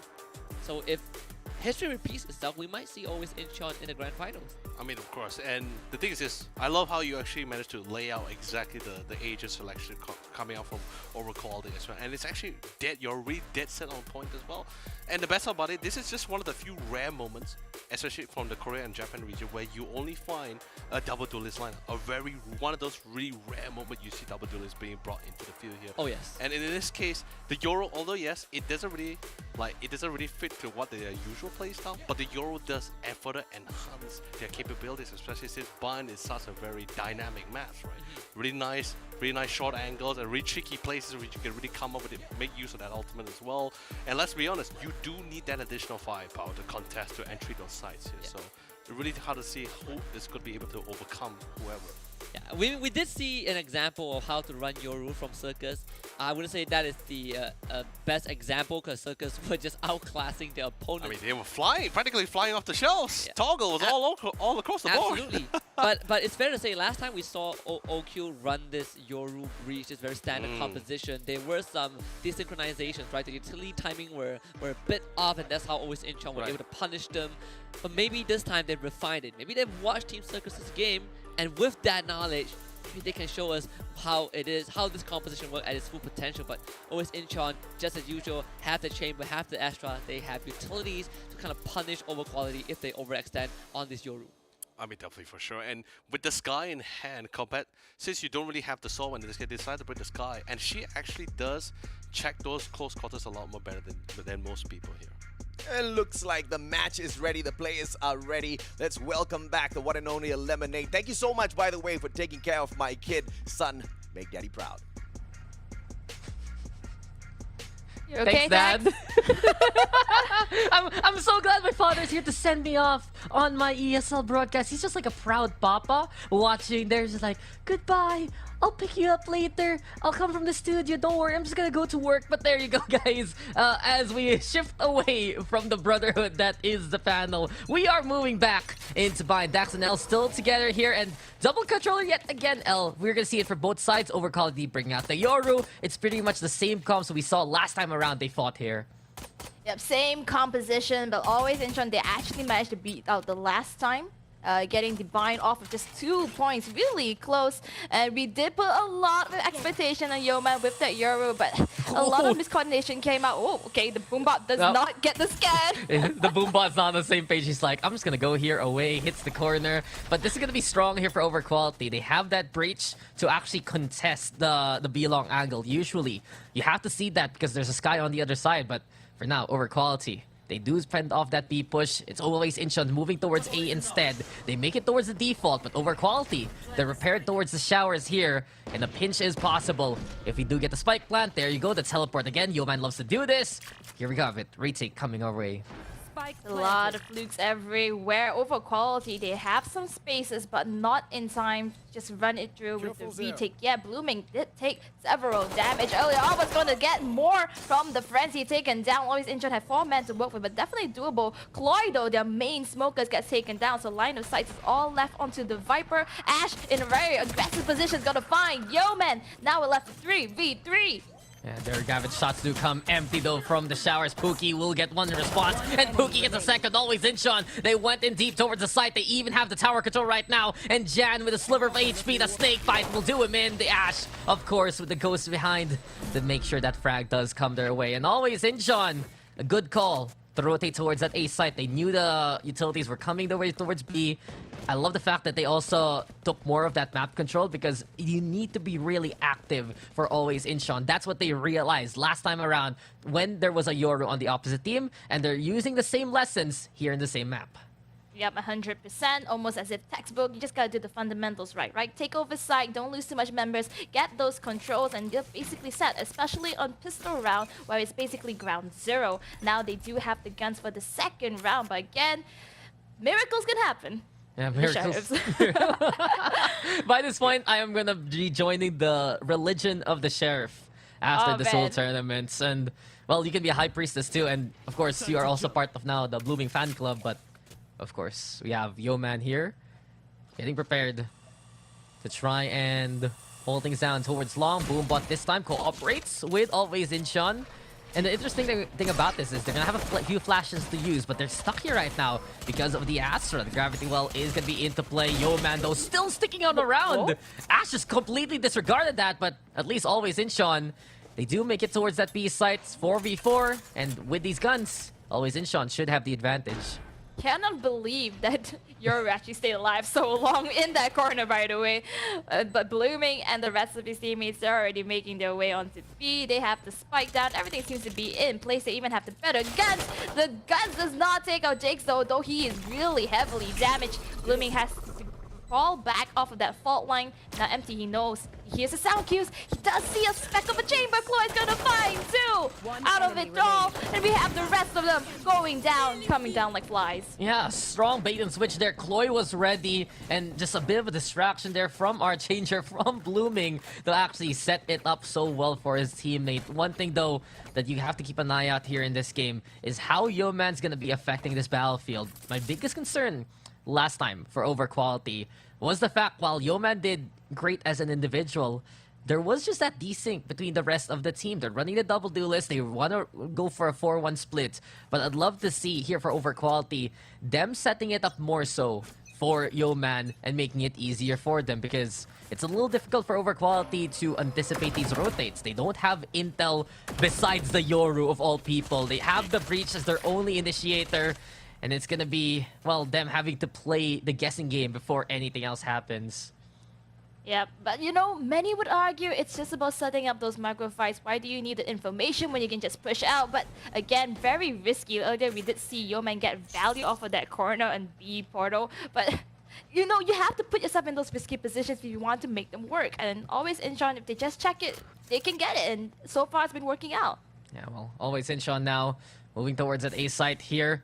Hard contest towards the Cubby, and Crazy Takes already with a takedown. He does get pooped up by the blast back, but Empty's there to cover up the flank if ever, or cover up the crossfire rather. 3v3, always Incheon clear out the short angle. They're watching towards Lamps even. It's a matter of timing, but it's Jan who gets a better shot on.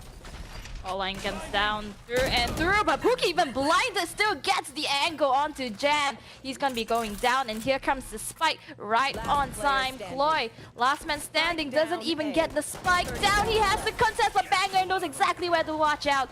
A very convincing win for this third round. And I like that from Overquality. It was pivotal for them to buy a lot of time on the short side. And they did so between Jakes and Empty. They set up a crossfire, they got the kills. Sure, they fell later on, but it allowed already the rest of Overquality to follow suit to regroup. And we're seeing a bit better right now on that synchronicity between Yeoman and the rest of the team. Still though, that was a relatively good round for always Incheon. That was their bonus. Now they go for the buys. And I wonder what Overquality is going to do next. We've seen aggressive angles work out well for them all throughout their run so far here in the playoffs. The Molly's going to be there though. Jan will still have to shoot it down. The Boombot gets confirmation someone is inside Hookah. But as of now, slower play here for always Incheon.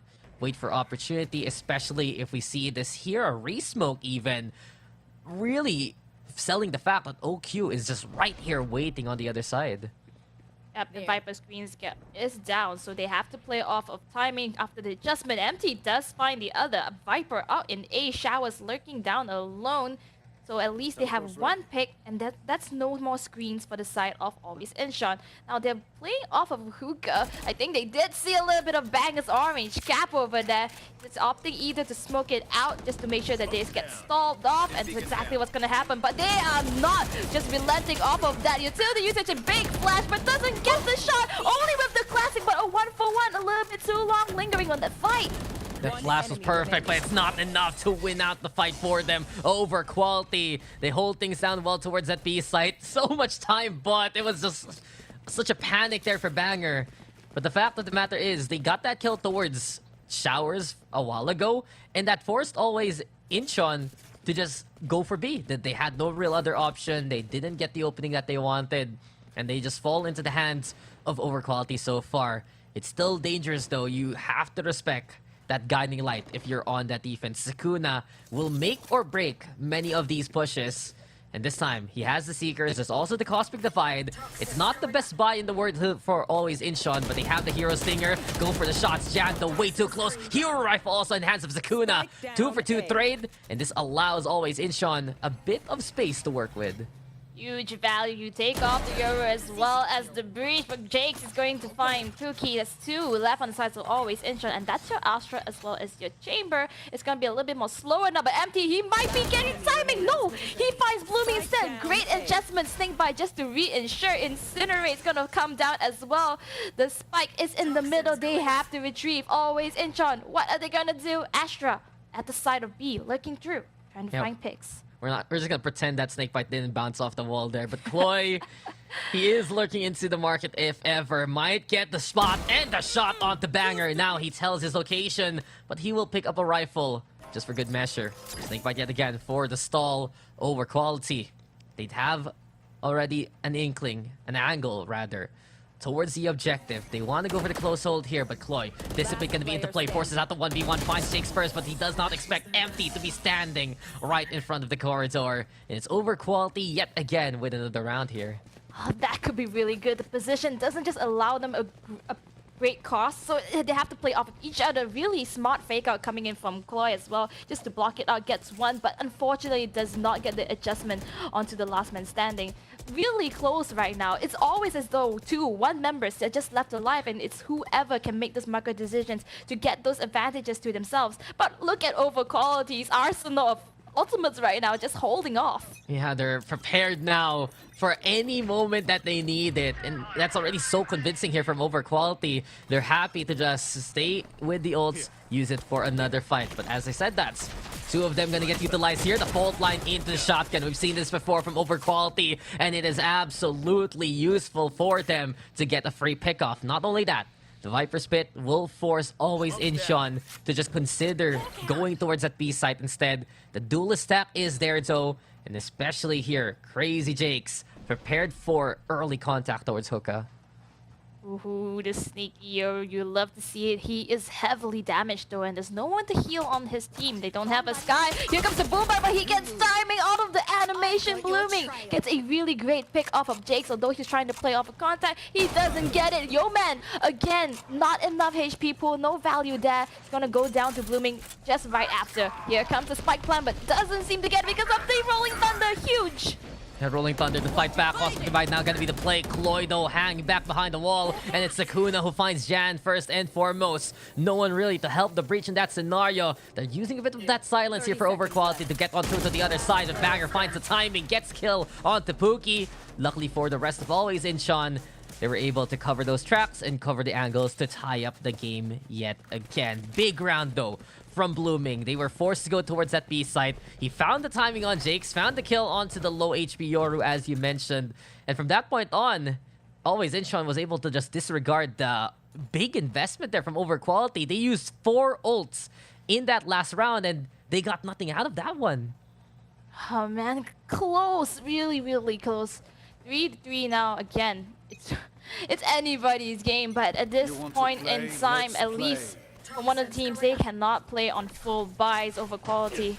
They are trying to go for the double duos over here. The Yo-Man as well as the Breach combination does finally take down Kloy after multiple shots. Ash is going to find MT2 on the other side, getting skirmish off A side, getting a lot of deaths seen so far. Yeah, Always Incheon. They should be prepared for those fountain takes. Overquality has done that before against them. It's absolutely overwhelming. You have the blind sides, you have the Raze online, and of course the Breach to help out in a pinch. But Ash, does he need any kind of help? Here we go. Double showstopper. High, and it's Jakes who shows him how it's done with that Rocket's red glare. 2v2 though, as Sakuna will find Jakes now.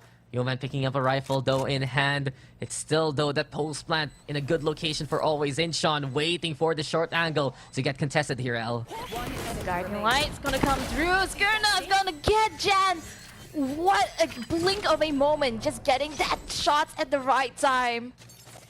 Yes, great timing, great potency, and yet again, Always Incheon, they make it towards the site, you're gonna expect them to advance. So, Overquality, they need to be a bit more split up after the fact. If they're gonna go for an aggressive push, I'd love to see someone go back towards the friendly spawn, try and contest the tower, try and contest the back of site, because if everyone's on the flank, you're not really flanking, you're just rotating as a team on the opposite end here. So, that's a good sign here for Always Incheon.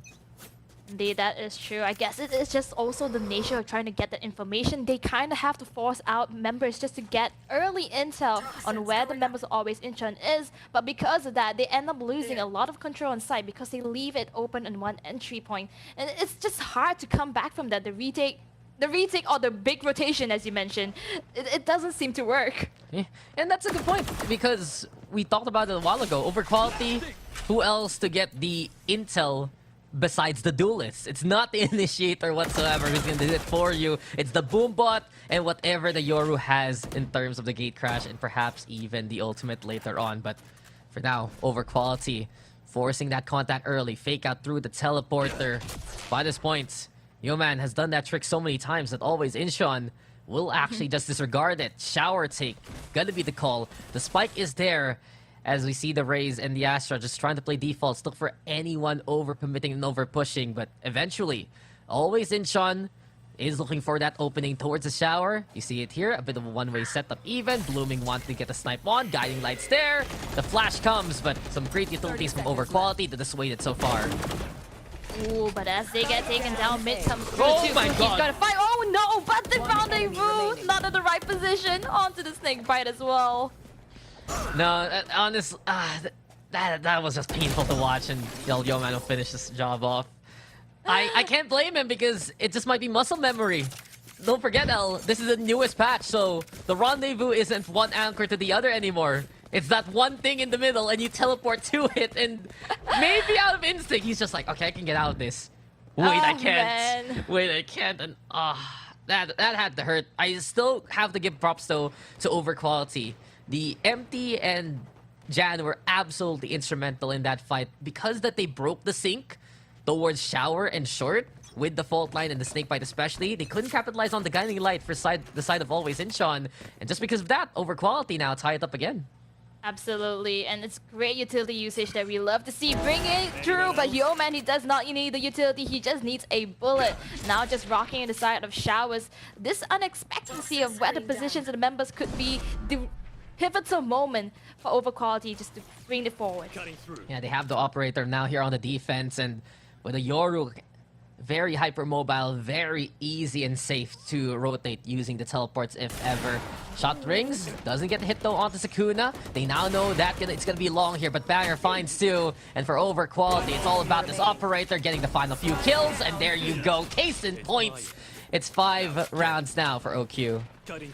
Yeoman proving he's not just a man of running around and faking out. He can hold the operator and work on himself. He does have the ultimate ready once again, and if he's choosing to swap it out, as of always, he's going to try to use the ultimate one more time, try to get this early information once again, and give that upper edge to his team. Always Incheon though, they do have the Viper's Pit, but on the attacker side, they have to get the spike down first if they even want to talk about the post-plant situation.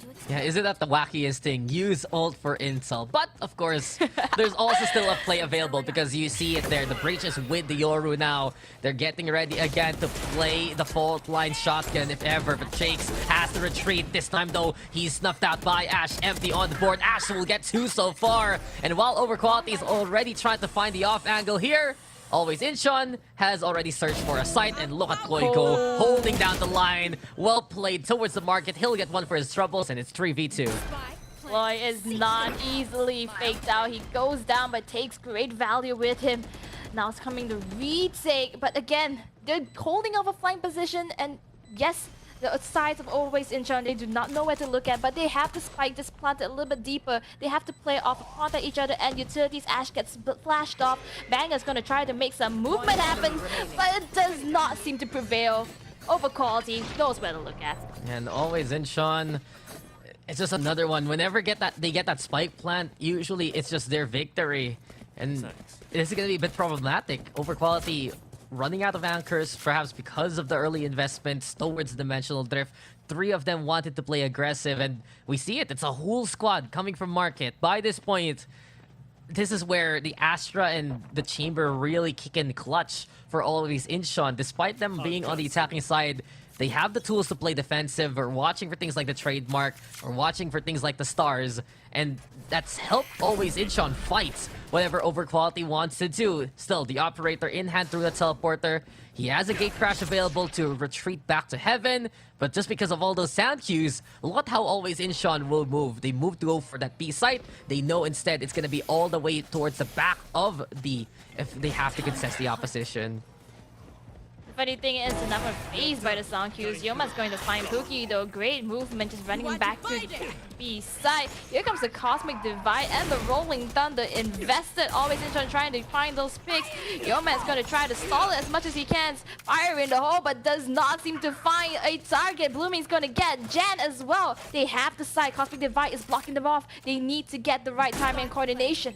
Yeah, Yeoman able to keep himself alive with that flash. Just because of that, the gate crash was channeled in time to allow him to get out of there safely. But Overquality, they don't want to give up this round. Still hard for the retake to happen with the operator, but Yeoman makes it work against Blooming. He equalizes the odds now. Container hold there from Sakuna.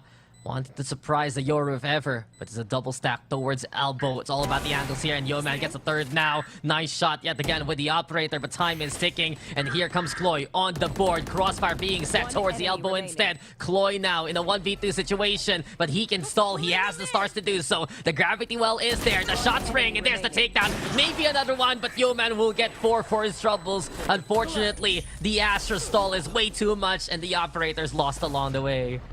Amazing gravity pull, just using utilities. Chloe being the man of that round. Amazing stuff, clutching it out as well, just off of timing. And that's really well played because even the Cosmic Divide had such a great impact to stop the retake coming in from over quality. And right now, it's 5-6. It's been back and forth. This tug of war is going nowhere. What's new? Come on. Over quality always in, Sean. This might be a start of a great rivalry if these guys make it to even bigger and brighter scenes in the future. It's already such a staged set here at the ESL Clash of Nations official off-season tournament, by the way.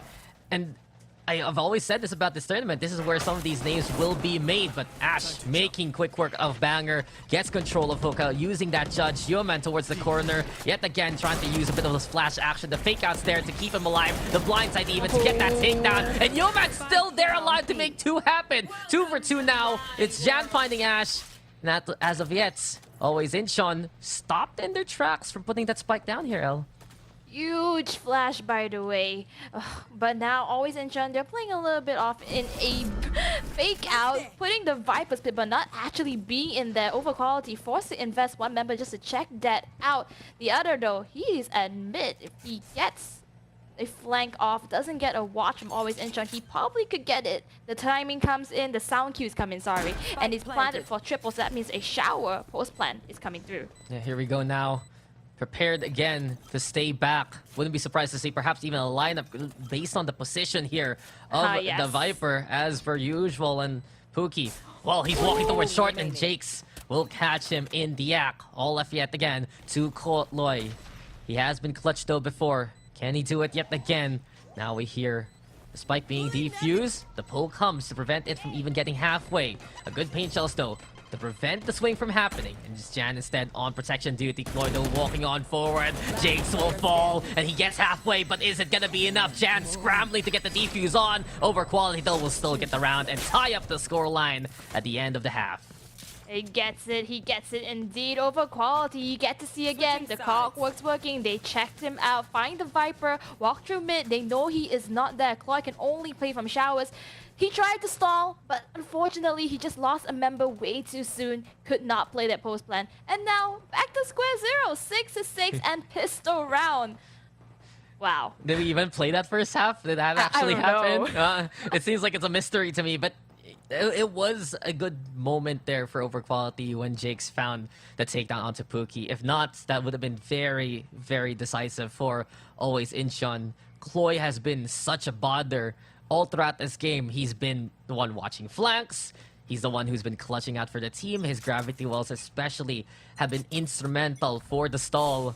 And it wouldn't be this kind of scoreline without him. So this time now, for always Incheon, this might work out better because they're on the defense. They have the Astra and the Viper together on this A site. So many ways to cut this attacking force in half, if ever. Cutting through.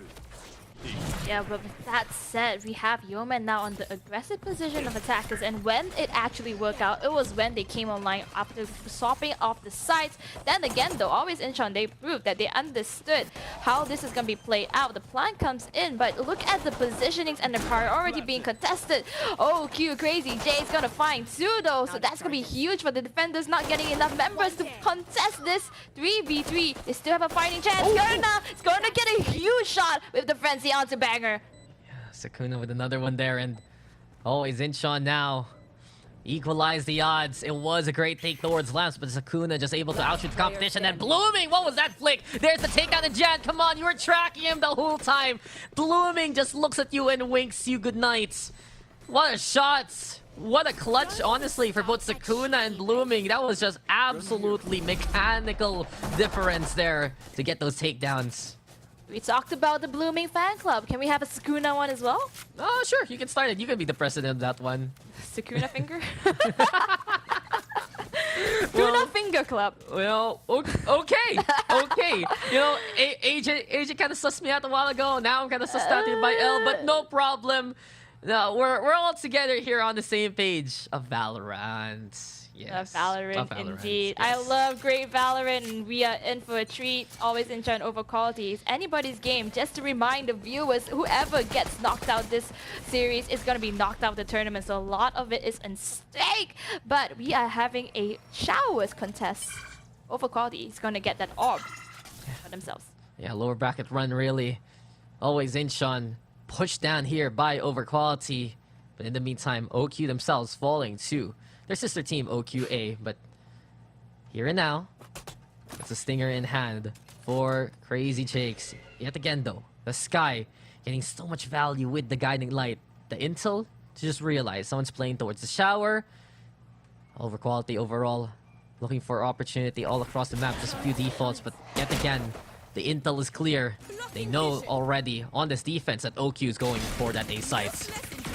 Ooh, that's a huge information tell. Chloe is gonna get 2 off of that with the Spectre. They have the guns, but they are being very disciplined. I like it. Fault line does not seem to get anybody, and instead the Q is just gonna show Pookie that is a lurking Yoru. Gunna's gonna find more, and Chloe is gonna just put a full stop onto any offense that comes in from over quality. Man, this is why you run the Sky on a map like this.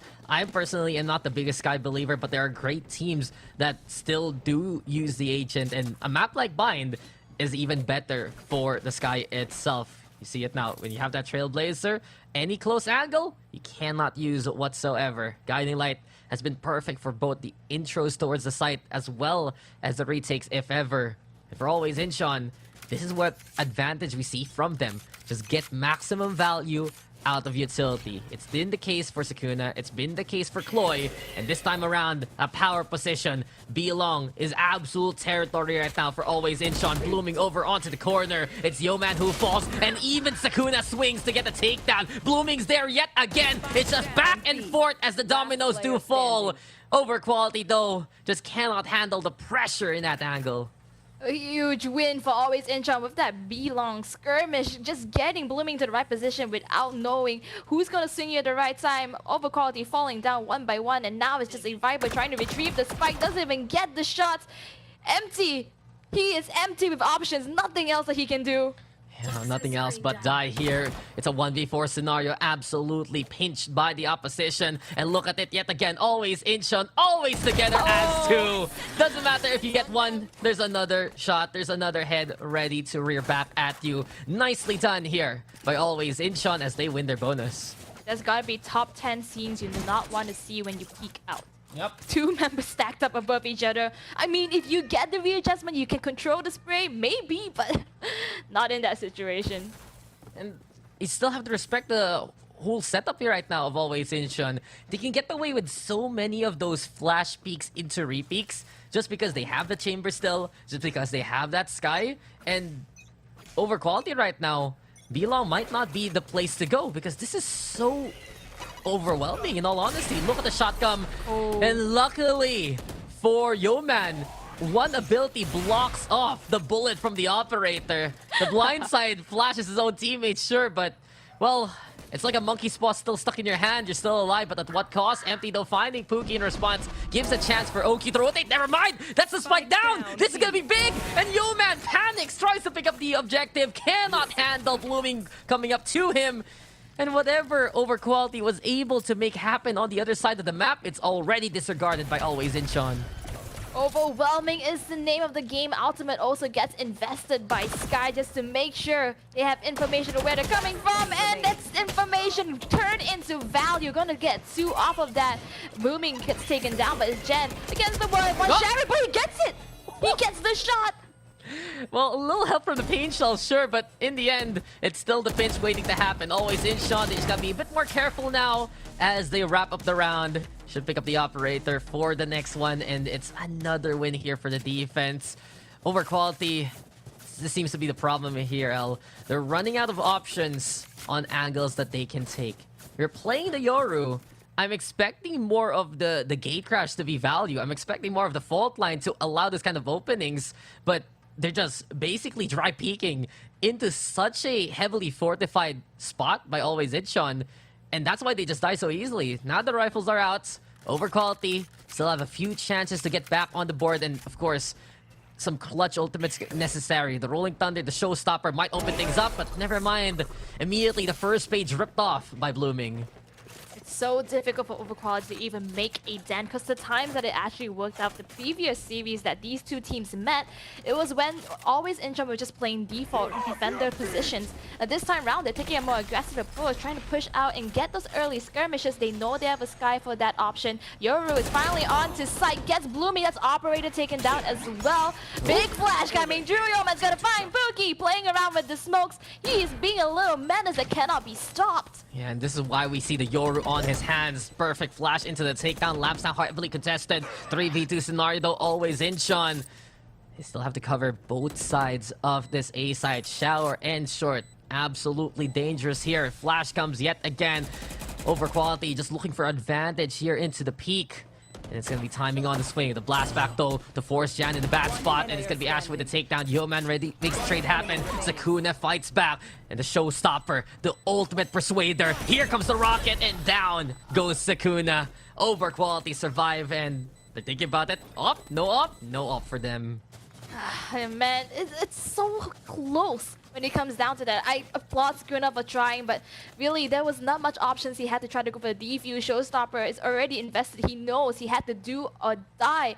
Now, over quality, they're not out of the picture yet. Well, they gave the first few rounds to Always Incheon, but it's now that matters because as you can see on the other side, they're getting a little bit low on economy. Slowly but surely, over quality, if they keep this up, they can make it happen for them. Yeah, this might be the breaking point for both teams, actually. If Overquality loses this, I still am concerned and...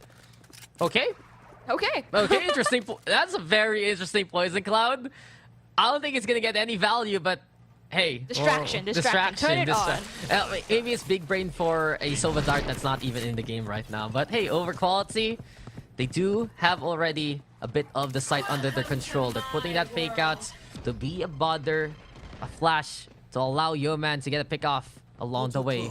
But this is the Viper Spit now, giving them some territory to work with. This plant comes Banger though, in danger, 4 HP. Sakuna sprays and gets the takedown. And well, for Always Incheon, a bit of time to look for targets before wading into the sea of green here. Not a huge fan of this Viper Split because of the adjustments on the Viper, so she has to be playing inside. The rest of Always Incheon, I think they know this, but they have to go in, just run through and dry peek it. Ash is going to find multiple members of Overquality. Ooh, it's left now in mid-sight. Huge Cosmic Divide. It's going to be a stalling game. Yeoman, can he make it happen? He's going to teleport, get this shot. That's going to be huge. He knows that Pookie is it, and that is the close-range combat we are talking about with the judge. Yeoman, bringing it home, clutching it out. And that is just, again, such a good awareness by Yeoman. Realizes, okay, the Cosmic Divide is here. It's gonna muffle these sounds. I have time to teleport through. And then you mentioned it. He found the perfect angle to allow the judge to absolutely shine.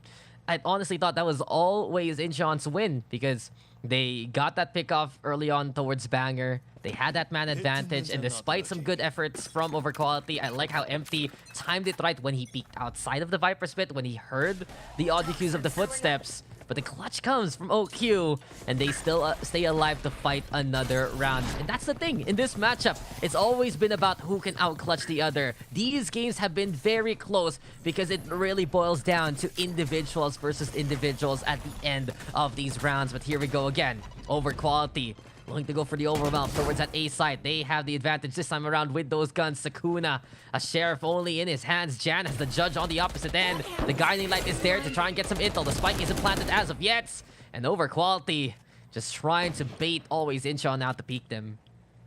Yeah, we always talk about the setup. We always talk about the control of the site itself. But if they're gonna be playing judges, do you really need all the control or just U-Haul? You can play those close angles. Jakes is going to find Chloe again. It's working out slowly for Overquality. Yeoman's gonna make a big bang, and that's a flawless round, by the way. Happened in a blink of an eye. And such a great round to show patience here from Overquality.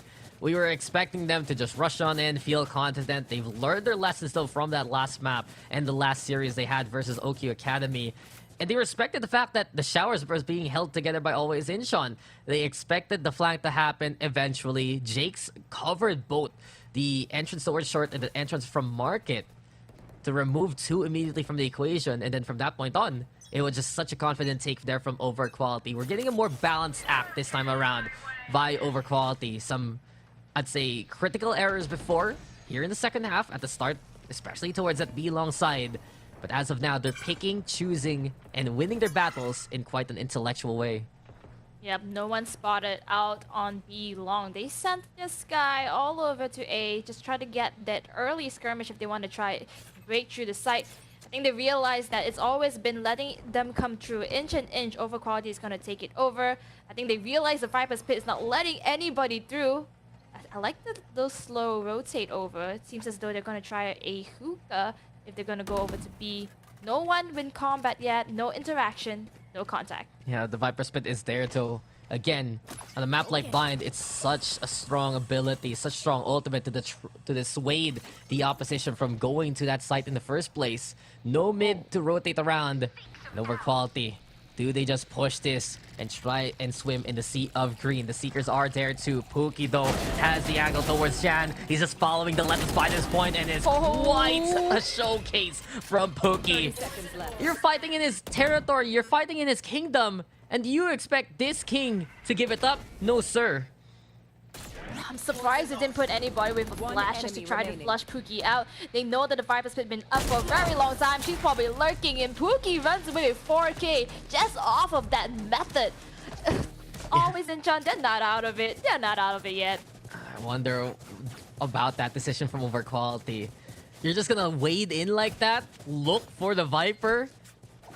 That's not the answer. That's not gonna happen. And Pookie, he was just like, okay, that's 1. Okay, that's 2. Great timing also for Sakuna. The Seekers were perfect to give him a bit of coverage, to give him a bit of time as Overquality was prioritizing the Seekers themselves.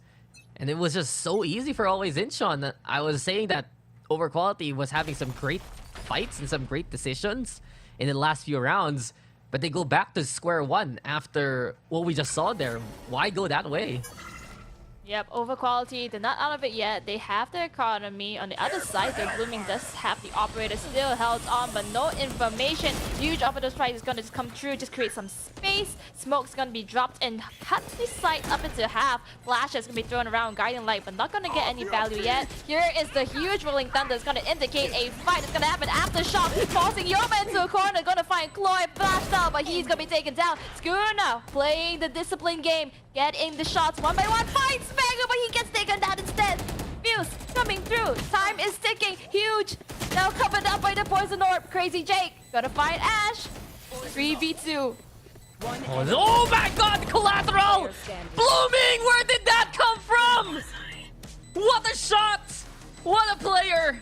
And Always Incheon! A single shrub, a single seed to let them grow and glow. You know what? If that is a round to break down, that is the round itself. No, I'm gonna tell you right now, that round was saved by Blooming. He should not have gotten 2 with that op shot. He should have been traded given the fire rate of the rifle.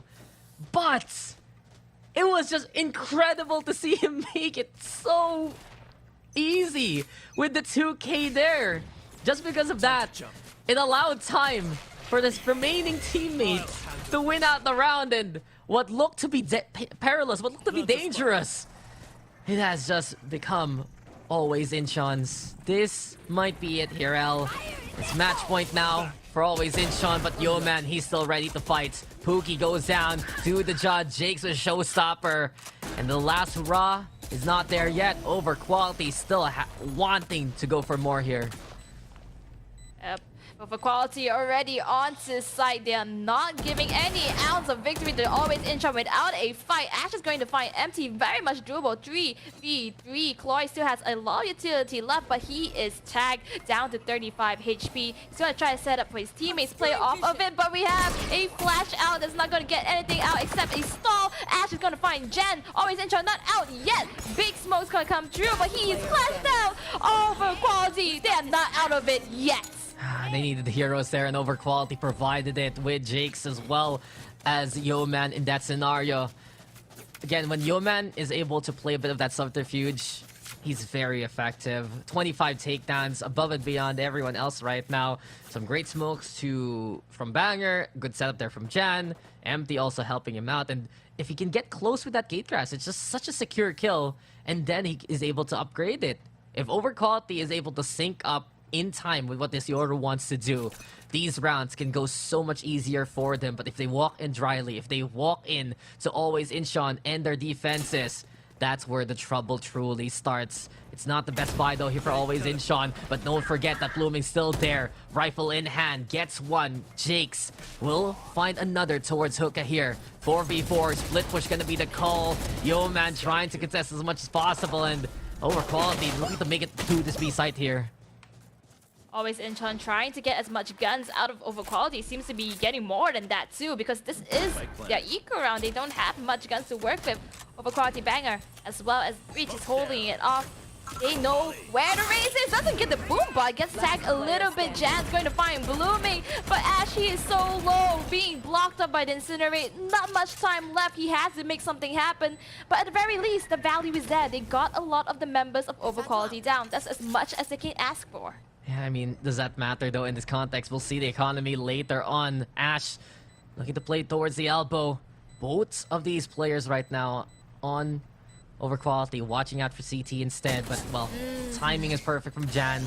Realizes that no one's creeping up from that doorway and checks the corner to get the takedown. 11-12 now, and it is some good damage, L, so I'll give you points for that. The thing is though, there should be a bit of buys here courtesy of Jan. He can pick up a gun here for MT, and on the other side, always Incheon gonna get fully kitted. So at the very least, always Incheon gives himself a bit of an advantage moving into this last round of regulation. They also go for a timeout right now, but there's one thing that always Incheon needs to do early on if they want to win this game. They need to get rid of either the Yoru of the Rays. Both of them together, it's just so much map control made, especially with the setup courtesy of Jan. If they remove especially Yeoman from this whole fight, they're not going to need to worry about the corners they're hiding in. They're not going to need to worry the defense spawn being such a problem. Instead, they can just use the flash advantage that they have and push out if ever. We'll see if Overquality can survive though yet again here, L. This round is going to be pivotal. Or not just the match, the series, because you come through, if you're going to either close it into an overtime or bring it back home into always Incheon. Always Incheon, they understand this, going to call it timeout just to get a little bit of a breather. Seems as though they're going to go with the normal default as they can, putting down the double controls onto A site as it's always been contested. If that is the choice of aggression for Overquality, at least they can play for the stall. And it's always Incheon right now. All eyes on them. And there you go. Always Incheon starting off with the guiding light. Gets the intel. But here by Fountain, there's someone in position. And you heard it too. Tour de force. Already from those audio cues. Overquality disregarding that B site. They know A is going to be a bit easier to hit if ever. They still need to wait. The steeds of green and purple. Multiple colors and multiple smokes waiting for them. Poison Cloud is going to be in the way too, as the fake out is thrown towards the lamps. OQ, they want to force that close contact, but always Incheon backing on away for now. Trailblazer to get confirmation that the close corner is contested. No spike planted as of yet. Gives time for Chloe to actually set on up well here for always Incheon. There you have it now. Countdown to destruction. Paint Shell Slob Overquality. They want to make OT work here. Slow and steady. Looks as though they're trying to repeat a page off the previous rounds. A few tags here and there, nothing too crucial yet. Cosmic Divide is going to block up as much sound cues and guns. Shots are going to come true. Ash is going to get huge. 2 on the side of over quality. This could very much be it. 2v4. Make it 1v4. Jake's last man standing and Diffuse coming through. He doesn't even know it. He has to make a move on. It's just a few seconds. And no, that is the match. The series always in John takes it all the way back home. Yeah, apparently the way to the grand finals is through the lower bracket. And always Incheon get the revenge over quality, eliminate them from the tournaments with a clean 2-0. Convincing end there from always Incheon. Yet again, the discipline bearing fruits. But over quality, they made it close. Heroics and mechanical prowess. Always a possibility, always a strength from what we saw from over quality. Yeoman has been such a big problem for always Incheon. That's also put in Jake's, who was effectively a very good second fragger right behind that Yoru. But all throughout the map, it was just always Incheon tactically being sound here in these past few rounds. The fact that they had that marking control was essential. The fact that they had that B long control was exquisite. And even if it wasn't the most kills here from always Incheon, it's just the way that they were able to manipulate the battleground right now, especially between the Astra as well as the Sky. Some strong components to the composition here for always Incheon.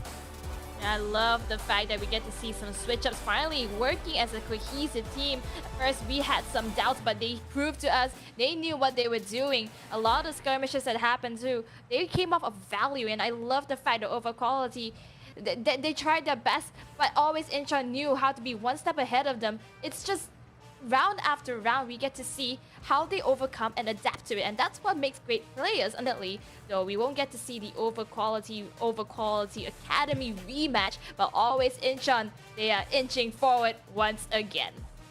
Yeah, always Incheon this time around. Their adaptation has brought them to the grand finals. I still have to give props there to Blooming. That one shot to get 2 kills, that collat towards short, saved the day of always Incheon. And if they didn't get that round, maybe it would have been an over quality win. Maybe it could have been a map number 3, but it was just so crucial right now from Blooming especially. We've seen it before in this certain matchup that there has to be big time players making those big time plays, and for always Incheon, they're able to play to another day and in the grand finals tomorrow. But for now, guys, it's time for us to take a break. When we return, it will kind of break down the action, and we still have one more match later on. Dax and L signing out for now. We'll see you guys in a bit for more of the Clash of Nations.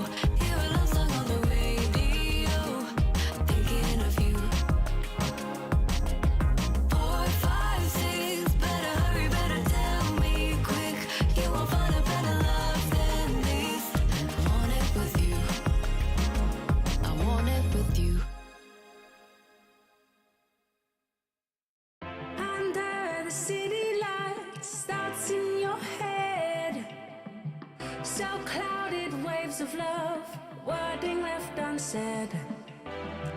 Hot embers burning up, rising in the air. Let's dance on the roof above, life without a care. And I know what it means to you.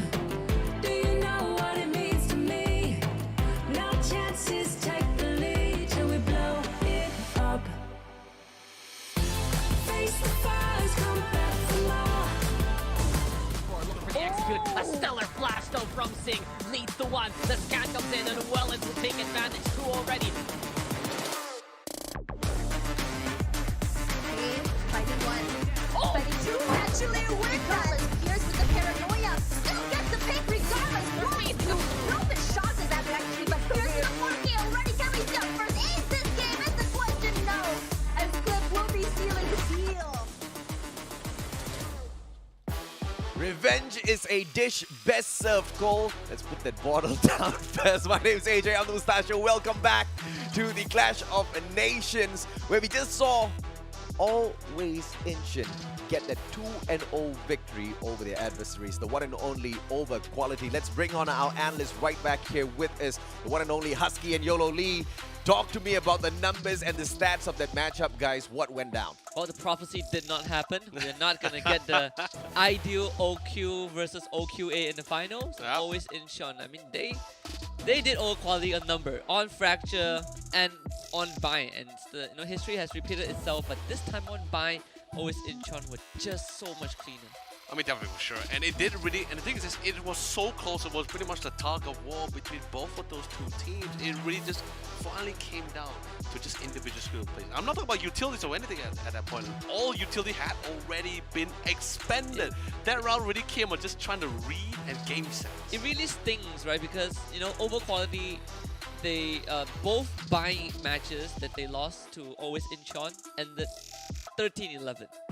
Ah, yeah. Definitely a big heartbreak, but Always Incheon, big commendations to how they handled Yeoman on that Yoru, and the retakes when on the second half, those were perfect. How they were able to just, well,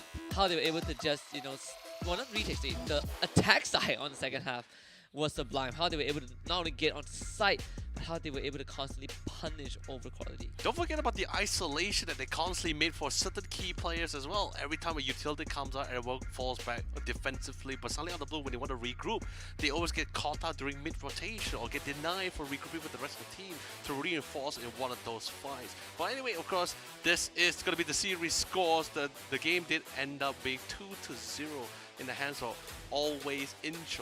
Yeah, but it's like what Husky mentioned earlier, how close those scores are relatively are. 13-10, 13-11, a lot more closer for the map of Bind because we almost went to overtime. Yeah, we were so close, and it really is kind of that a heartbreaker for over quality. But I think, a part of us have set out this moment, and we said that OQA is actually the true final boss.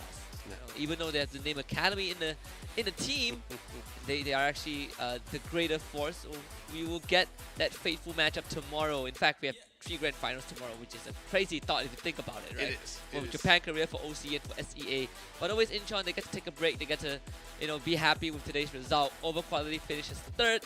Not too shabby. It's really not too shabby. And let's be honest, it definitely was a hard-fought win for sure. And I believe there's no hard feelings between both of the sides. Both teams has already given their best, their all. And in the end, of course, the results are the one that has the finals. The result will be the one that have the finals say. Oh yeah. Because Always Incheon will be moving forward to the grand finals as our second grand finalist. This is the second time we saw Sky being picked, and both times were on Bind. First time was during the SCA between Circus and Fear Eater Esports, and the second time was actually by Always Incheon. And I would say that this, there's always this debate between Sky and Fade, and because it's easy to agree that Fade has basically taken over that role primarily. Correct. But I want to commend Always Incheon how they use the Sky to kind of clear out areas, how they use the Sky to kind of flash themselves onto the site.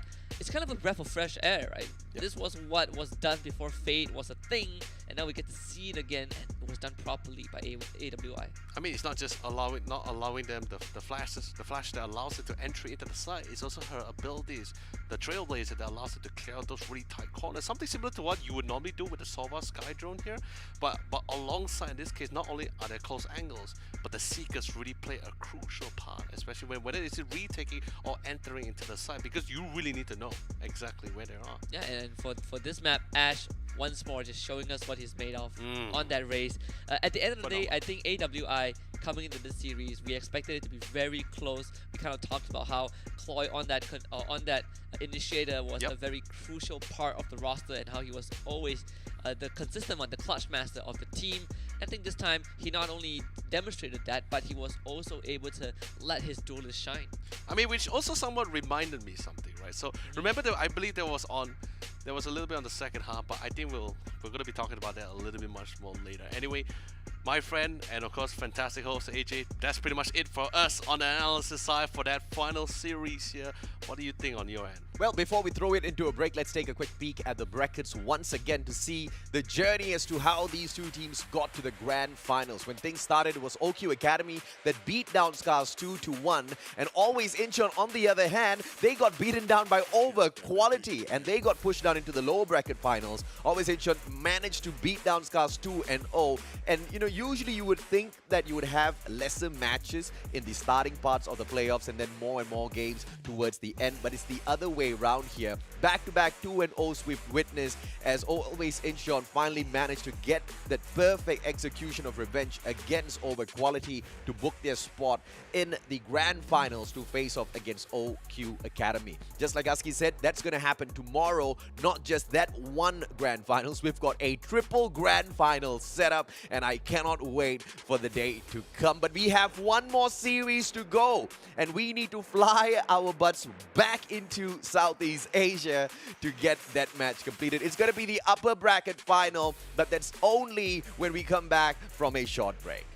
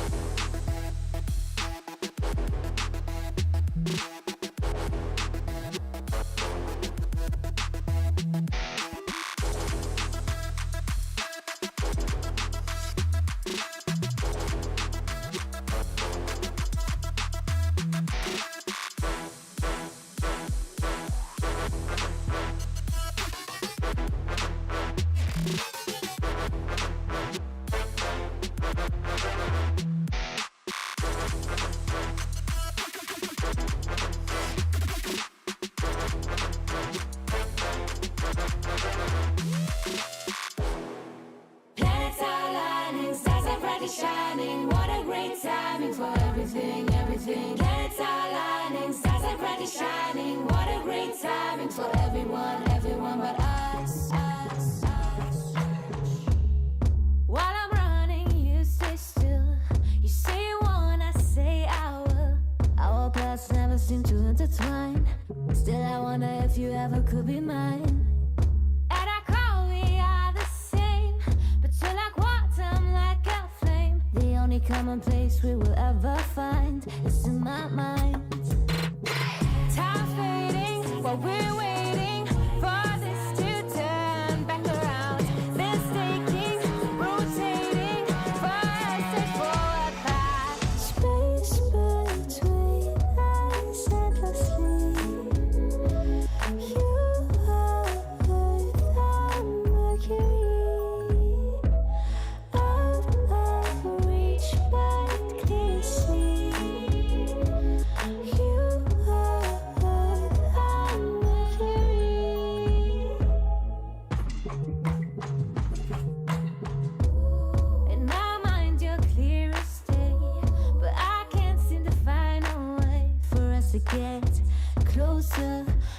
but we can never get closure. At our core, we are the same.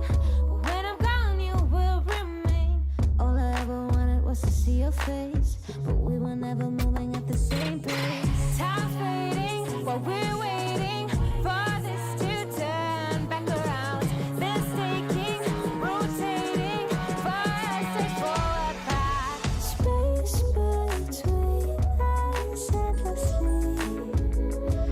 You are the Mercury. Out of reach, but clear see.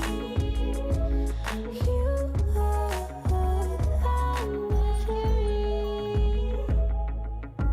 Maybe one day you'll find us. Maybe one day the stars align. Until then, I'll be waiting patiently. I'll be watching from afar. The space between us endlessly. You are the Mercury. Out of reach, but clear see. You are the Mercury.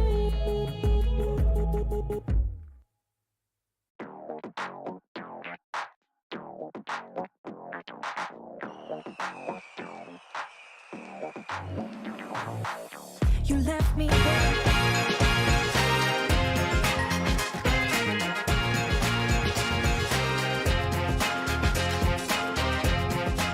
Our flight has just landed in Southeast Asia. Welcome back to the Clash of Nations, an official VCT off-season event brought to you by ESL.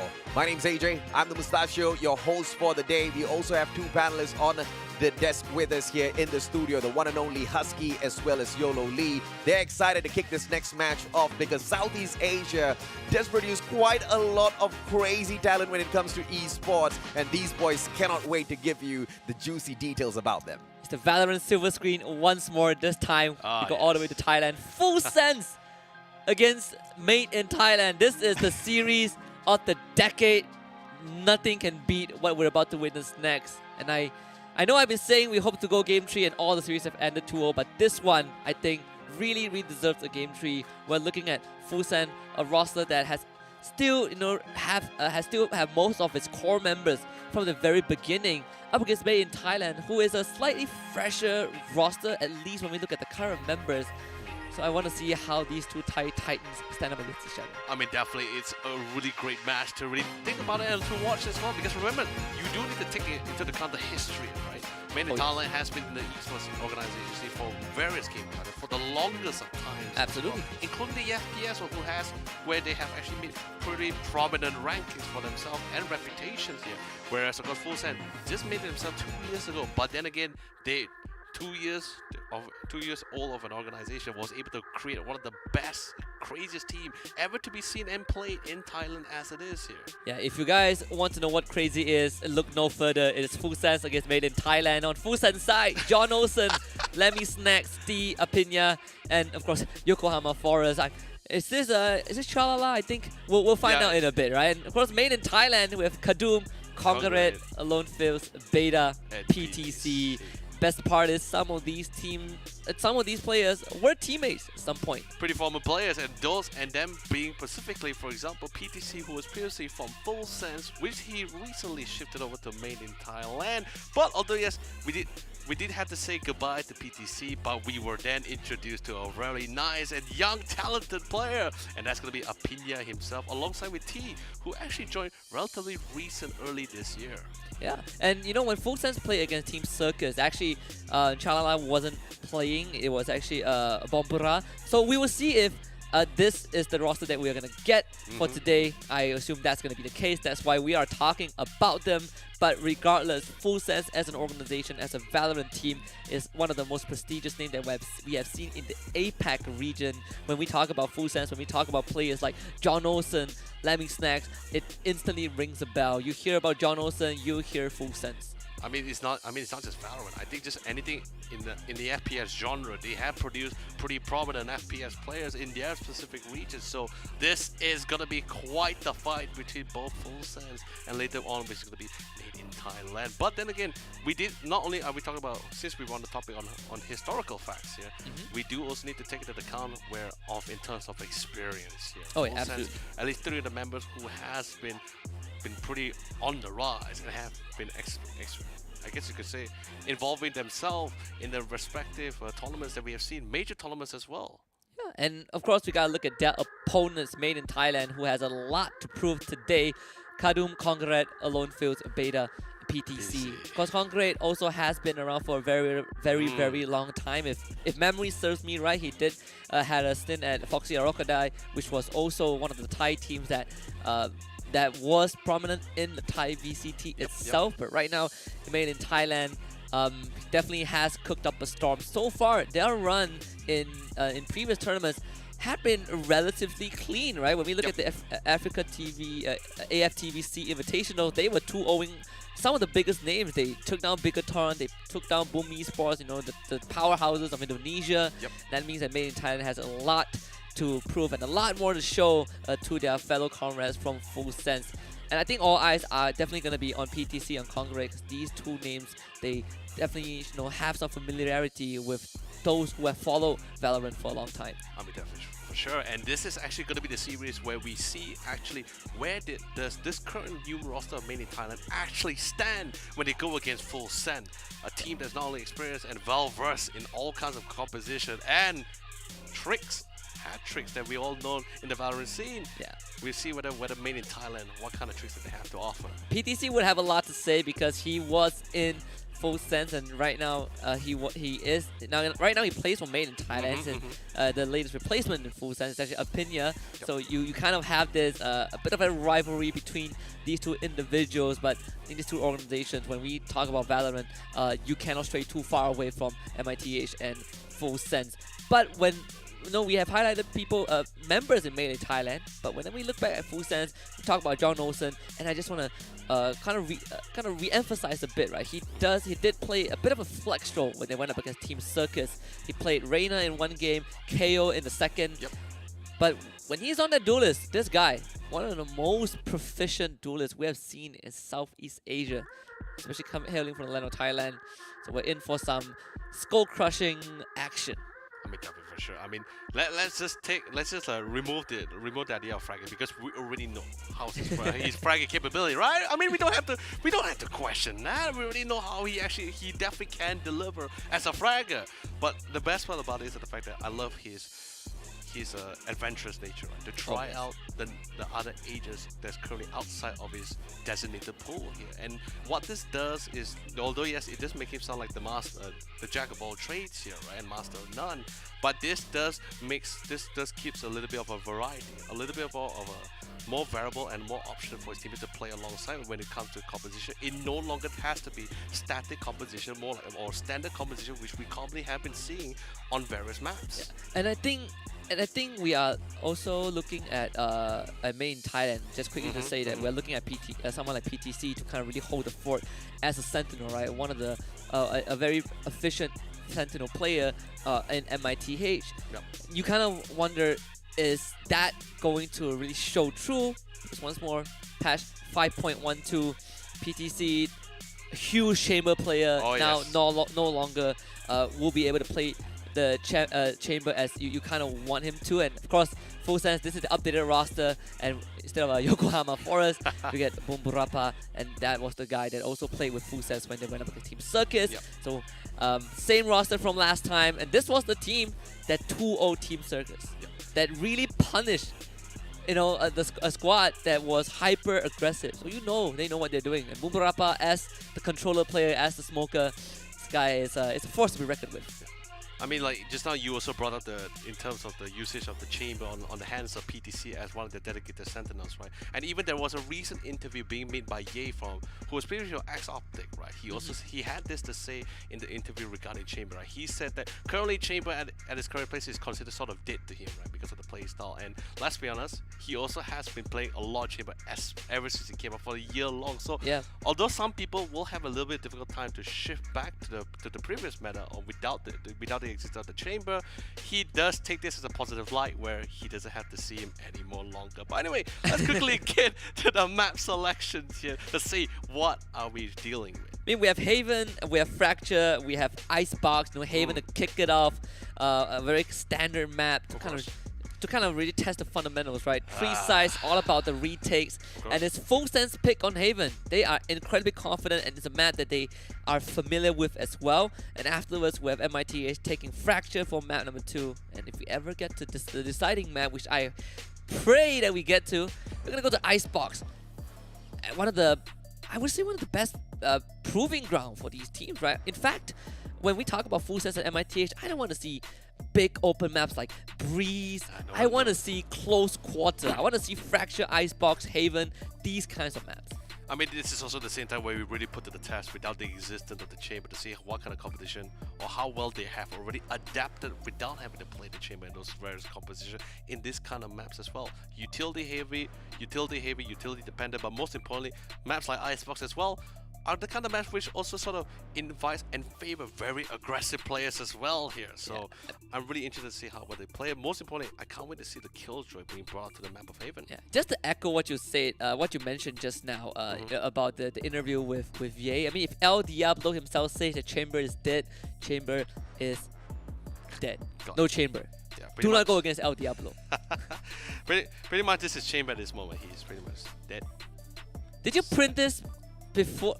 Wait, hold on. This is pretty much chamber right now. I thought you were gonna show him working at McDonald's or something. That was a popular meme for a while. I mean, he can't work at McDonald's when he's dead, right? Or sad. I mean, okay, to be very fair, right? Japan very and Korea, sad. they still play chamber and they still didn't make it work. It's very hard to... It is very hard. I agree. It's very hard to just suddenly throw away everything, right? He came at a very precarious time. It's very hard to let go of a relationship that you've committed for over a year. I get that feeling. Don't worry, Leonard. Yeah, exactly. I resonate. It's so tough. It is really incredibly tough. But anyway, agent selections. I'm seeing the idea of Killjoy being as an option or a variable for them to select, but of course nothing is really set in stone. Usually although yes, Breach is still sort of viable for the map of Haven, but usually Breach is normally played alongside with the chamber or at the same time to sort of counteract with the Killjoy's utility, which is, by the way, really fantastic at destroying, except with the current updated for the lockdown, which is able to take more than a hit. Yeah, and I just want to quickly reiterate, quickly just focus on something, right? When we look at a map like Haven, you always kind of have the impression that an agent like Breach is going to go through, right? It's all about having Breach, having control. It's so strong. Breach, Raze, Fade, your very classic combo. That's what we saw from Lao against Optic in the Valorant Champions Game 4. But right now, when we look at the side of Full Sense, there is no Breach, but they are considering that double duel. It's the Reyna Jet. It was something that Paper Rex loves to run, and they have done it many, many times on a map like Haven. So I'm expecting a very explosive Game 1 from Full Sense, whereas for Myth, back to the basics. Instead of a Fade, we have a Sky, but everything else is the same. You know, and we did talk about it before, like when having double duelist lineup does sort of like amplify your attacking abilities, right? Because you have such offensive utilities that sort of enable you to enter the site. But defensive is going to be a little bit more difficult, but it's going to be a pretty great game, in my opinion. Well, you win the series and you book the first spot in the grand finals. You lose the series, you drop down into the lower bracket finals, where you will have to meet Lays, who served a hot 2-0 to Circus, which was phenomenal earlier on in the series. So I don't know exactly who's in the right mind to meet them.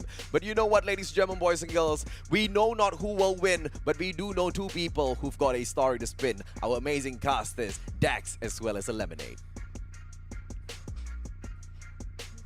Oh, the rhymes yet again there from our gracious host, and we move our sails to the SCA side. Welcome back, ladies and gentlemen. Last match of the night here at the Clash of Nations. Stacks and L still together here in this broadcast, and it's gonna be Thailand versus Thailand here on the SCA side. Upper bracket finals here, L. Whoever wins this moves on to the grand finals. Will play on tomorrow at the very last slots of the Clash of Nations. But the question is, which of these two Thai teams is going to be superior? Will it be the L Classic Full Sense or Made in Thailand, who has made their names all throughout the year? Yep, it's gonna be a full round of local skirmishes. You asked me if I had been to Thailand. I have been once, but haven't been in a long while. So hopefully these guys will just remind me a little bit of the Thai culture that they have, and coming through with it full sense, wearing the double duelist. Yes, the laugh, I hear it. Explain to me, how are they going to show you Thai culture in Valorant? I Please don't know, explain. Man. If they could bring a tuk-tuk onto the screen, I think that's the most iconic we can talk about.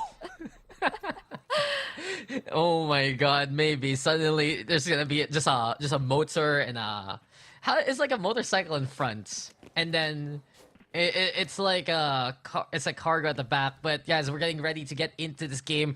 I think right now one of the most important things to talk about, as well, you see our faces again for quite a while actually. Full Sense playing with a substitute. It's gonna be Boombarapa in. I believe it's Chalalala, who's not here right now. Oh yeah. And this causes a lot of interesting antics in terms of the rotations, because Apinia will move over to that duelist role instead, and it's also a reason why we see this double duelist right now from Full Sense. Definitely. But you know what? Boombarapa was the member that actually helped give Full Sense that 13-7 earlier onwards against Team Circus. So they're definitely comfortable. They would like to play it. What's interesting though, on the other side, Myth, they had the advantage to pick which side they start on, and they picked on attackers. So it goes to show how much they want to try to close it up. They have the initiator instead of the double duelist this time. So I'm going to expect a lot of close quarter fights. They're going to try to force out all those off angles a little bit and get those skirmishes towards the belt. Yeah, there's a lot of storyline though to talk about between these two teams. Both teams have been in the Thai scene for so long already that they have been having these competitions ever since the start of the year. But Made in Thailand, for so long in the off-season, they were looking for those elusive tournament wins. They got it in the most previous iteration of the off-season so far. And as we're getting back into the game, Full Sense has already won the pistol. I believe the only thing I saw on the kill feed was a turret kill, by the way. Oh, that's even worse. But yeah, Full Sense. Good start for them.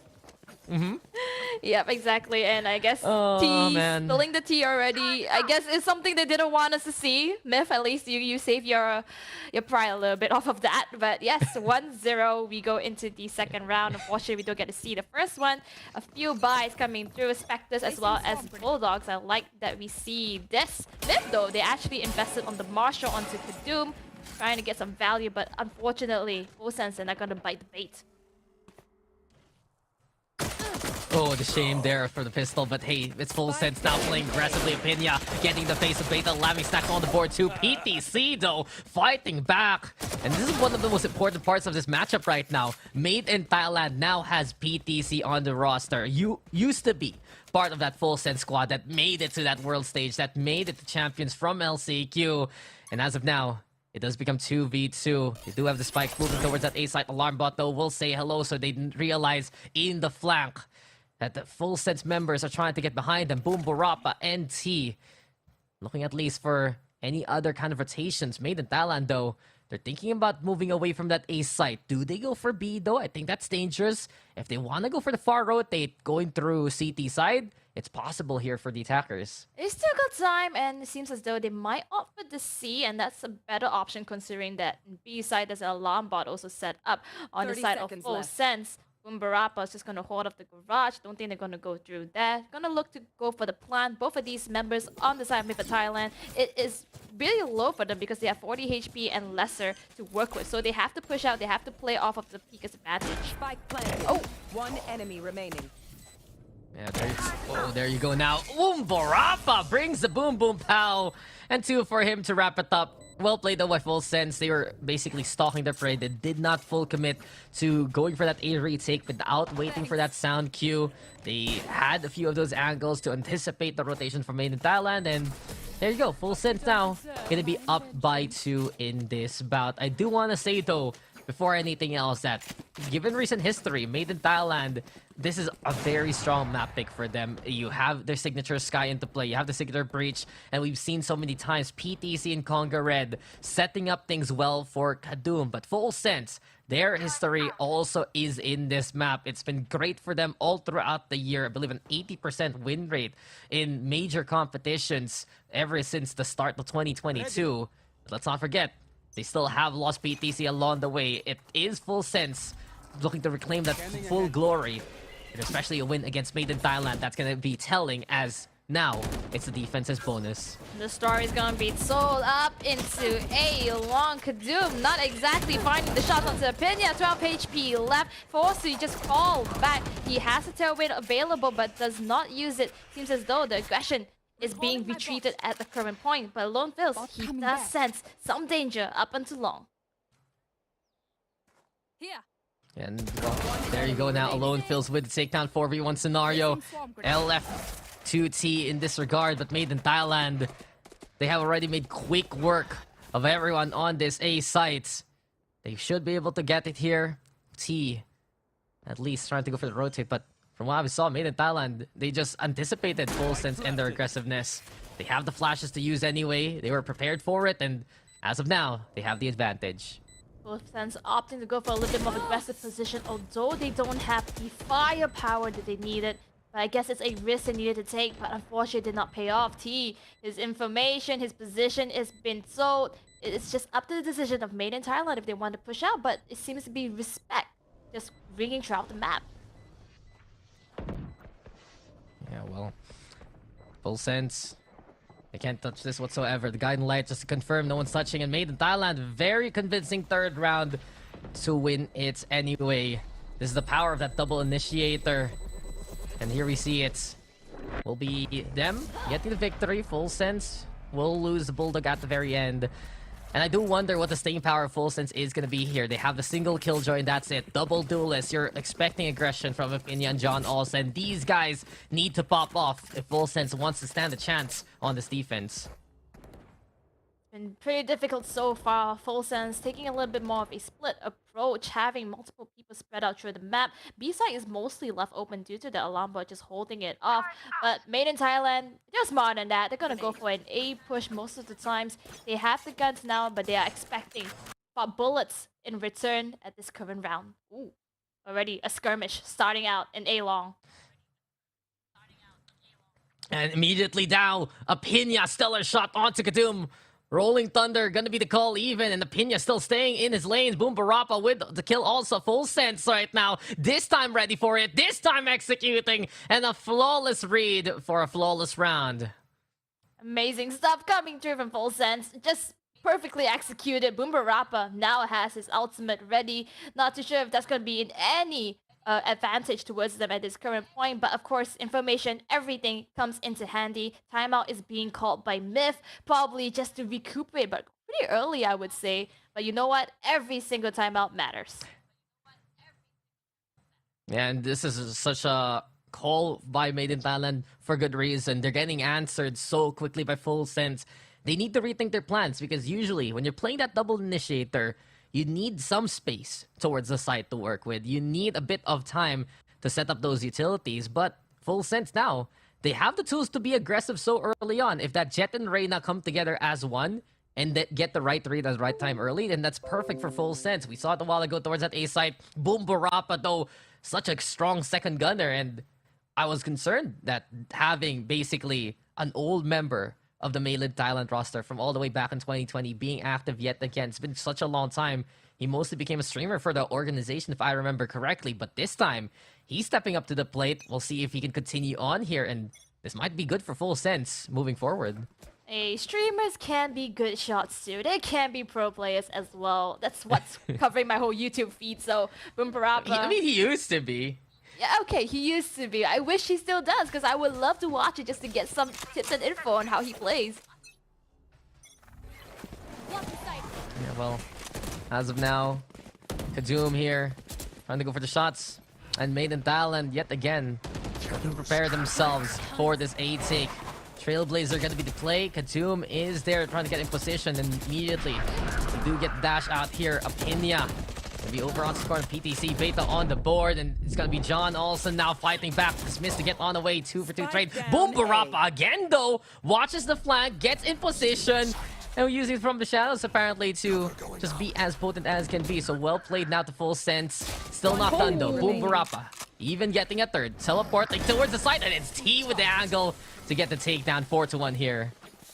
Nasty shots throughout. Boom Barappa really being the standout player, although a new addition to the roster, really proving why he has to be here. Opinion John Olsen has the Blade Storm as well as the Empress ready, so I'm expecting a little bit more of a frontal push and just holding off entry points a little bit better. They used to be playing off each other, so holding on to B is definitely a good option if they want to do so. On the other side though, Made in Thailand 4-1. They are a bit on the back foot, but not impossible. They have just eco buys though, so it has to be picks after picks. Getting that early recon ball ult is going to deny information, but it does tell full sense a little bit of where they're lingering.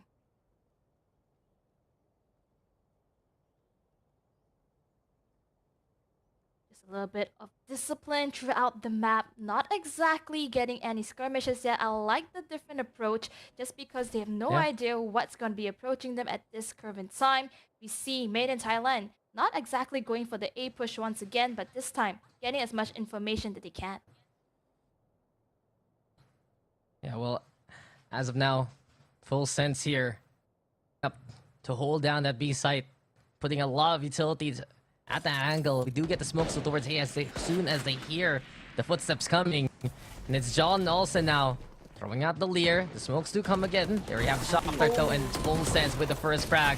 5v4 scenario. Lammy snaps on the board too. And full sense overall. A good read so far. Allen Fills with the answer though. Playing from long, gets to also to equalize the odds. John Olsen finds one towards Graffiti, and it's full sense trying to make a retake work. John Olsen, another potent takedown. 3 for him already.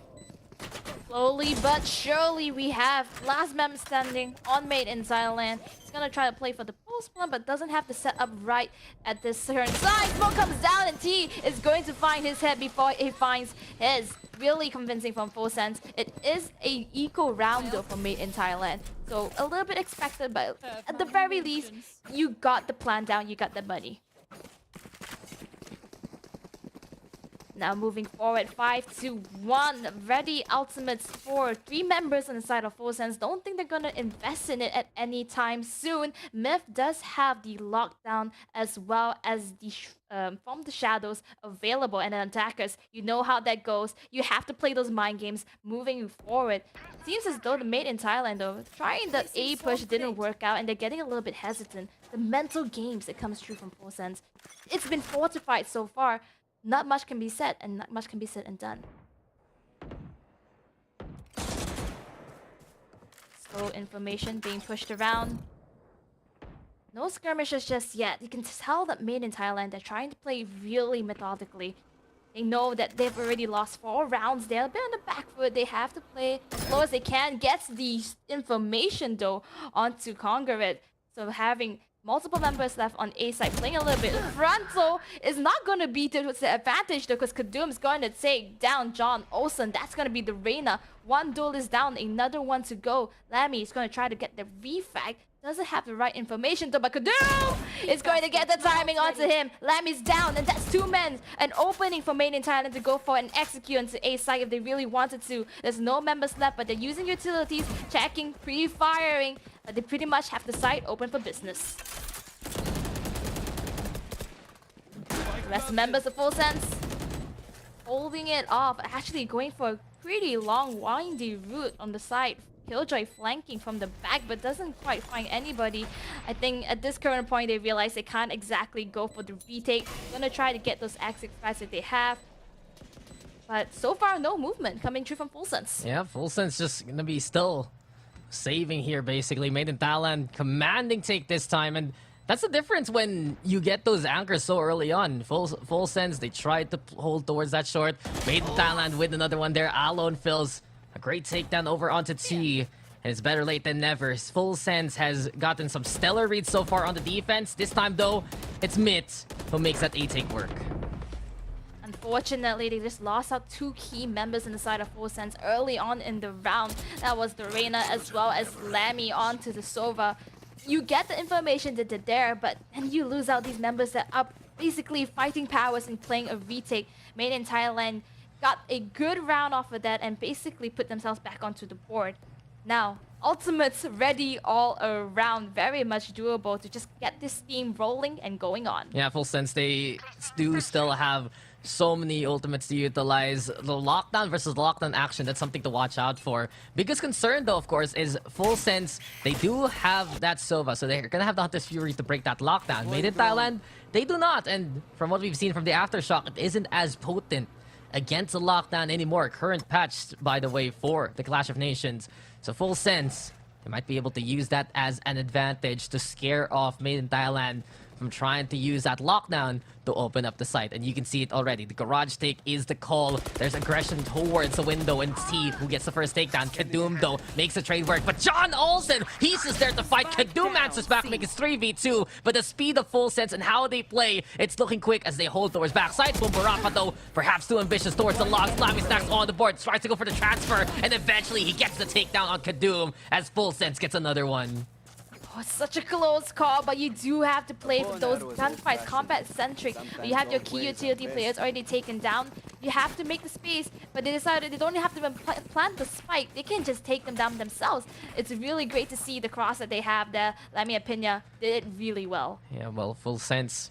If they can just keep getting some crucial angles in their territory, then this is going to be perfect for them. The fact that they contested Garage for so long was essential to allow the rest of the team to follow suit and give that opportunity for John Olsen to the first place.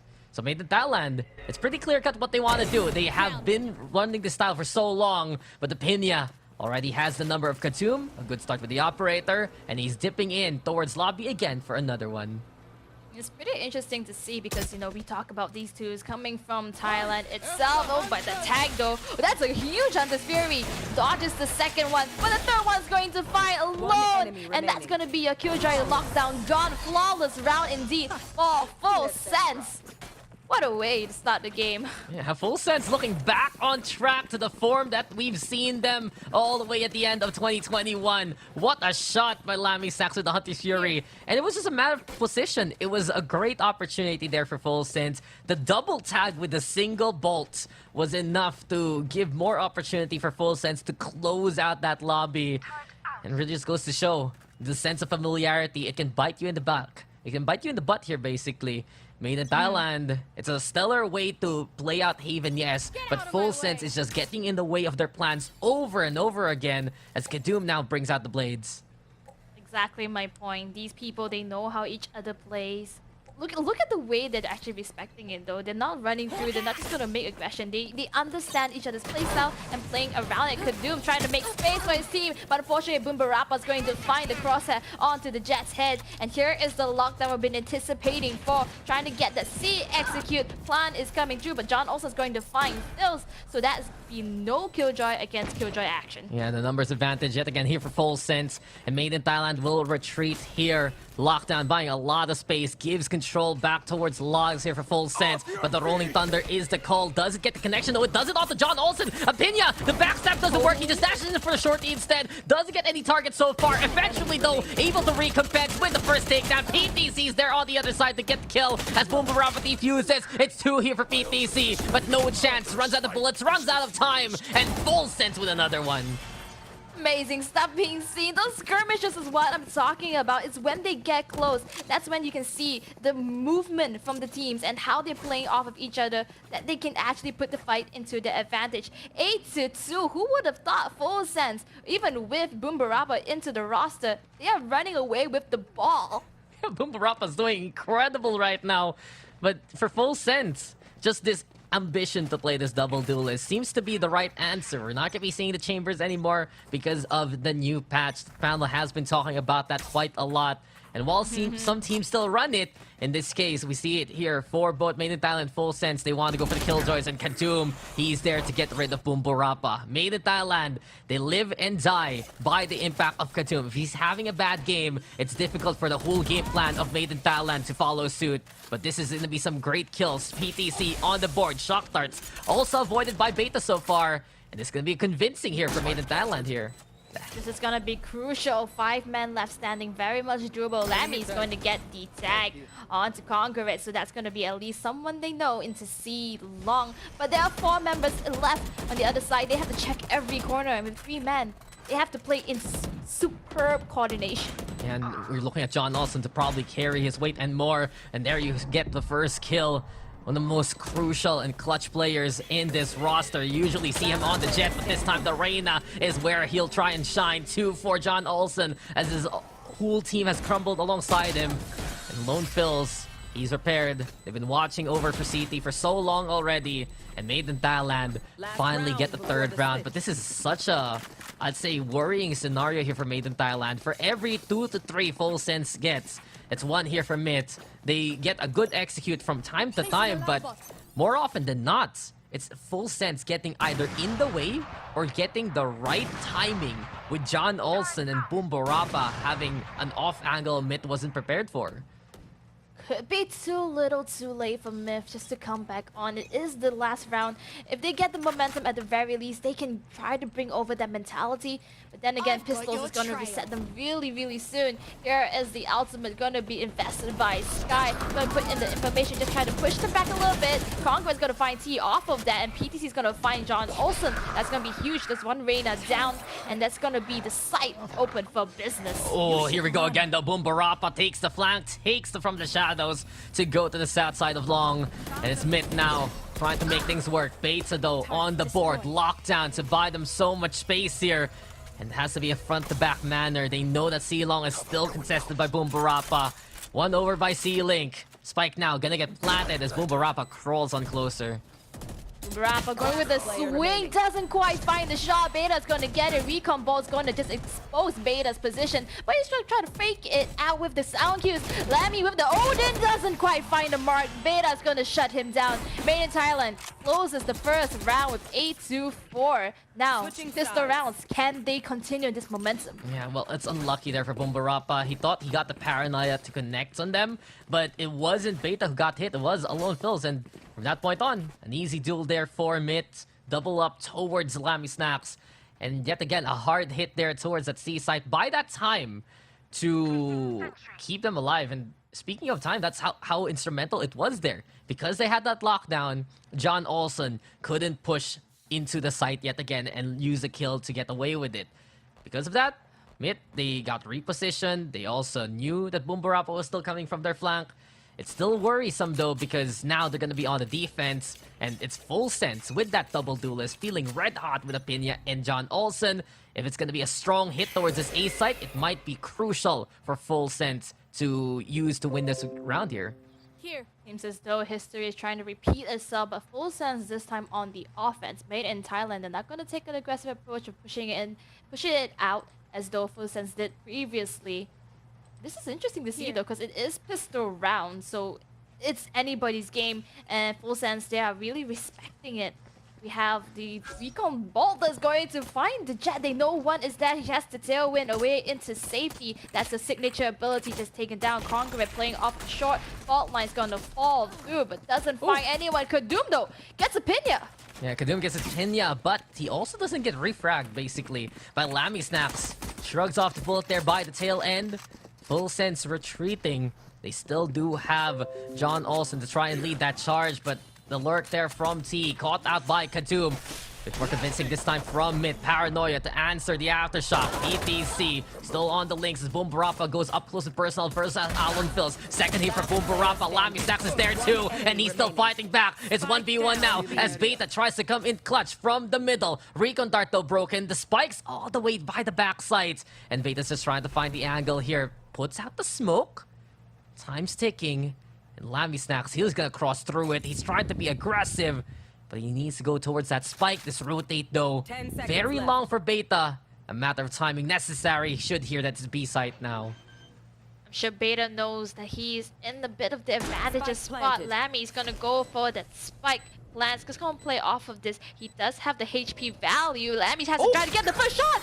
The timing though, he doesn't get the right angle. Lammy saves that 25 HP. Oh, and this is perfect for Full Sense. I honestly thought Beta had the right angle towards him, but didn't expect him to be deeper into the corner.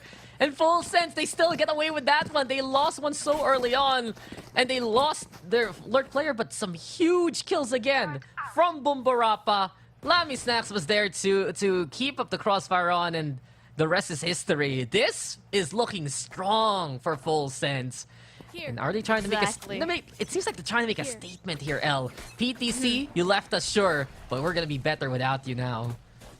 You know what, Full Sense, they have the right idea, and you know what, with that history in play, it could very well be just the making grounds of their motivation into playing to this round itself. Apina gonna try to force his way into Garage, doesn't notice two on the left, and they're really holding tight corners. He does find out Beta, the refract doesn't come true from this Killjoy though. Yeah, Alone Phils wasn't ready. He actually ends up meeting John Olsen. Unfortunate though for Beta. He was getting ready towards the corner, and then at the right, or in this case, the wrong timing, he was looking to put out the smoke instead. Nice look from Conquered, but it's only a classic. Not enough to get the takedown. Full Sense in full control, 10-4. And we're just seeing here vintage Full Sense. This is a big statement though, L. If Full Sense actually gets the series over Made in Thailand, it's gonna shake up a lot of the pecking order. VIT itself has been one of the strongest teams in the VCT offseason for Pacific, for SDA especially. And for Full Sense, it's just the glory days they're trying to rekindle. Perhaps here, a victory against a fellow Thai team will reset the pecking order so far.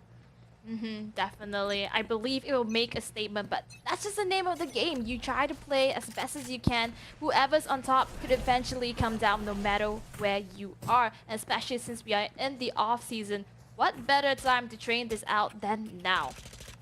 Yeah, well, we know these two teams are competing for that grandest stage of the SCA playoffs. They're looking for the finals, and Full Sense now. They have the Garage in hand. Made in Thailand. They should have the guns at the ready and trying to play those longer ranges if ever. Platform here for our Omen Bumbarapa. Conga Red, happy to play towards long. He's gonna have his second guiding light up soon, but the dart is there, and he immediately shows his position. Lear gonna be the call right now. Conga Red, one and done. No real escape for the sky. John Olsen picks up the 5-finger discount, gets the rifle now. And a strong first picks here from Full Sense. Just the familiarity again, helping them out, realizing someone's playing close. The rotate is coming through. Going through into C, you can see the Killjoy over there already just clearing off at least half of the site. I mean, the indicator but gets taken down by Alone Phils. Killjoy on Killjoy action over here. The plant is coming through. John Olsen all the way from C is going to find one more member on the side of Myth. 3v2 Made in Thailand. They have to make this work out. They need to get back on the leaderboard. But it's so hard. They're getting blocked up by smokes. They're getting blocked up by so many possibilities. Adjustment doesn't come through. Bumbarapa really being on his game so far. Yeah, and this is not good here for Made in Thailand. Bumbarapa just outfrags Katoom. That's not the way that should go. 5 HP left for PTC. Full Sense. This is another commanding victory. We're just seeing the best of the best here from Full Sense right now, and it's intriguing because we have that adjustment to allow Bumbarapa to play that controller role. Apina, he's the shot caller, he's the captain for this team, but he's on that duelist, so there's such a different shift in how the front to back works in terms of communication, but they're still making it happen. They're so in sync right now. They're winning out these rounds through sheer force of will also, and this force is Made in Thailand, who has seen their plans crumble in front of them to take another timeout. I like the fact that you pointed out that the IGL is now at the duelist role, because that changes out so much because you're so used to be playing in a different agent, in a different role.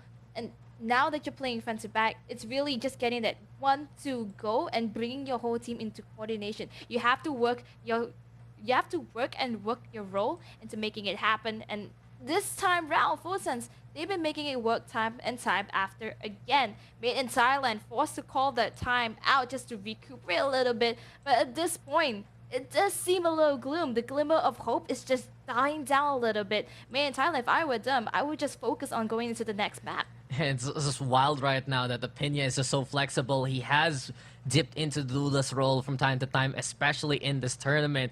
Remembering their last matchup, I believe that was against Team Circus. He was just on that jet. John Olsen happy to play Reina and KO alongside him. And it's just Full Sense again, the adjustments that they did for this roster. It just goes to show there's so much prowess right now for these players, but the results themselves have been lackluster. Getting back on the board here in the Clash of Nations can prop up Full Sense for a better 2023. The Blade Storm now will be out. Kadoom looking to find a few frags to be impactful. Full Sense though, they expect Made in Thailand to be a bit more aggressive this round. Less to lose, more to gain. Alan Phil's now playing Garage, but these Leers are just so strong. It's the perfect answer for the close encounters of the Made in Thailand side. A single Leer allows the push to happen, and here we go again towards Seaside. No contest so far. Made in Thailand, they are saving, so it's really difficult just to come back. Boombarappa's going to find PTC and basically puts a huge foil into any possibilities of winning this round. Oh, Lemmy Snacks is going to finish Conqueror off. But at the very least, Myth, they know what they're playing for. They are trying to play to come back, crawl out of the depths of the 4-point score, and try to bring this into an overtime match point. Not sure if that's gonna happen, but that's at least the last glimmer of hope that they can try for. Absolutely dominant here for Full Sense, and they're one away from closing out this game. They've shut down Conga Red so heavily. You expect this guy to get away with those flashes, to be instrumental for getting that intel and realize where Full Sense is gonna go. But Full Sense doesn't care. They see the guiding light coming, they will answer it with a Leer. They will be ready for it. They don't know though that's gonna be short, and Conga Red lines them up to knock them down. This time Made in Thailand takes advantage of the situation. I believe that was also a great blind there, courtesy of the Omen. And now it's Myth who has the numbers in their favor. Exactly, and they notice this pattern. They are coming through, but Kazoom's going to get spotted out by Lammy. He's going to swap out his gun, try to go up for a hunting spree onto Conqueror. The forest is being brought to him, but Conqueror's going to be taken down. PTC right behind him does not get the refrag. Unfortunately, now one member left on Made in Thailand, and it is the Killjoy. Doesn't have a setup into A if they choose for it. And in anything, a lot of them on cooldown. It's hard to just come back through. No information whatsoever. Full Sense, they have the advantage right now. And Full Sense just catches out the bulk of Made in Thailand here. Now they know that the lurk is upon them, that the flank is coming courtesy of Alan Phils. But in this situation now, he's going to be the anchor rather. It's 2v1. The Hunter's Fury still in the hands here of Full Sense. Alan Phils over onto the corner. He has creeped up well, and he might be able to drive a dagger. In the backs of Full Sense now, they don't know as of yet. They have no intel whatsoever, and they're gonna have to commit onto this. Lively Snacks had the right idea to check it, but the spike's gonna be down. The turret is there too. Tito on the opposite end gets a dink, but it's not gonna be enough to get the takedown. Low HP for both so far. Nano Swarm to flush him out, and Full Sense will full send it on Haven. 13-4, the tides turn in Full Sense's way. That's how you convince a win. That's how you use your utility. Full Sense, although almost dropping the ball on that last match, it doesn't matter. And in any fact, it just shows how strong of a contender they are. Just to close it off in such a convincing scoreline. Myth, what would they do in response after losing to Full Sense? The statement is being made. Absolutely. This is just vintage Full Sense. And this was their map pick. You can see how confident Full Sense is on Haven. They know they can use so much of the map to their advantage. They know they have so many AF angles to take care of, but they'll still be able to do so. And we've seen multiple times the initiate comes there from Made in Thailand. Full Sense will respect it and then push back suddenly. I gotta give it to John Olsen here, because it's not just the Reyna show and getting the frags, but also those Lears were perfect against the Breach and the Sky combination. And Super Sub Boombarapa, I didn't expect much in all honesty, given his scoreline in their previous matchup, but now he's back, now he's ready, and that was just so well played by him. Absolutely clutch in multiple rounds, kept the team alive with some great paranoias and some immense from the shadows pressure. And you don't see that too often. But guys, we'll be taking a break. Full sense now with a 1-0 lead. This is the Clash of Nations on the SEA side. We'll be right back for more in just a bit.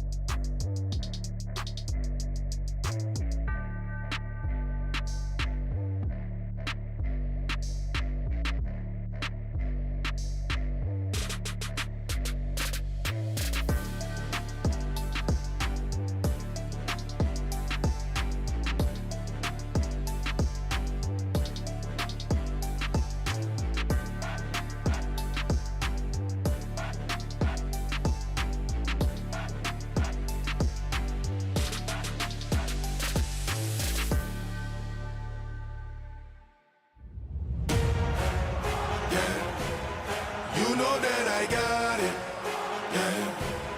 You know that I got it, yeah. All this game up in my pocket, bet that you can't stop it. You know that I got it, yeah. You know that I got it, yeah. You know that I got it, yeah. This game fits in your pocket, guaranteed to watch it. You know that I got it. Came through stunting with the moves you ain't never seen. Handle so dirty, jumper wet, so I keep it clean. Splash, splash. Hand down, man down when I come through dripping. Back turn on the oop, I'ma catch him slipping. Yeah, no look, don't look. Nay, dancing in the sky, boy, no hook. Serving up a big plate, what I just cooked. Yeah, that line got 8, pride got took. Yeah, yeah, yeah, yeah, yeah. And now you on a poster. They can't even coach you. I did it for the. I no look, don't look. Nay, dancing in the sky, boy, no hook. Serving up a big plate, what I just cooked. Yeah, that line got 8, pride got took. Yeah, yeah, yeah, yeah, yeah. And now you on a poster. They can't even coach you. I did it for the culture. Yeah. You know that I got it. Yeah. You know that I got it. Yeah. All this game up in my pocket. Bet that you can't stop it. You know that I got it. I want it all. Fight to the finish. And don't make you fall. Go back to beginning. You never seen this. Game is the meanest. You watch on your phone now. Can't wait till they stream this. And they watch it over and over. Over and over. Reporters can't approach ya. Your teammates wanna roast ya. I did it for the culture. You know that I yeah, you know that I got it. Yeah. Reporters can't approach ya. Your teammates wanna roast ya. Did it for the culture.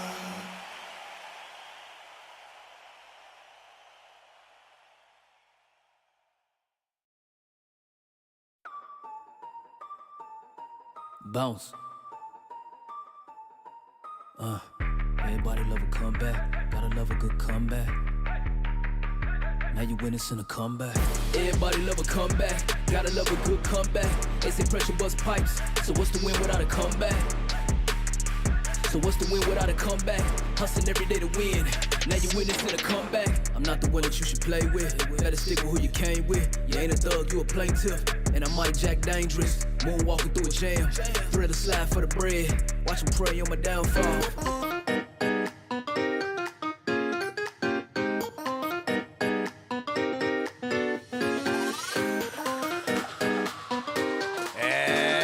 Welcome back to the Clash of Nations, an official VCT off-season event brought to you by ESL.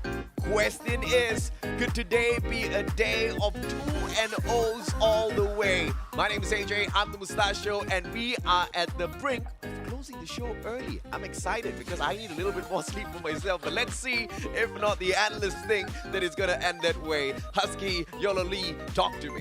Well, Full Sense have definitely activated all their senses. Of course. 13-4 on Haven. We talk about how we want to see those close quarters, and Full Sense just ran at made in Thailand. I mean, I said, you know, John Olsen, the guy's a phenomenal duelist. Pick the arena, demolish his competition. End of story. I mean, it's not just John Olsen as well. Lammy Shea was also there in the midst, but most importantly, T was absolutely rocking it alongside with, of course, not a new player, but more like one of our substitute player, Bumi Purpa here as well. If I'm not mistaken, Burma Purpa, right? Burma Purpa, right? Close enough. I'm so sorry. Burma Purpa, right? I mean, Bumi sounds like a cool nickname, but I know, you gotta get permission. Bumi means the world, right? In the late terms, right? He's the world. Oh, well, that Bumi. but seriously, Burma Purpa playing alongside with T. Not only were they top fragging in the first half and the second half, but they were also really having this really solid body system. I think even at one point we saw that their defense on the A side, right, where they keep bobbing back and forth, always ensuring and forcing their attacking team to always be in those 1v2 scenarios, despite having a 2v3 situation. I mean, Boom Parappa has been. Boom Parappa, yeah. There it is. That's the one. So, honestly, I would say that if I want to be lazy, I would say Full Sense played a great map. But you know, to kind of break it down, you know, John Olsen obviously kind of the superstar of the team. Oh, of course. I'm glad you brought up Lemmy Snacks because we did kind of witness him not only just incredible solo lineups, but also the timing of his utilities. We were going through that back and forth, and there were a lot of moments on the defensive side where his shock darts were kind of the bane of Made in Thailand. And even when he was put in a tough situation, that when he went in a pistol round, he was able to clutch it up for his team and really just give Full Sense the boost that they need. We also looked at PTC and we wondered, can this Sentinel player lock down the site on a map like Haven and just prevent Full Sense from exploding in? The answer was a very resounding no. They just ran down the defenses. And the best part about it is, so like before we actually jump into the game itself, I was trying to mention the fact that usually double digits you do have this offensive capability when you're on the attacking side, and normally on the defending side your utility doesn't really aid you there. But however, it's a little bit different when you're playing Reyna. Because right now you have one of the best flashes in the game, right? That kind of thing. And if you normally play with those defensive angle, you win those fights. You most of the time ends up being the most tankiest player in those rounds, especially those pistol rounds itself here. Absolutely, right? You get the free full shield. Oh yeah. Definitely makes you a force to be reckoned with. There's a what's the term? There's a term for it. Damage sponge, bullet sponge. I believe there was at one point before they actually tweaked the prices of the frenzy. It was always Reyna frenzy combination every pistol round. No one could kill. She was by far the tankiest, and she's just running down. Yeah, that's the most messed up thing ever. Basically that. I mean, Ascend, you know, enough said. Full Sense just shown us what. Basically did what Team Circus did to you know, Fury the esports. So I just press W, run it down. But we have Fracture coming up, and I'm getting a bit worried for Made in Thailand when we look at a map like Fracture, because even though there's only two sides, you can kind of look at it and be like, yeah, well, because there are 4 angles that you can come from, it's kind of like Haven, where you can't really lock it down completely, but you can kind of minimize where your enemies can go towards by eating up space. That was something that Made in Thailand were not able to accomplish on Haven. So when we go to Fracture, I feel the same thing might happen where full sense just full send it and run it down. And the thing is this, we have seen in the past various composition when it comes down to the map of Fracture. But anyway, we'll only find out that later on. But anyway, AJ, our fantastic Mustachio, our fantastic host, that's pretty much us from the analysis desk here. Hope you caught that pretty informative. I dozed off. No, I'm just kidding. I got it. I got it. We're going to take a quick short break. When we come back, it's going to be match number 2. Let's see if that's about it. Or we will see a little bit of a comeback being made here. We'll catch you.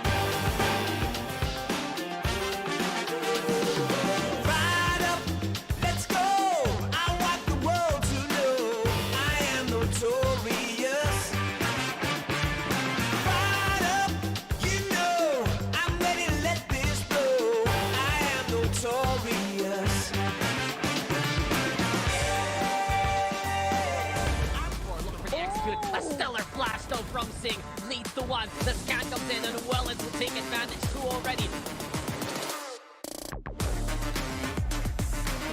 Fighting one. Fighting two. Actually, with that. Here's with the paranoia. Still gets the pick regardless. One, two. No, the shots is after actually, but here's the 4K already. Can we still first ace this game? Is the question no. As Cliff will be sealing the deal. Welcome back to the Clash of Nations, brought to you by ESL. So far, it has just been a day of 2-0s being dished out left, right, and center. You're still waiting for a massive comeback, but unfortunately, it doesn't seem to be very, very possible if you just base it on game number one. But we do have two guys in the studio who are much more well-versed in Valorant than the Mustachio is. So let's welcome back our analysts, the one and only Husky and Yolo Lee. Tell me, guys, do y'all think this is going to be a possible comeback? Oh, man. It's gonna be tough. I'm an optimist. I think there's always a chance. And even going into this series, it's established that Full Sense is just a more experienced team. Correct, right? yeah. They are going to have the advantage, and Made in Thailand is here to prove something. I just didn't expect game one to go to the wayside. Flat out, yeah. It's kind of flat out a wash. But game two is where I find it very, very intriguing because looking back at the stats, Full Sense actually play very, very less Fracture. Correct. But Made in Thailand play a lot of Fracture. I mean, of course, for sure. And let's be honest, we were talking about a map like Haven, which is literally all about. Not only was it one of the OG maps, it's possibly one of the most played maps in terms of anyone's professional career. And it's also really dependent on really how strong and how solid their fundamentals are here. So come to the map of Fracture, you did mention on who has played on Fracture the most in the professional scenes here. But let's be honest, we may not see much on the professional side coming on the map of Fracture for Full Sense. But I'm pretty dang sure they definitely played a lot off the scene for sure. Exactly, that's to say, how much training, you know, the kind of. I mean, sure, the logic is somewhat sound, right? Like I get it. Some people, some IGS has spoken with me before, and they gave me pretty good facts, like pretty sound logics, where like, you know, instead of especially like brushing up or researching as much of the map as much as possible, sure, when they have free time, that's fine. But when it comes up to game time, might as well just remove from the pool and instead of cracking their head too much about it and just focus on maps which they're more proficient in. Yeah. But in this case, like you said, there are some merits, especially for Made in Thailand, playing on Fracture. I think, you know, just to give a bit of context, the last time, far as I remember, Full Sense played on Fracture was VCT Thailand. That was more than half a year ago. But the last time we saw MITH play Fracture was the semi-final of the of this playoff. So obviously there are very recent data for MITH, but I'm gonna see what Full Sense has to bring to the table because MITH most likely would run that Neon, and that's what they have been comfortable with. They also have kind of the tendency to perhaps go for a double duelist, the Neon and the Race, which is something that we don't really see often from a team because they do value agents like a Brimstone, the Fade, or maybe sometimes a Sage more. But in this case, it seems like MITH will just stick to their guns, whereas for Full Sense, oh boy, we're seeing the double duelist come out again. This is something else. Just the difference in duelist and the initiator, but everything else is the same. Because here's the interesting thing, right? Made in Thailand has always been this, like I guess you could say, a set of agent composition for a very practical one, which they usually go back to for the map of Fracture. However, for Full Sense, who has not been playing much in the pro scenes here, they have been, I guess you could say, jumbling around the certain agents to see what really fits their style and their tactics as well. Sure, they can theory craft all they want, but they need to try to pull it out in full practicality to see whether they can actually pull it off. Especially now with the non-existence of Chamber, someone had to fill that role here. Cypher was one of the few, actually, they're one of their only options. They only picked Cypher one time to play on the map of Fracture here. So now this time, they will be bringing it back again. The only difference this time, no Neon for their side. Yeah, just running back for a Full Sense. The only difference is, you know, difference is Initiator, and one of the duelists is Reyna for the side of Full Sense, and Fade instead of a Breach for Full Sense. But at the end of the day, the properties are almost identical. I'm looking at Myth to kind of match Full Sense explosiveness, just like what we saw in Haven from Full Sense themselves. But can they do so? It's time to find out. Well, I want to see a comeback. But there's a small little problem with that. You see, John Olsen, you can see him. The chances of his opponents, very, very slim. But I know a guy called Boom Purapa. He sure knows how to slay. Dax and L, that's your cue to take it away. I was waiting for the rhyme. Honestly, I was just waiting for the rhyme to come. And thank you, AJ. Thank you to the panel. We are going to be moving into circular motion fracture. Here we go again. Double duelist is going to be into play for both sides. Full sense, though.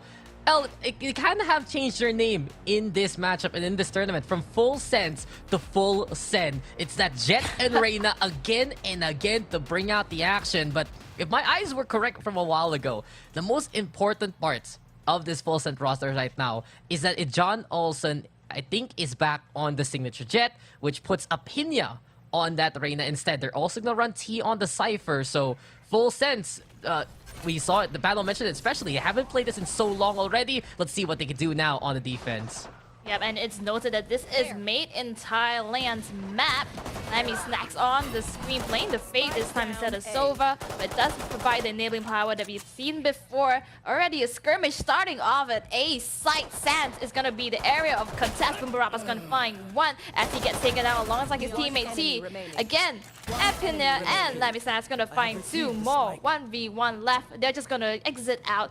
They know that the rotate is coming through, already running all the way through to B, preparing for an execute. Now Lammy Snacks is ready to anticipate. Here's the footsteps. There you go. No camera work for you, but TPC doesn't need extra eyes. The only one in front of him will be his targets. And Made in Thailand, in a scrap fest, they win it out. In all honesty, I thought for Full Sense that was the perfect scenario, that they caused so much chaos there. Apinya getting through, looking to pop off. It was perfect for Lammy Snacks to anticipate the rotation.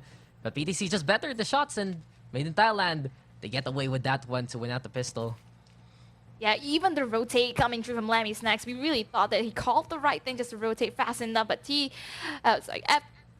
other side on Made in Thailand had the right idea just to get the plant off and quickly try to shoot off the enemy member that was already on the aggression towards his area. Made in Thailand now taking off the first point. Full Sense has to play a little bit safer and just try to get picks as much as they can. Yeah, Full Sense. Of course, picks are going to be important for a roster like this. Kazumdo on the pass now controlled. And this time here, we can talk about Made in Thailand. This has been one of their best maps in their history. And if you look at the accolades of Made in Thailand, all throughout the offseason, they have not lost this map at all in regional competition ever since November, ever since, I'd say, the whole off-season, actually. Just whenever they play this, they win it against every other nation or even their own. And as Katoom now is going to be on site. Boom, Barapa brings the boom, boom, pow, truly. The shorty, the double barrel, gets the takedown. But it's Made in Thailand now with the spike. And, of course, the man advantage here. Getting the one man down, but losing that tower control. Made in Thailand is going to play for the post plan now. Full Sense. They have 3 members stacked up at the side of spawn. Whether they're going to go for it, it's really difficult to say because they have sheriffs. They try to go and get those pickoffs. Doesn't quite seem to find the line of sight that they need to get the members of Myth. Myth knows exactly how to play this. They are getting the timing off. And Alon fills towards the arcade, and time is ticking. Full Sense will cede control of the round. And Made in Thailand, that's really one of the biggest strengths for this. Effectively, yes, Made in Thailand is playing double duelist as Alon Fills gets 2 more takedowns to his name. But from what we see so far, it's still Katoom, the one to watch out for in terms of the entry. Alon Fills fills in a very certain role.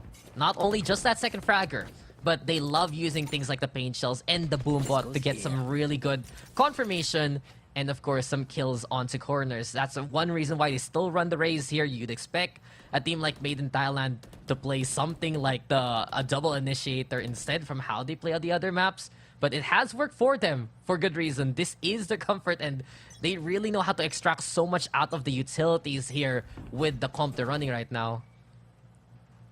Comfort is the name of the game, and they're so used to playing off of each other, especially in this map being demonstrated. Looking for a hit, getting smoked up doesn't deter them though. Just gonna try another entry point, which is Sands. The rest of Full Sense members, they are not there to contest it. Multiple utilities being thrown out, but they are falling back. They're already making space. It's just a matter of fact if they're gonna walk through the smoke or if Apinya has something to say about it. And Apinya wants to make that statement from tower. Apinya already with the first takedown. And even a second Reyna Rampage yet again, this time with another name to its belt. Conga Red, though, some good steps to get the takedown. It's still, though, Full Sense getting more value out of that tower hold.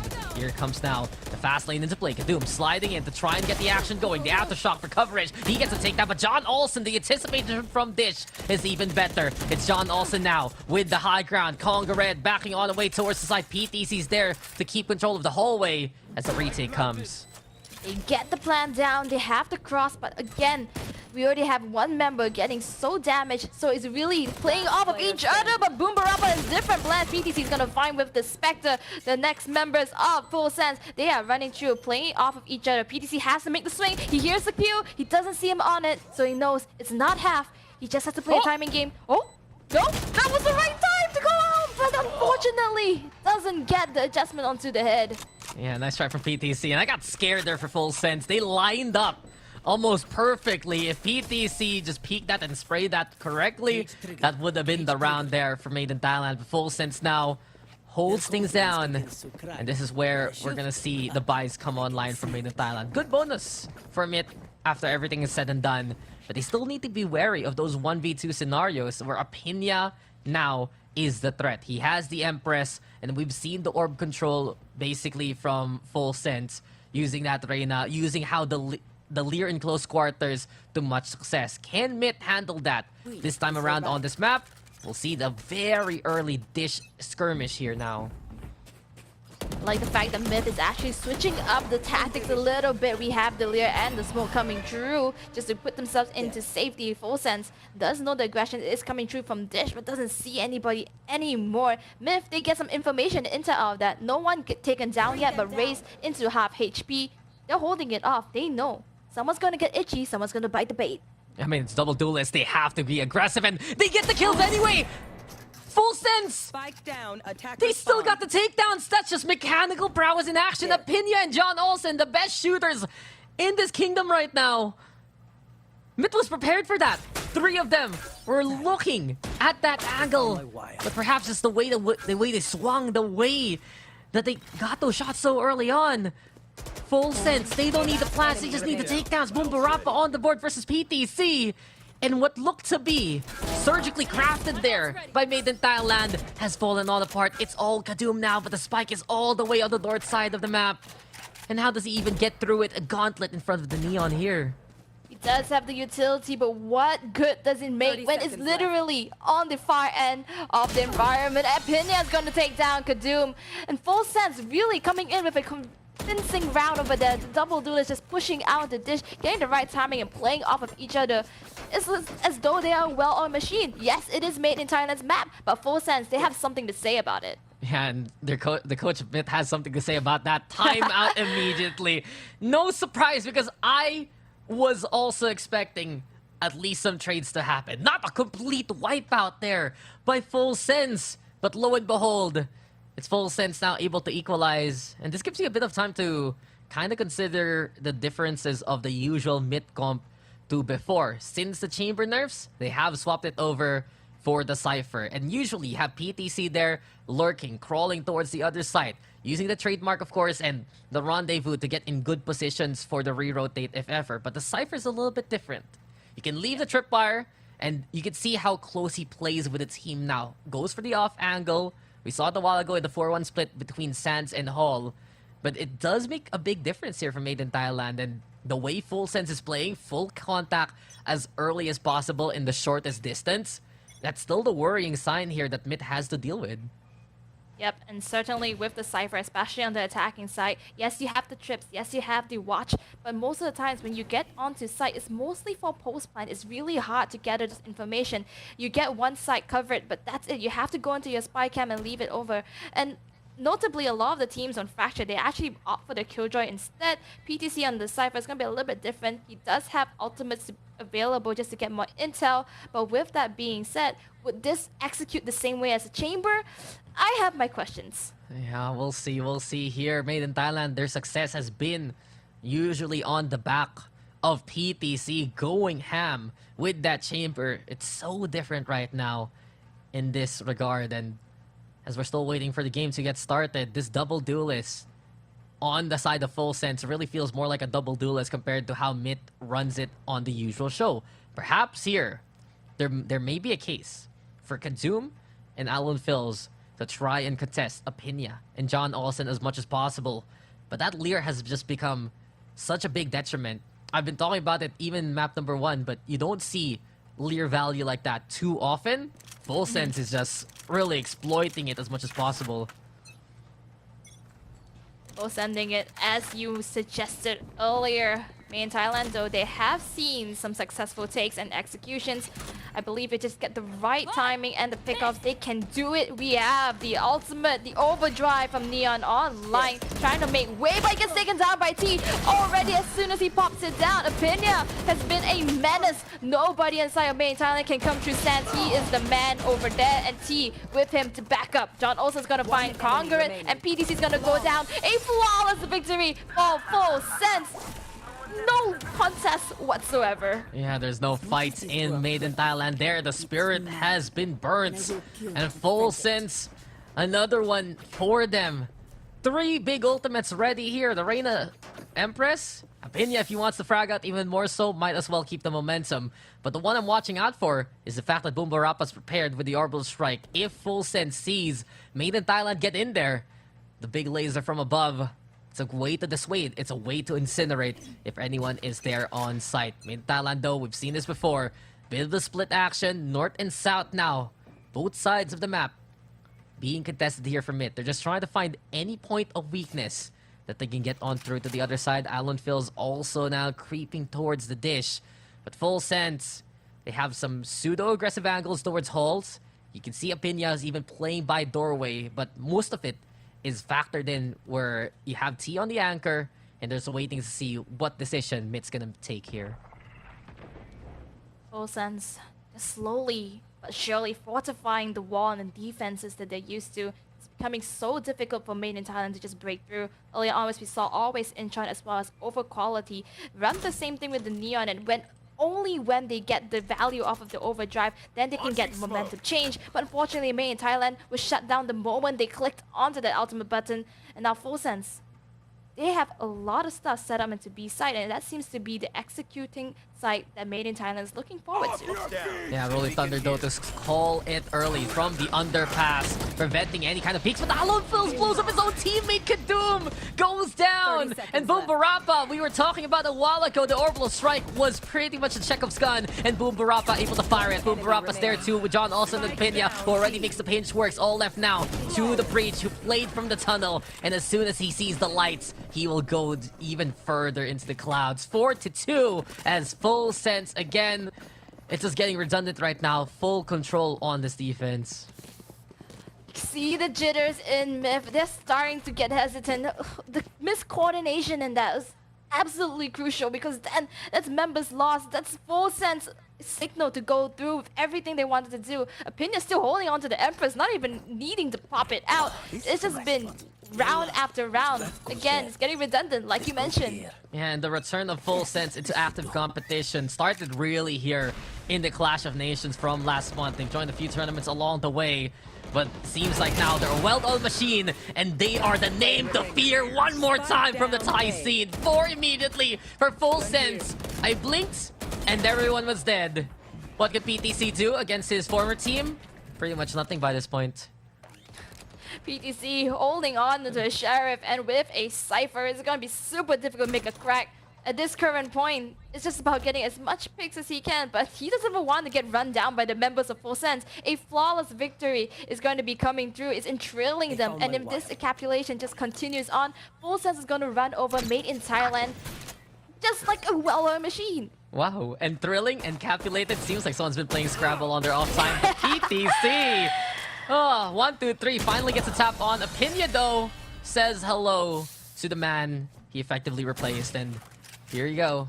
Full Sense now with another one. But it's just so strong here for Full Sense. There were always those concerns after the fact that they didn't make it to the 8-back stage from the Thai scene. And the team that eliminated them, that prevented them from getting into the play-ins, was Made in Thailand. And they lost PTC to Made in Thailand. They finally have come back. But this form for Full Sense is pretty much up to the stuff we saw at the end of last year. Maybe a December buff for Full Sense. Here we have it now, though. Lear broken. That's a good call here from Made in Thailand. They need to respect the Lear as much as possible. Use the other guns to break it as much as possible, too. And there you go. Possibilities now endless as Alan Phils gets the showstopper on. Conga Red with the takedown, too. Drop now. Might be contested, but this is going to be the staging ground for Made in Thailand. Orbital strikes there. Here comes Chaos onto the site, but PTC and Alan Phils find the order. The orbital strike there, keeping T away. And in a 1v4, it's all up to him against the guns of Made in Thailand. Can't do much by this point. Seems as though the pages have turned the turntables. T is now the receiving side of PTC's wrath. Finally, Made in Thailand creates a crack. Just a crack though. Would they be able to make this happen for them? And again, you said there are many things on the line. Full Sense, they couldn't beat out Made in Thailand. They have been stomping a little bit earlier this round, but Made in Thailand, they're not going to give it out so easily. PTC has the ultimate ready though. Try to just collect all the points that he can and continue this roll of momentum. Full Sense, I don't have to say it. You can see how many ultimates are ready. Yeah, Full Sense was prepared even though they lost out that round. Great full power though from Made in Thailand. They just weren't stopped really by that orbital strike. They know they can get away with those kind of takedowns. And speaking of getting away with murder, scot-free here, Apinya. He's just going to be one of those unsolved mysteries by this point you see on the nightly news. Here we go though, Kadum with a kill in response. Yet again, one strength that the Neon has is how fast he can get towards these sites, and Kadum is good at that. Conquer Red on the board too, 4v3 for now, as Full Sense regroup a little bit and wait out the smokes.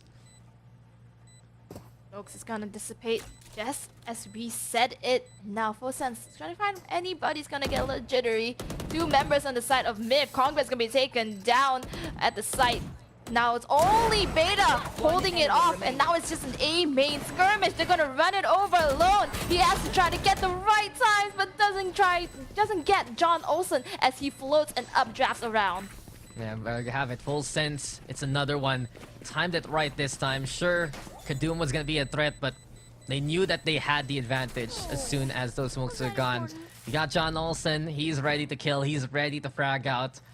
And this is just another one here for Full Sense that proves how strong this roster can be. The core is still there. If you look at the player like T, he used to be part of this roster, went out, went back in, and the name John Olsen, especially on an online setting, says it all. He's John online and ready to go. The operator is there in his hands. And I wonder here, what is going to be the answer for Made in Thailand? Kadum, he has been impactful at the start of these rounds. In all honesty, I would say it would be more of a wash if Kadum couldn't make it towards the site. But after the fact, after like a kill, they struggle there to get out in the first place, to be in a better position. And Full Sense is just doing what they did on Haven a while ago, as John Olsen makes it easy with the operator. We saw it, right? When Made in Thailand would make the take happen, Full Sense would wait a bit and then find the perfect timing to capitalize on the enemy's position. Ooh, it seems as though Kadum is gonna get a ton of priority just moving over. Op doesn't get collected, but John Olsen's going to find another member on the side of Myth. That's two down with just one operator value, but Beta is just gonna catch him off guard with the smokes. Nero Theft is finally being used. This is the chance for Made in Thailand to try to clutch it out with 3v2. Prowler's gonna sense one though. Lammy is gonna get value out of that, but can't exactly make the entry just yet. Contesting all the way, Spike though is at B on the other end. Made in Thailand has to move towards it. Nice stall and a nice kill from Lammy Snacks, especially instrumental for that last round. The fact that he was able to keep Made in Thailand by Arcade bought enough time for Full Sense to set up the crossfire, and I believe they also went for that neural theft into play. So all in all, Full Sense again holds things down.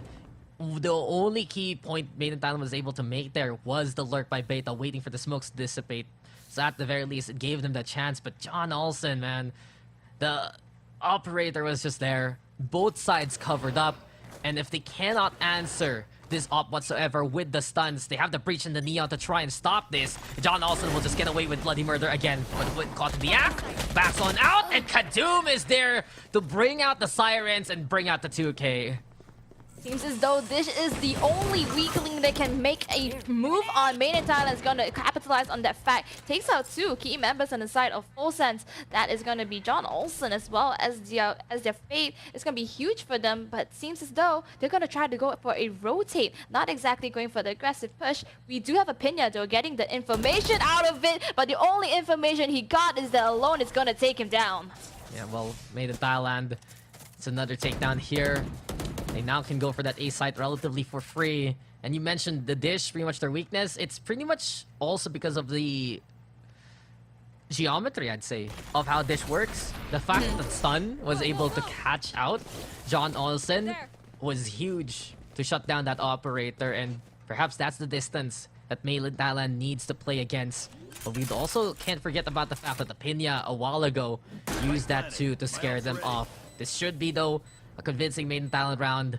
Full Sense will save with the Cypher and the Brimstone. No, actually, they're going to try and go for the exits. Not a bad call. If they can get a few kills here, slow down the economy of Made in Thailand, it might be a better next round for them. You can see Boom Barapa towards the corner. Pretty much, if anyone escapes towards the attacker spawn, he's going to have that number. He also, same plan. But good recovery here from it at the very least. T versus PTC. Oh no, the timing. Oh. Warning shot. T, don't fight this. Just back. Just go. Just go, please. T? No. T? T? You're a hero, man. T? You're a hero, but it's not gonna happen this time. Thrifty Can win I here just from say, PTC's shuffling moves though. Last round. He was going left, right, He's left. a dancer. Come on. Yes, sir. But notably, that was Made in Thailand's eco round too. They were playing off of sheriffs, and the only reason they got through was because of a stinger.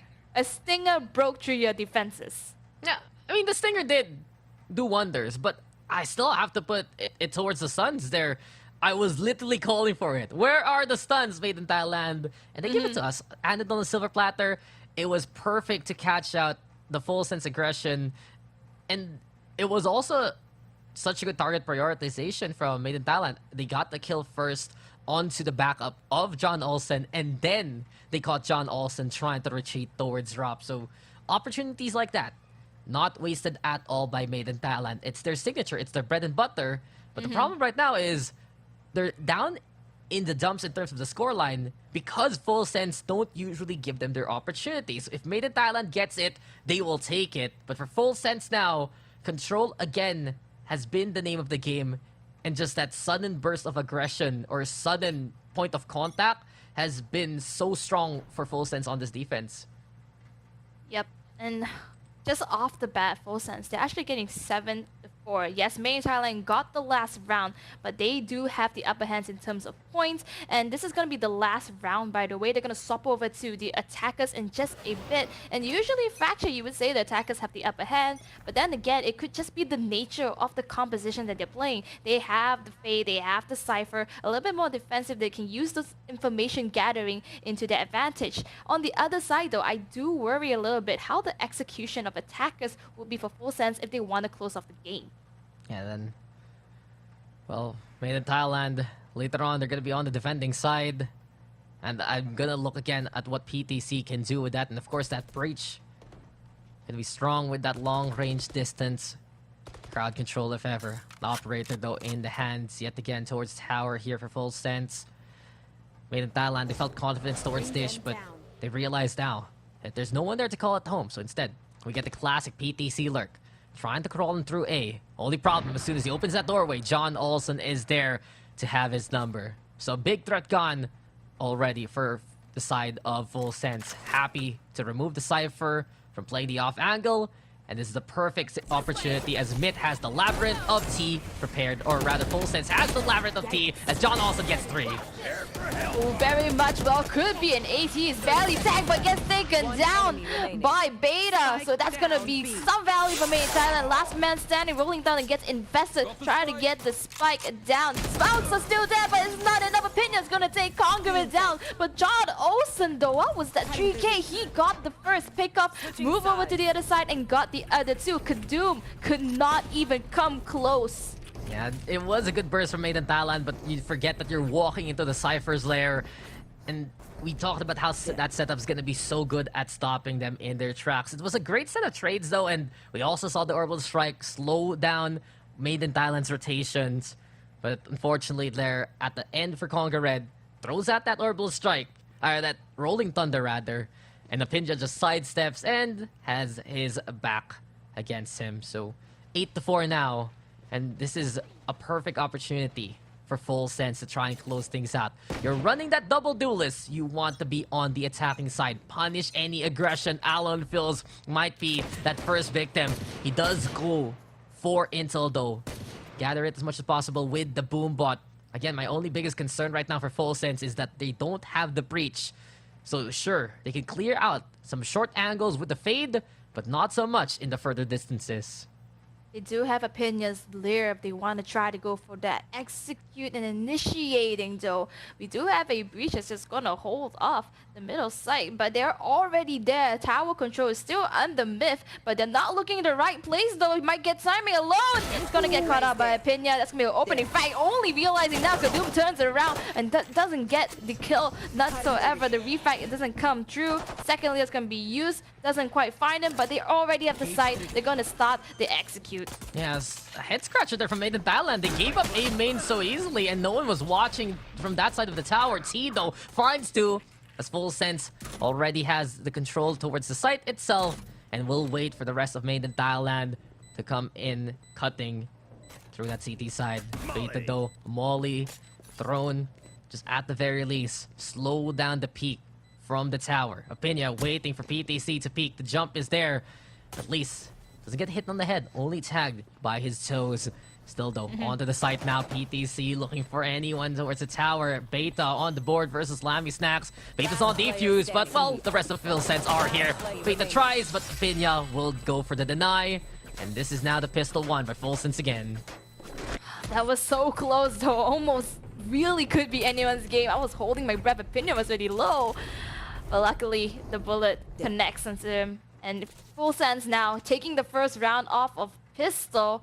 Pretty interesting to see the fact, again, Myth, not too sure what the coordination was that it gave off the B main so easily, went over the tower. It wasn't quite looking in the right position and then just got one man taken down free. No value whatsoever off of his life. Yeah, exactly that. You have the breach staying by screens, but he's just waiting for opportunity. Full Sense crawled in. They didn't even need to use utilities there whatsoever, so they made no sound. Just silent thieves in the night. But now it's going to be a scratch towards the doorway as Pinya will trade for John Olsen. Two here for Pinya. The drop down from Beta to try and surprise. But that fright will not get any kind of fear. Kadoom though with two. We saw it before, but the Stinger, eventually it will run out of bullets. 2v1 already. Some good damage done relatively here by Made in Thailand. PTC though over by drop. Looking for anyone to peek him out towards the main side, but well, Lammy Snacks doesn't cover. Same case for T. There you go with the C's. Doesn't really hit much, but just confirms that PTC is not there as of yet. Can he isolate these duels though to make the 1v2 happen?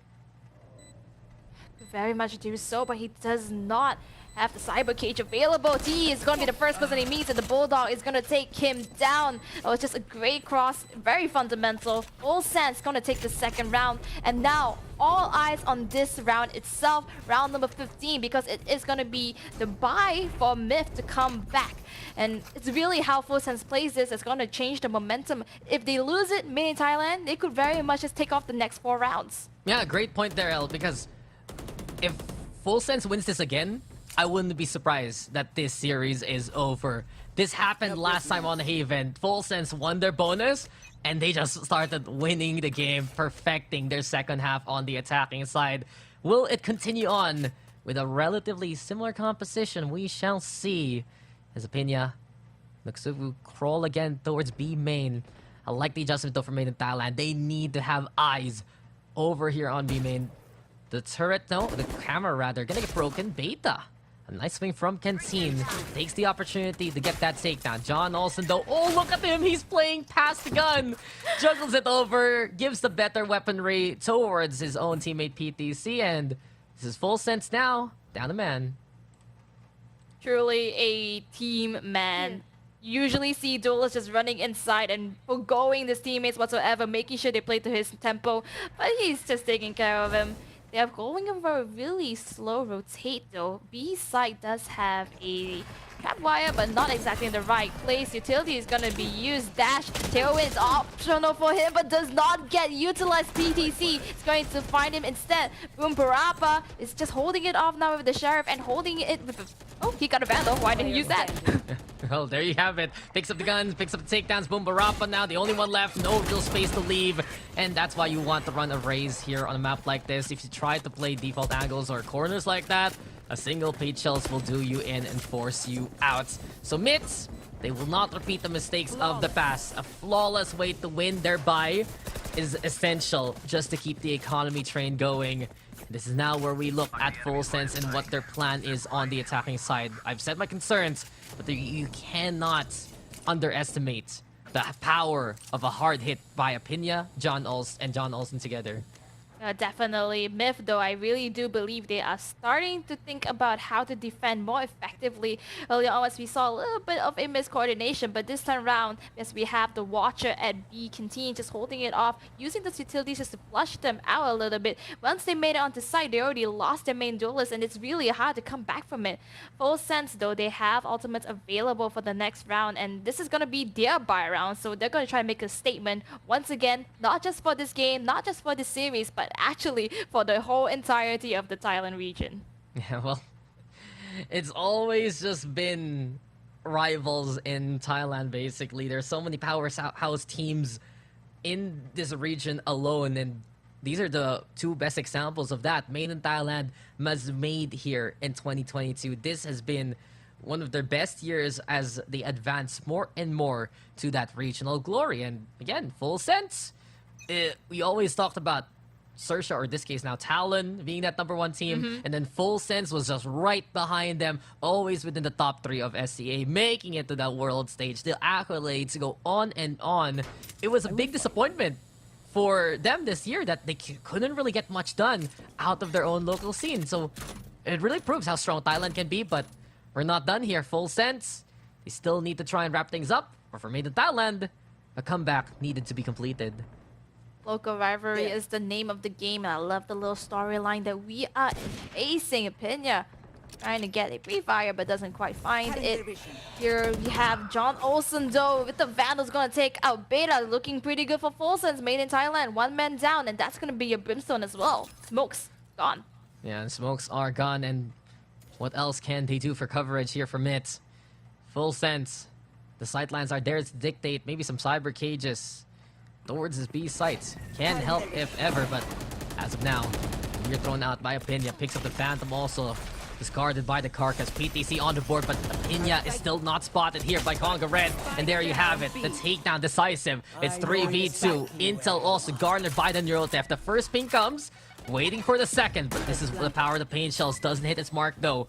Lammy Snacks holding by screens. And Made in Thailand, do they go for this? Slowly but surely, Kadoom gets taken down by Apinya. Alone's going to find the refrag, but that's just going to be him against the wall. He gets one, doesn't quite get the other. Almost manages to get out of it. The satchel though. T just a little bit more snappy. Brings Full Sense into 11 and 5. It's getting closer and closer past getting to make that statement.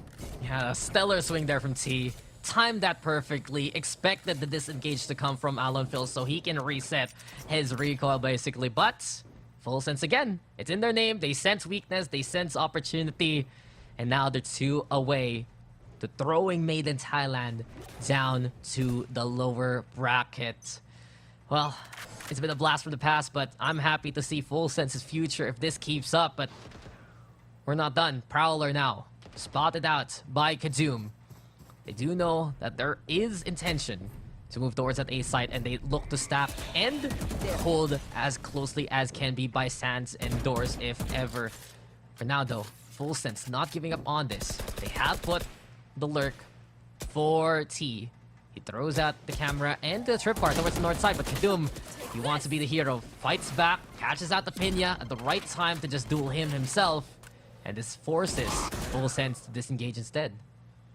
all eyes are on Myth because this is the 11 and 5 round. Could very much bring it to match point, and the economy is not looking very good. I believe this is going to be a buy round, and if they lose this one out, they're not going to have full gun utility for the next one. So Made in Thailand really have to make a statement here, taking down Apinya. It's a great start. Just how Full Sense is going to go through with this now. Yeah, Kadum though, he has all the utilities he needs, bar a single stun. Also the overdrive, but in and out. Oh, he stuns himself. He needs some help, and I like the call there from Alan Phils. Just with a bit of time there, bot. Kadum gets even a third. John Olsen making the sands his, but Conga Red will deny him a further glory. All left now. Tootsie in a 1v4. But that's the sync we're looking here from Made in Thailand. Bail them out of tough situations. T with another one, but here comes trouble from CT, and it's PTC with the final blow to keep Made in Thailand in the fights. Ugh. That's what I like to see. Made in Thailand finally back on. It's notable to say though, Full Sense, they don't really go for the A execute as much as the B, so that could have been the downfall. Maybe just trying to extend the game a little bit more, by the way. Full Sense, they're gonna go for that eco round now, so it could very much be a little bit more of a turnover. Try to close those gaps, Made in Thailand. You guys can do it. Yeah, well, it's always possible. They have a myriad of ultimates now to utilize. They have a good amount of economy too, and it's Full Sense who's gonna try play hero here with the Sheriffs. I know we've been hyping up the Sheriffs in the Japan-Korea side here, Al, but SEA, maybe not too much unless you actually just go super big here. Bladestorm at the ready though from John Olsen. That's been part of multiple highlight reels so far. And you can see that Made in Thailand, they want to play a bit of that distance. Don't let Full Sense take those closer angles against them. Yep, they're gonna respect the space a little bit, but PTC, he's gonna get disrespected by John Olsen, just coming through with the Bladestorm, finding him down. And that's gonna be the Orbital Strike just to get some early pickoffs, but doesn't quite find anybody. The Rolling Thunder's gonna come through. John Olsen with the Bladestorm's going to find Conqueror. Now 4v3 left on the map. Myth's gonna try to go for the defuse. Gets more than that though. Kadum and Alone's going to find 4 members of Full Sense. They are not out of it yet. Yeah, Made in Thailand, they knew that they had the round advantage, and they do so with impunity. You just have to expect the aggression to come from Full Sense. The Bladestorm is a rally call for heroics from John Olsen. Same thing I'd say even for Apinya and his Empress. So as of now, Made in Thailand, some great respect, some great discipline, absolutely necessary for a powerhouse like what Full Sense is showing right now. 20 takedowns, especially for Apinya. Here we go with the buys yet again, but it's not the best armor. Full Sense, they do want to close this game out as early as possible. And just because of that, there's still an advantage Made in Thailand can go for. Maybe a few bullets to come their way. Kadum doesn't even need to see where he's coming from. Just the tracer rounds, perhaps. The smoke was there, but just because of that, I think it's a two-way thing, actually. Thinking about it, if there's a smoke, but then the Lear's thrown out, if you're inside the smoke, you don't see the Lear, but you see the tracer rounds coming their way, so overall, Made in Thailand, that's a big kill to start things off with. Big brain indeed. Taking down Apinya is going to open up so much more options for them. Full Sense running out of them. They're holding off the side of A. A main. Might want to go for just a main push or a Sands. On the other side, though, Made in Thailand, they are fortified with the Cypher traps, and we know how difficult it is to come through. Here we have the Nightfall. That's going to be the trigger pull. Kadum stuck on top of site itself. He's just going to try to get the visual cues. Misses out multiple people, but there you have John Olsen going to find him. Pain Shells also thrown just to get some people off the space. But John Olsen, he's making a 3rd kill happen. Yeah, that was still doable there from Made in Thailand. Kadum struggling to find any sort of combat as Full Sense threw out a full load of utilities there. The thing is, John Olsen comes in clutch with a cleanup duty, but it's PTC now versus familiar names on the other side. His former partner in crime just waiting down below of heaven. And well, PTC gets a bit of that intel, realizes someone's over into the corner. Do they know though that Lamy Stacks is above, but John Olsen needs no help. He just needs to kill the man that left him behind. This is it for Full Sense. Match point to make it to the finals. You really thought that if Apinya gets taken down, then we get a lot of utility taken off. No Lear, no one pushing you, but that's not what they need. They just need coordination. Lammy snags a beautiful Nightfall, by the way, just to start things off. We had the Neon just jumping around, really helpless, couldn't couldn't see, could not hear. And Myth, they are calling a timeout. They need this crucial timeout because it's 12-7. It is match point. It is series point. Yeah, they have to be concerned about that last round. It was already a good start by Kadum, and we've said that a bunch for some of these rounds. But then you look at the second part, Kadum getting caught out by all those utilities. Why was he still there? Why did we not get enough reinforcements from Made in Thailand? There was the contest yet, but it was just so much more value there for Full Sense. And Made in Thailand, perhaps, the exit strategies is a bit of the problem on both sides of the equation. You can see the difference, really, El. One patch can make to a playstyle. One big change. And while Made in Thailand have made their name in the offseason through Fracture, this might be the first blemish in their record if Full Sense can wrap up this round. Yeah, we talk a lot about the patch when we were on the analyst desk, and it's pretty interesting to see, but do note it is the off-season. It's when experimentation comes through. We're not even too sure if this is going to be all the way off into the season itself, but if it does, Full Sense, they are really looking well into it just to come back on and put the names on the board. Yeah, well, now that the overdrive going to be into play, Made in Thailand, they just go for the full send, but John also answers it. Alan Phils, though, it's a gamble here to go for that hard north control, and oh no! Oh no! Special delivery! Thy name is Bumburapa. It was too little too late. There's no evacuating as soon as you get on the ropes. This round might be over unless we get the heroics here from the side of Full Sense. T leading the charge. It's 2v4. Technically right now, it's 3 here on Watch My Duty. But that was just such a good all-in there by Made in Thailand. Tito making it happen with the Guardian. 1v3, make that non-v3 as Conga Red will shut down. That's a bad taste in the mouth there, Full Sense. A bad taste indeed. Alone Phil is getting such huge pickoffs early onwards. That's what you need. I'm not too sure what they talk about during the break, during the timeout, but it seems as though someone just said, you know what, just go all in. But play like you're normal. Play like you're on rank or something. Solo rank. It's not the worst idea in the world, because if you don't get the right call, then you're ready for a 5v5 retake. And if you're confident about that, then sure, go ahead. But as soon as I saw a moving spike through the middle of the map, I was like, okay, this round is done. It's bad news. You know, Get out of my way. remember that team called Boom Esports where they got killed on the rope? This man was named Bumburapa, and he got killed on the rope. Hey man, he's just honoring his predecessors. His legacy. Yes. Unfortunate, but we're not done. And okay, that's even worse. John Olsen, the right click doesn't get a connection. PTC catching out Apinia first and foremost, and the stun hits John Olsen instead. It's PTC with a takedown. A great save there from Made in Thailand. Well played to keep the tower control at least in their hands for a little bit more.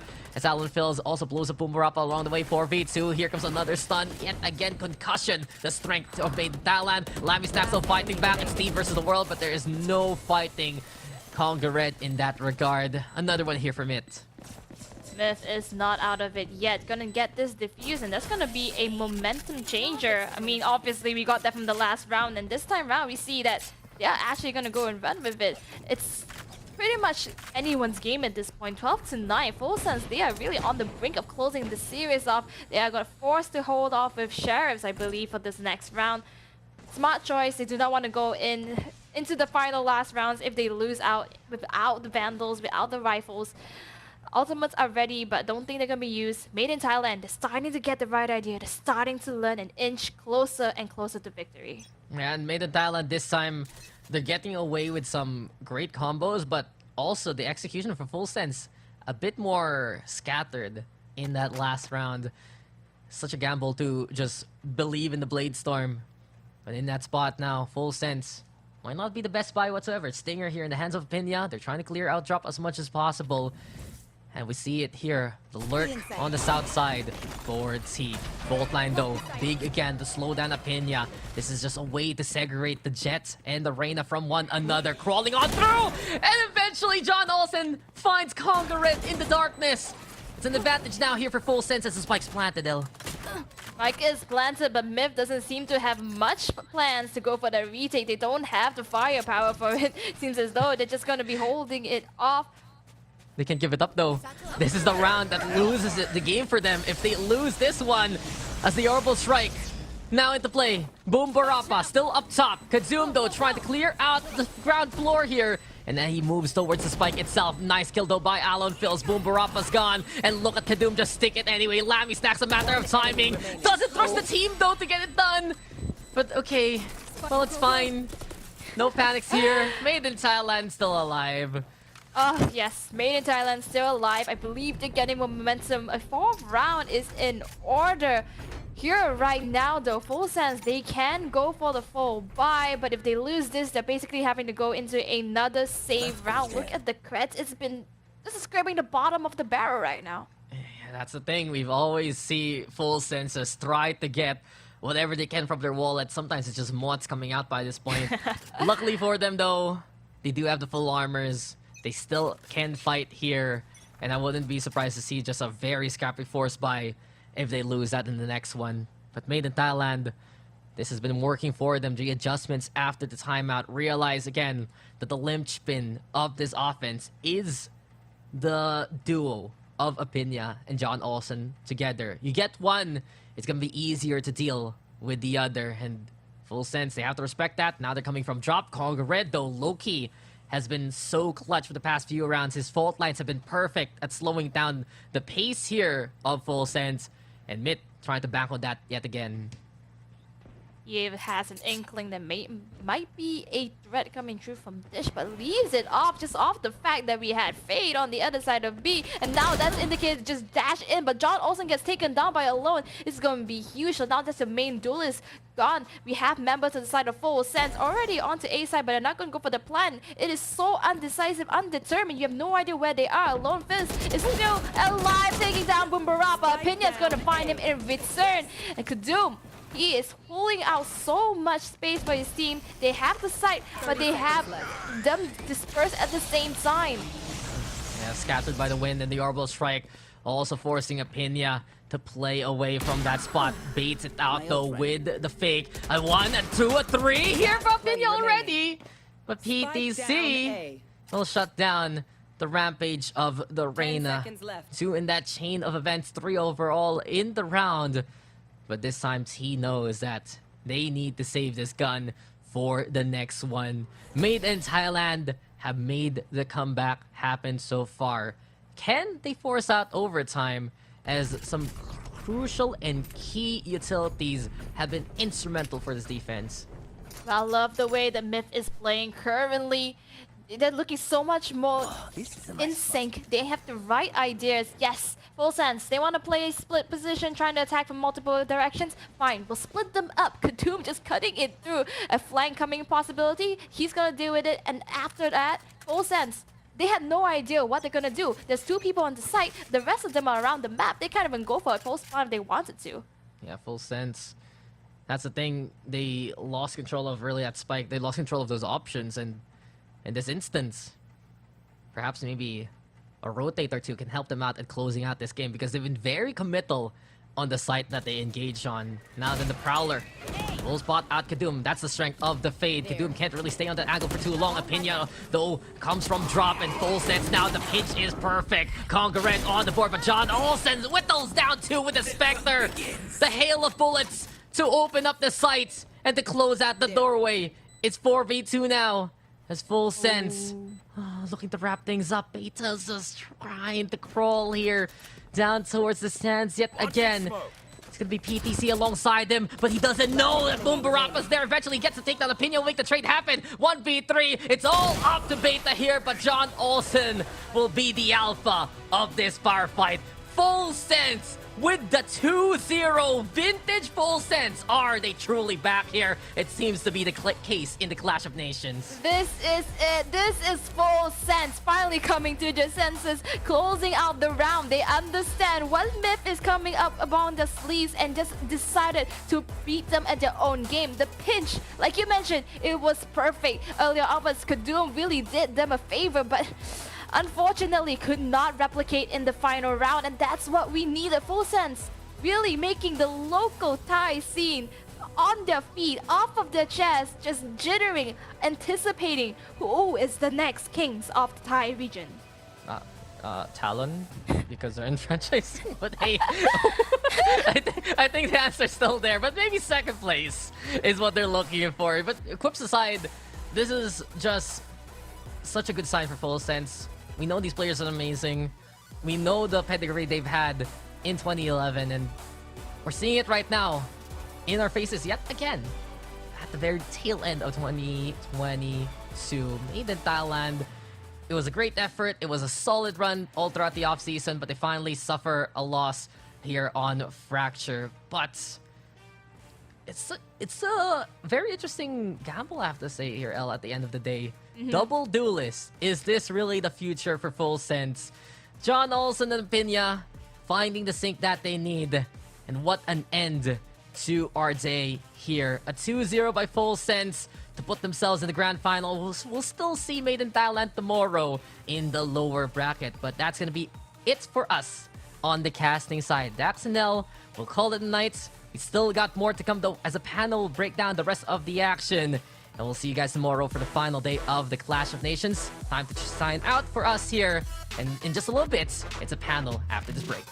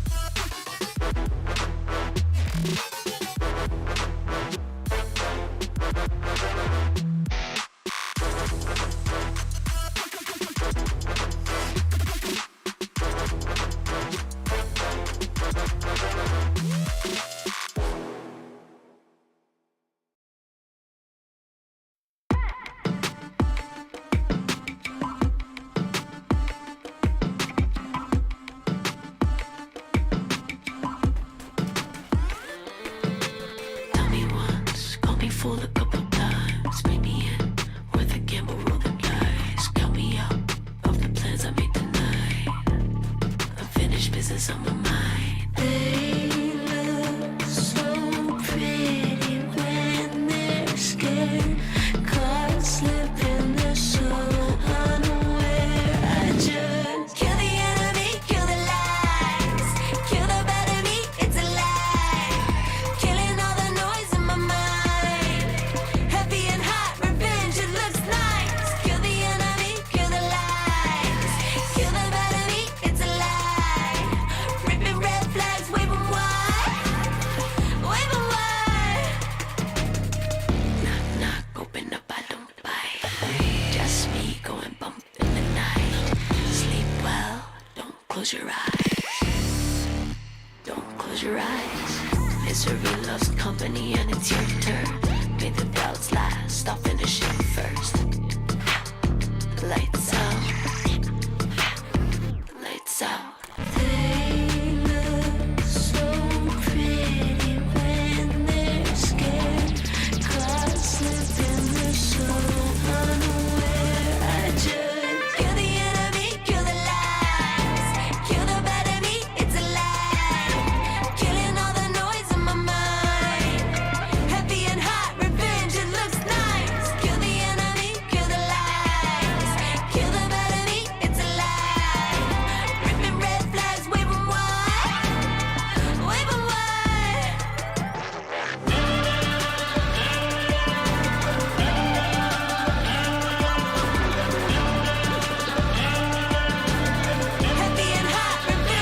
looks nice.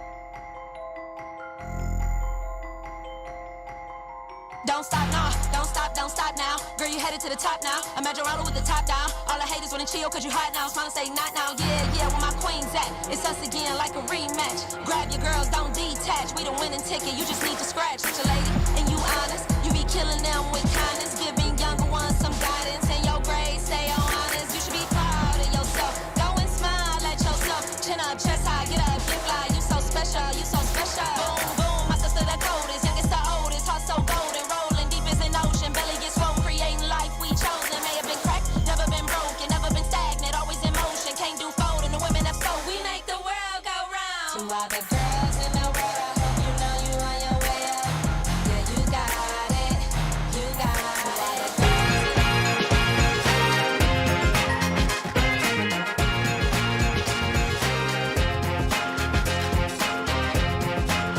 Welcome back to the Clash of Nations, an official VCT off-season event brought to you by the one and only ESL. My name is Adrian. I am the Pistachio, and I am delighted. I am excited. I am so happy. Not because it's an early day and I get to go back and enjoy some good dinner with my fiance. No, not because of that at all. It's because we now know exactly who's going to be in the grand finals. We've got a triple grand finals coming up for us tomorrow. Okay, maybe that one final lower bracket final will determine exactly which is that final team, but it's okay, man. I'll take it either way.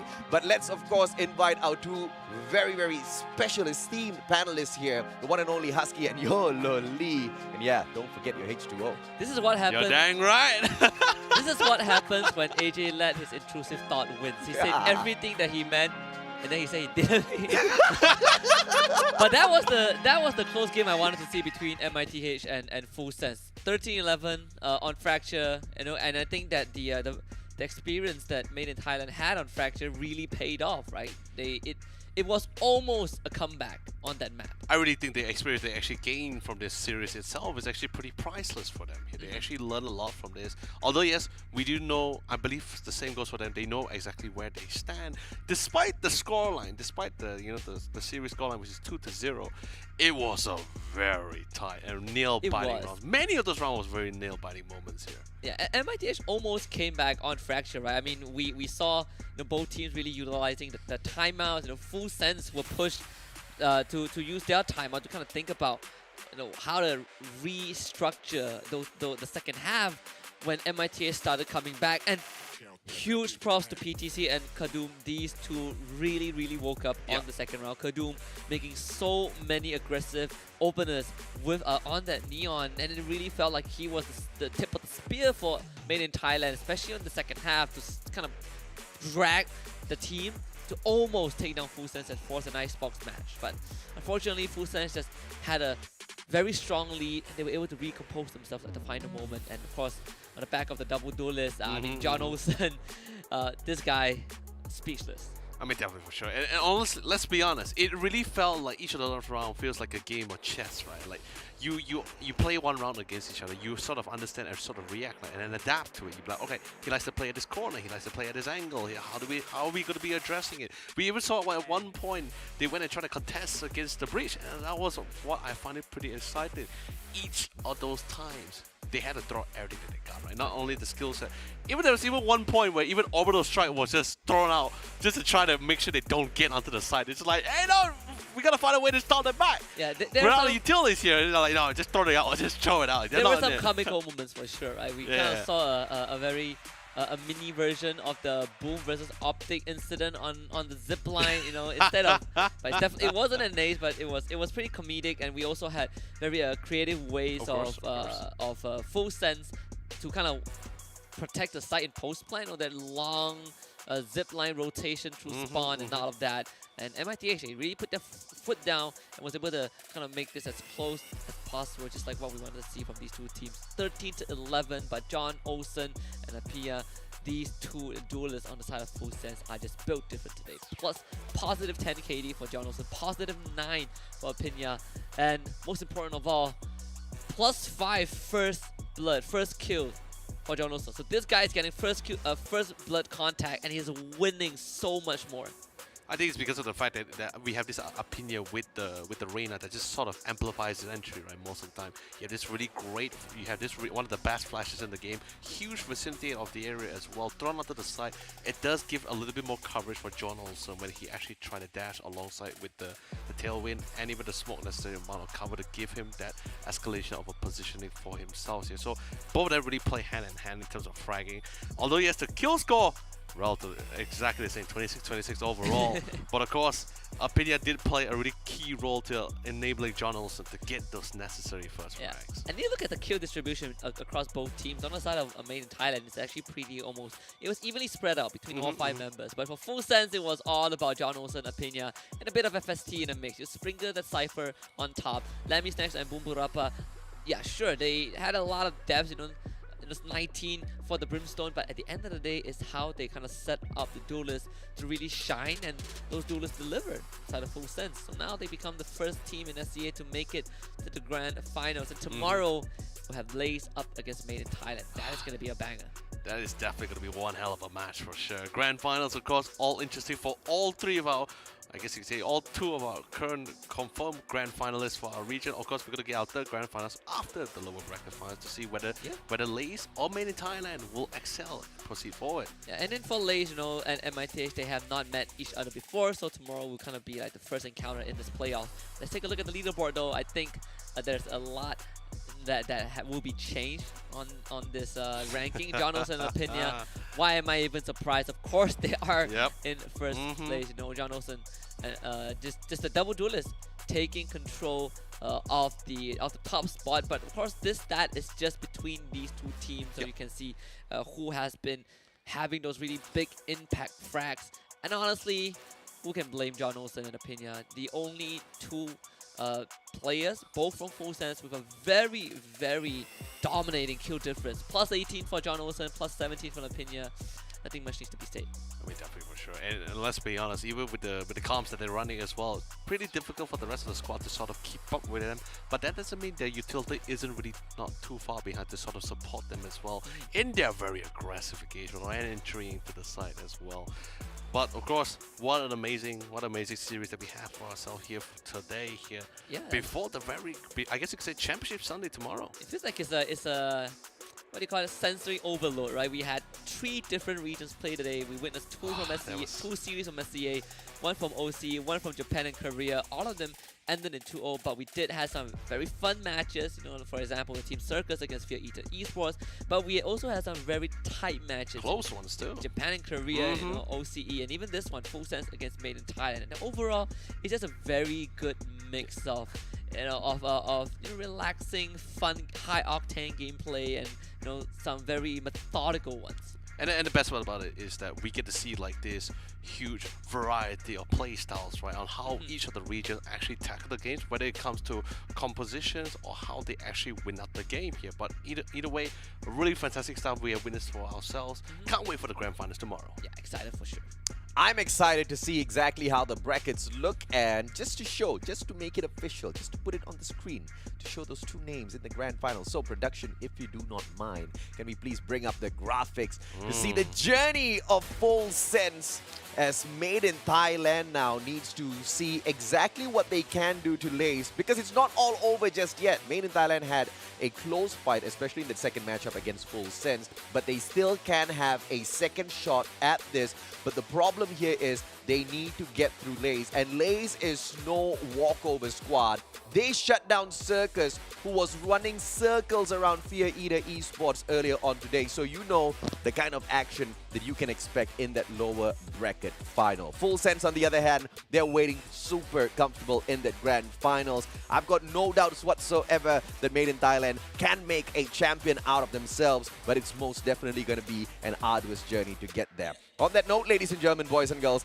that brings us to a fantastic wrap-up of day number 3 of the Clash of Nations. My name's AJ. I'm the Mustachio down here with the one and only Husky and Yolo Lee. On behalf of all of our casters for the day as well, thank you so much for joining us. We'll catch you guys tomorrow at the same time. Execute a stellar flash though from Sing leads the one. The scan comes in and Wellens will take advantage. 2 already. Fighting 1. Fighting 2. Actually, we're done. Here's with the paranoia. Still gets the pick regardless. Throw the shots is after actually, but here's the 4K already carries down first. Is this game? Is the question no? As Cliff will be sealing the deal.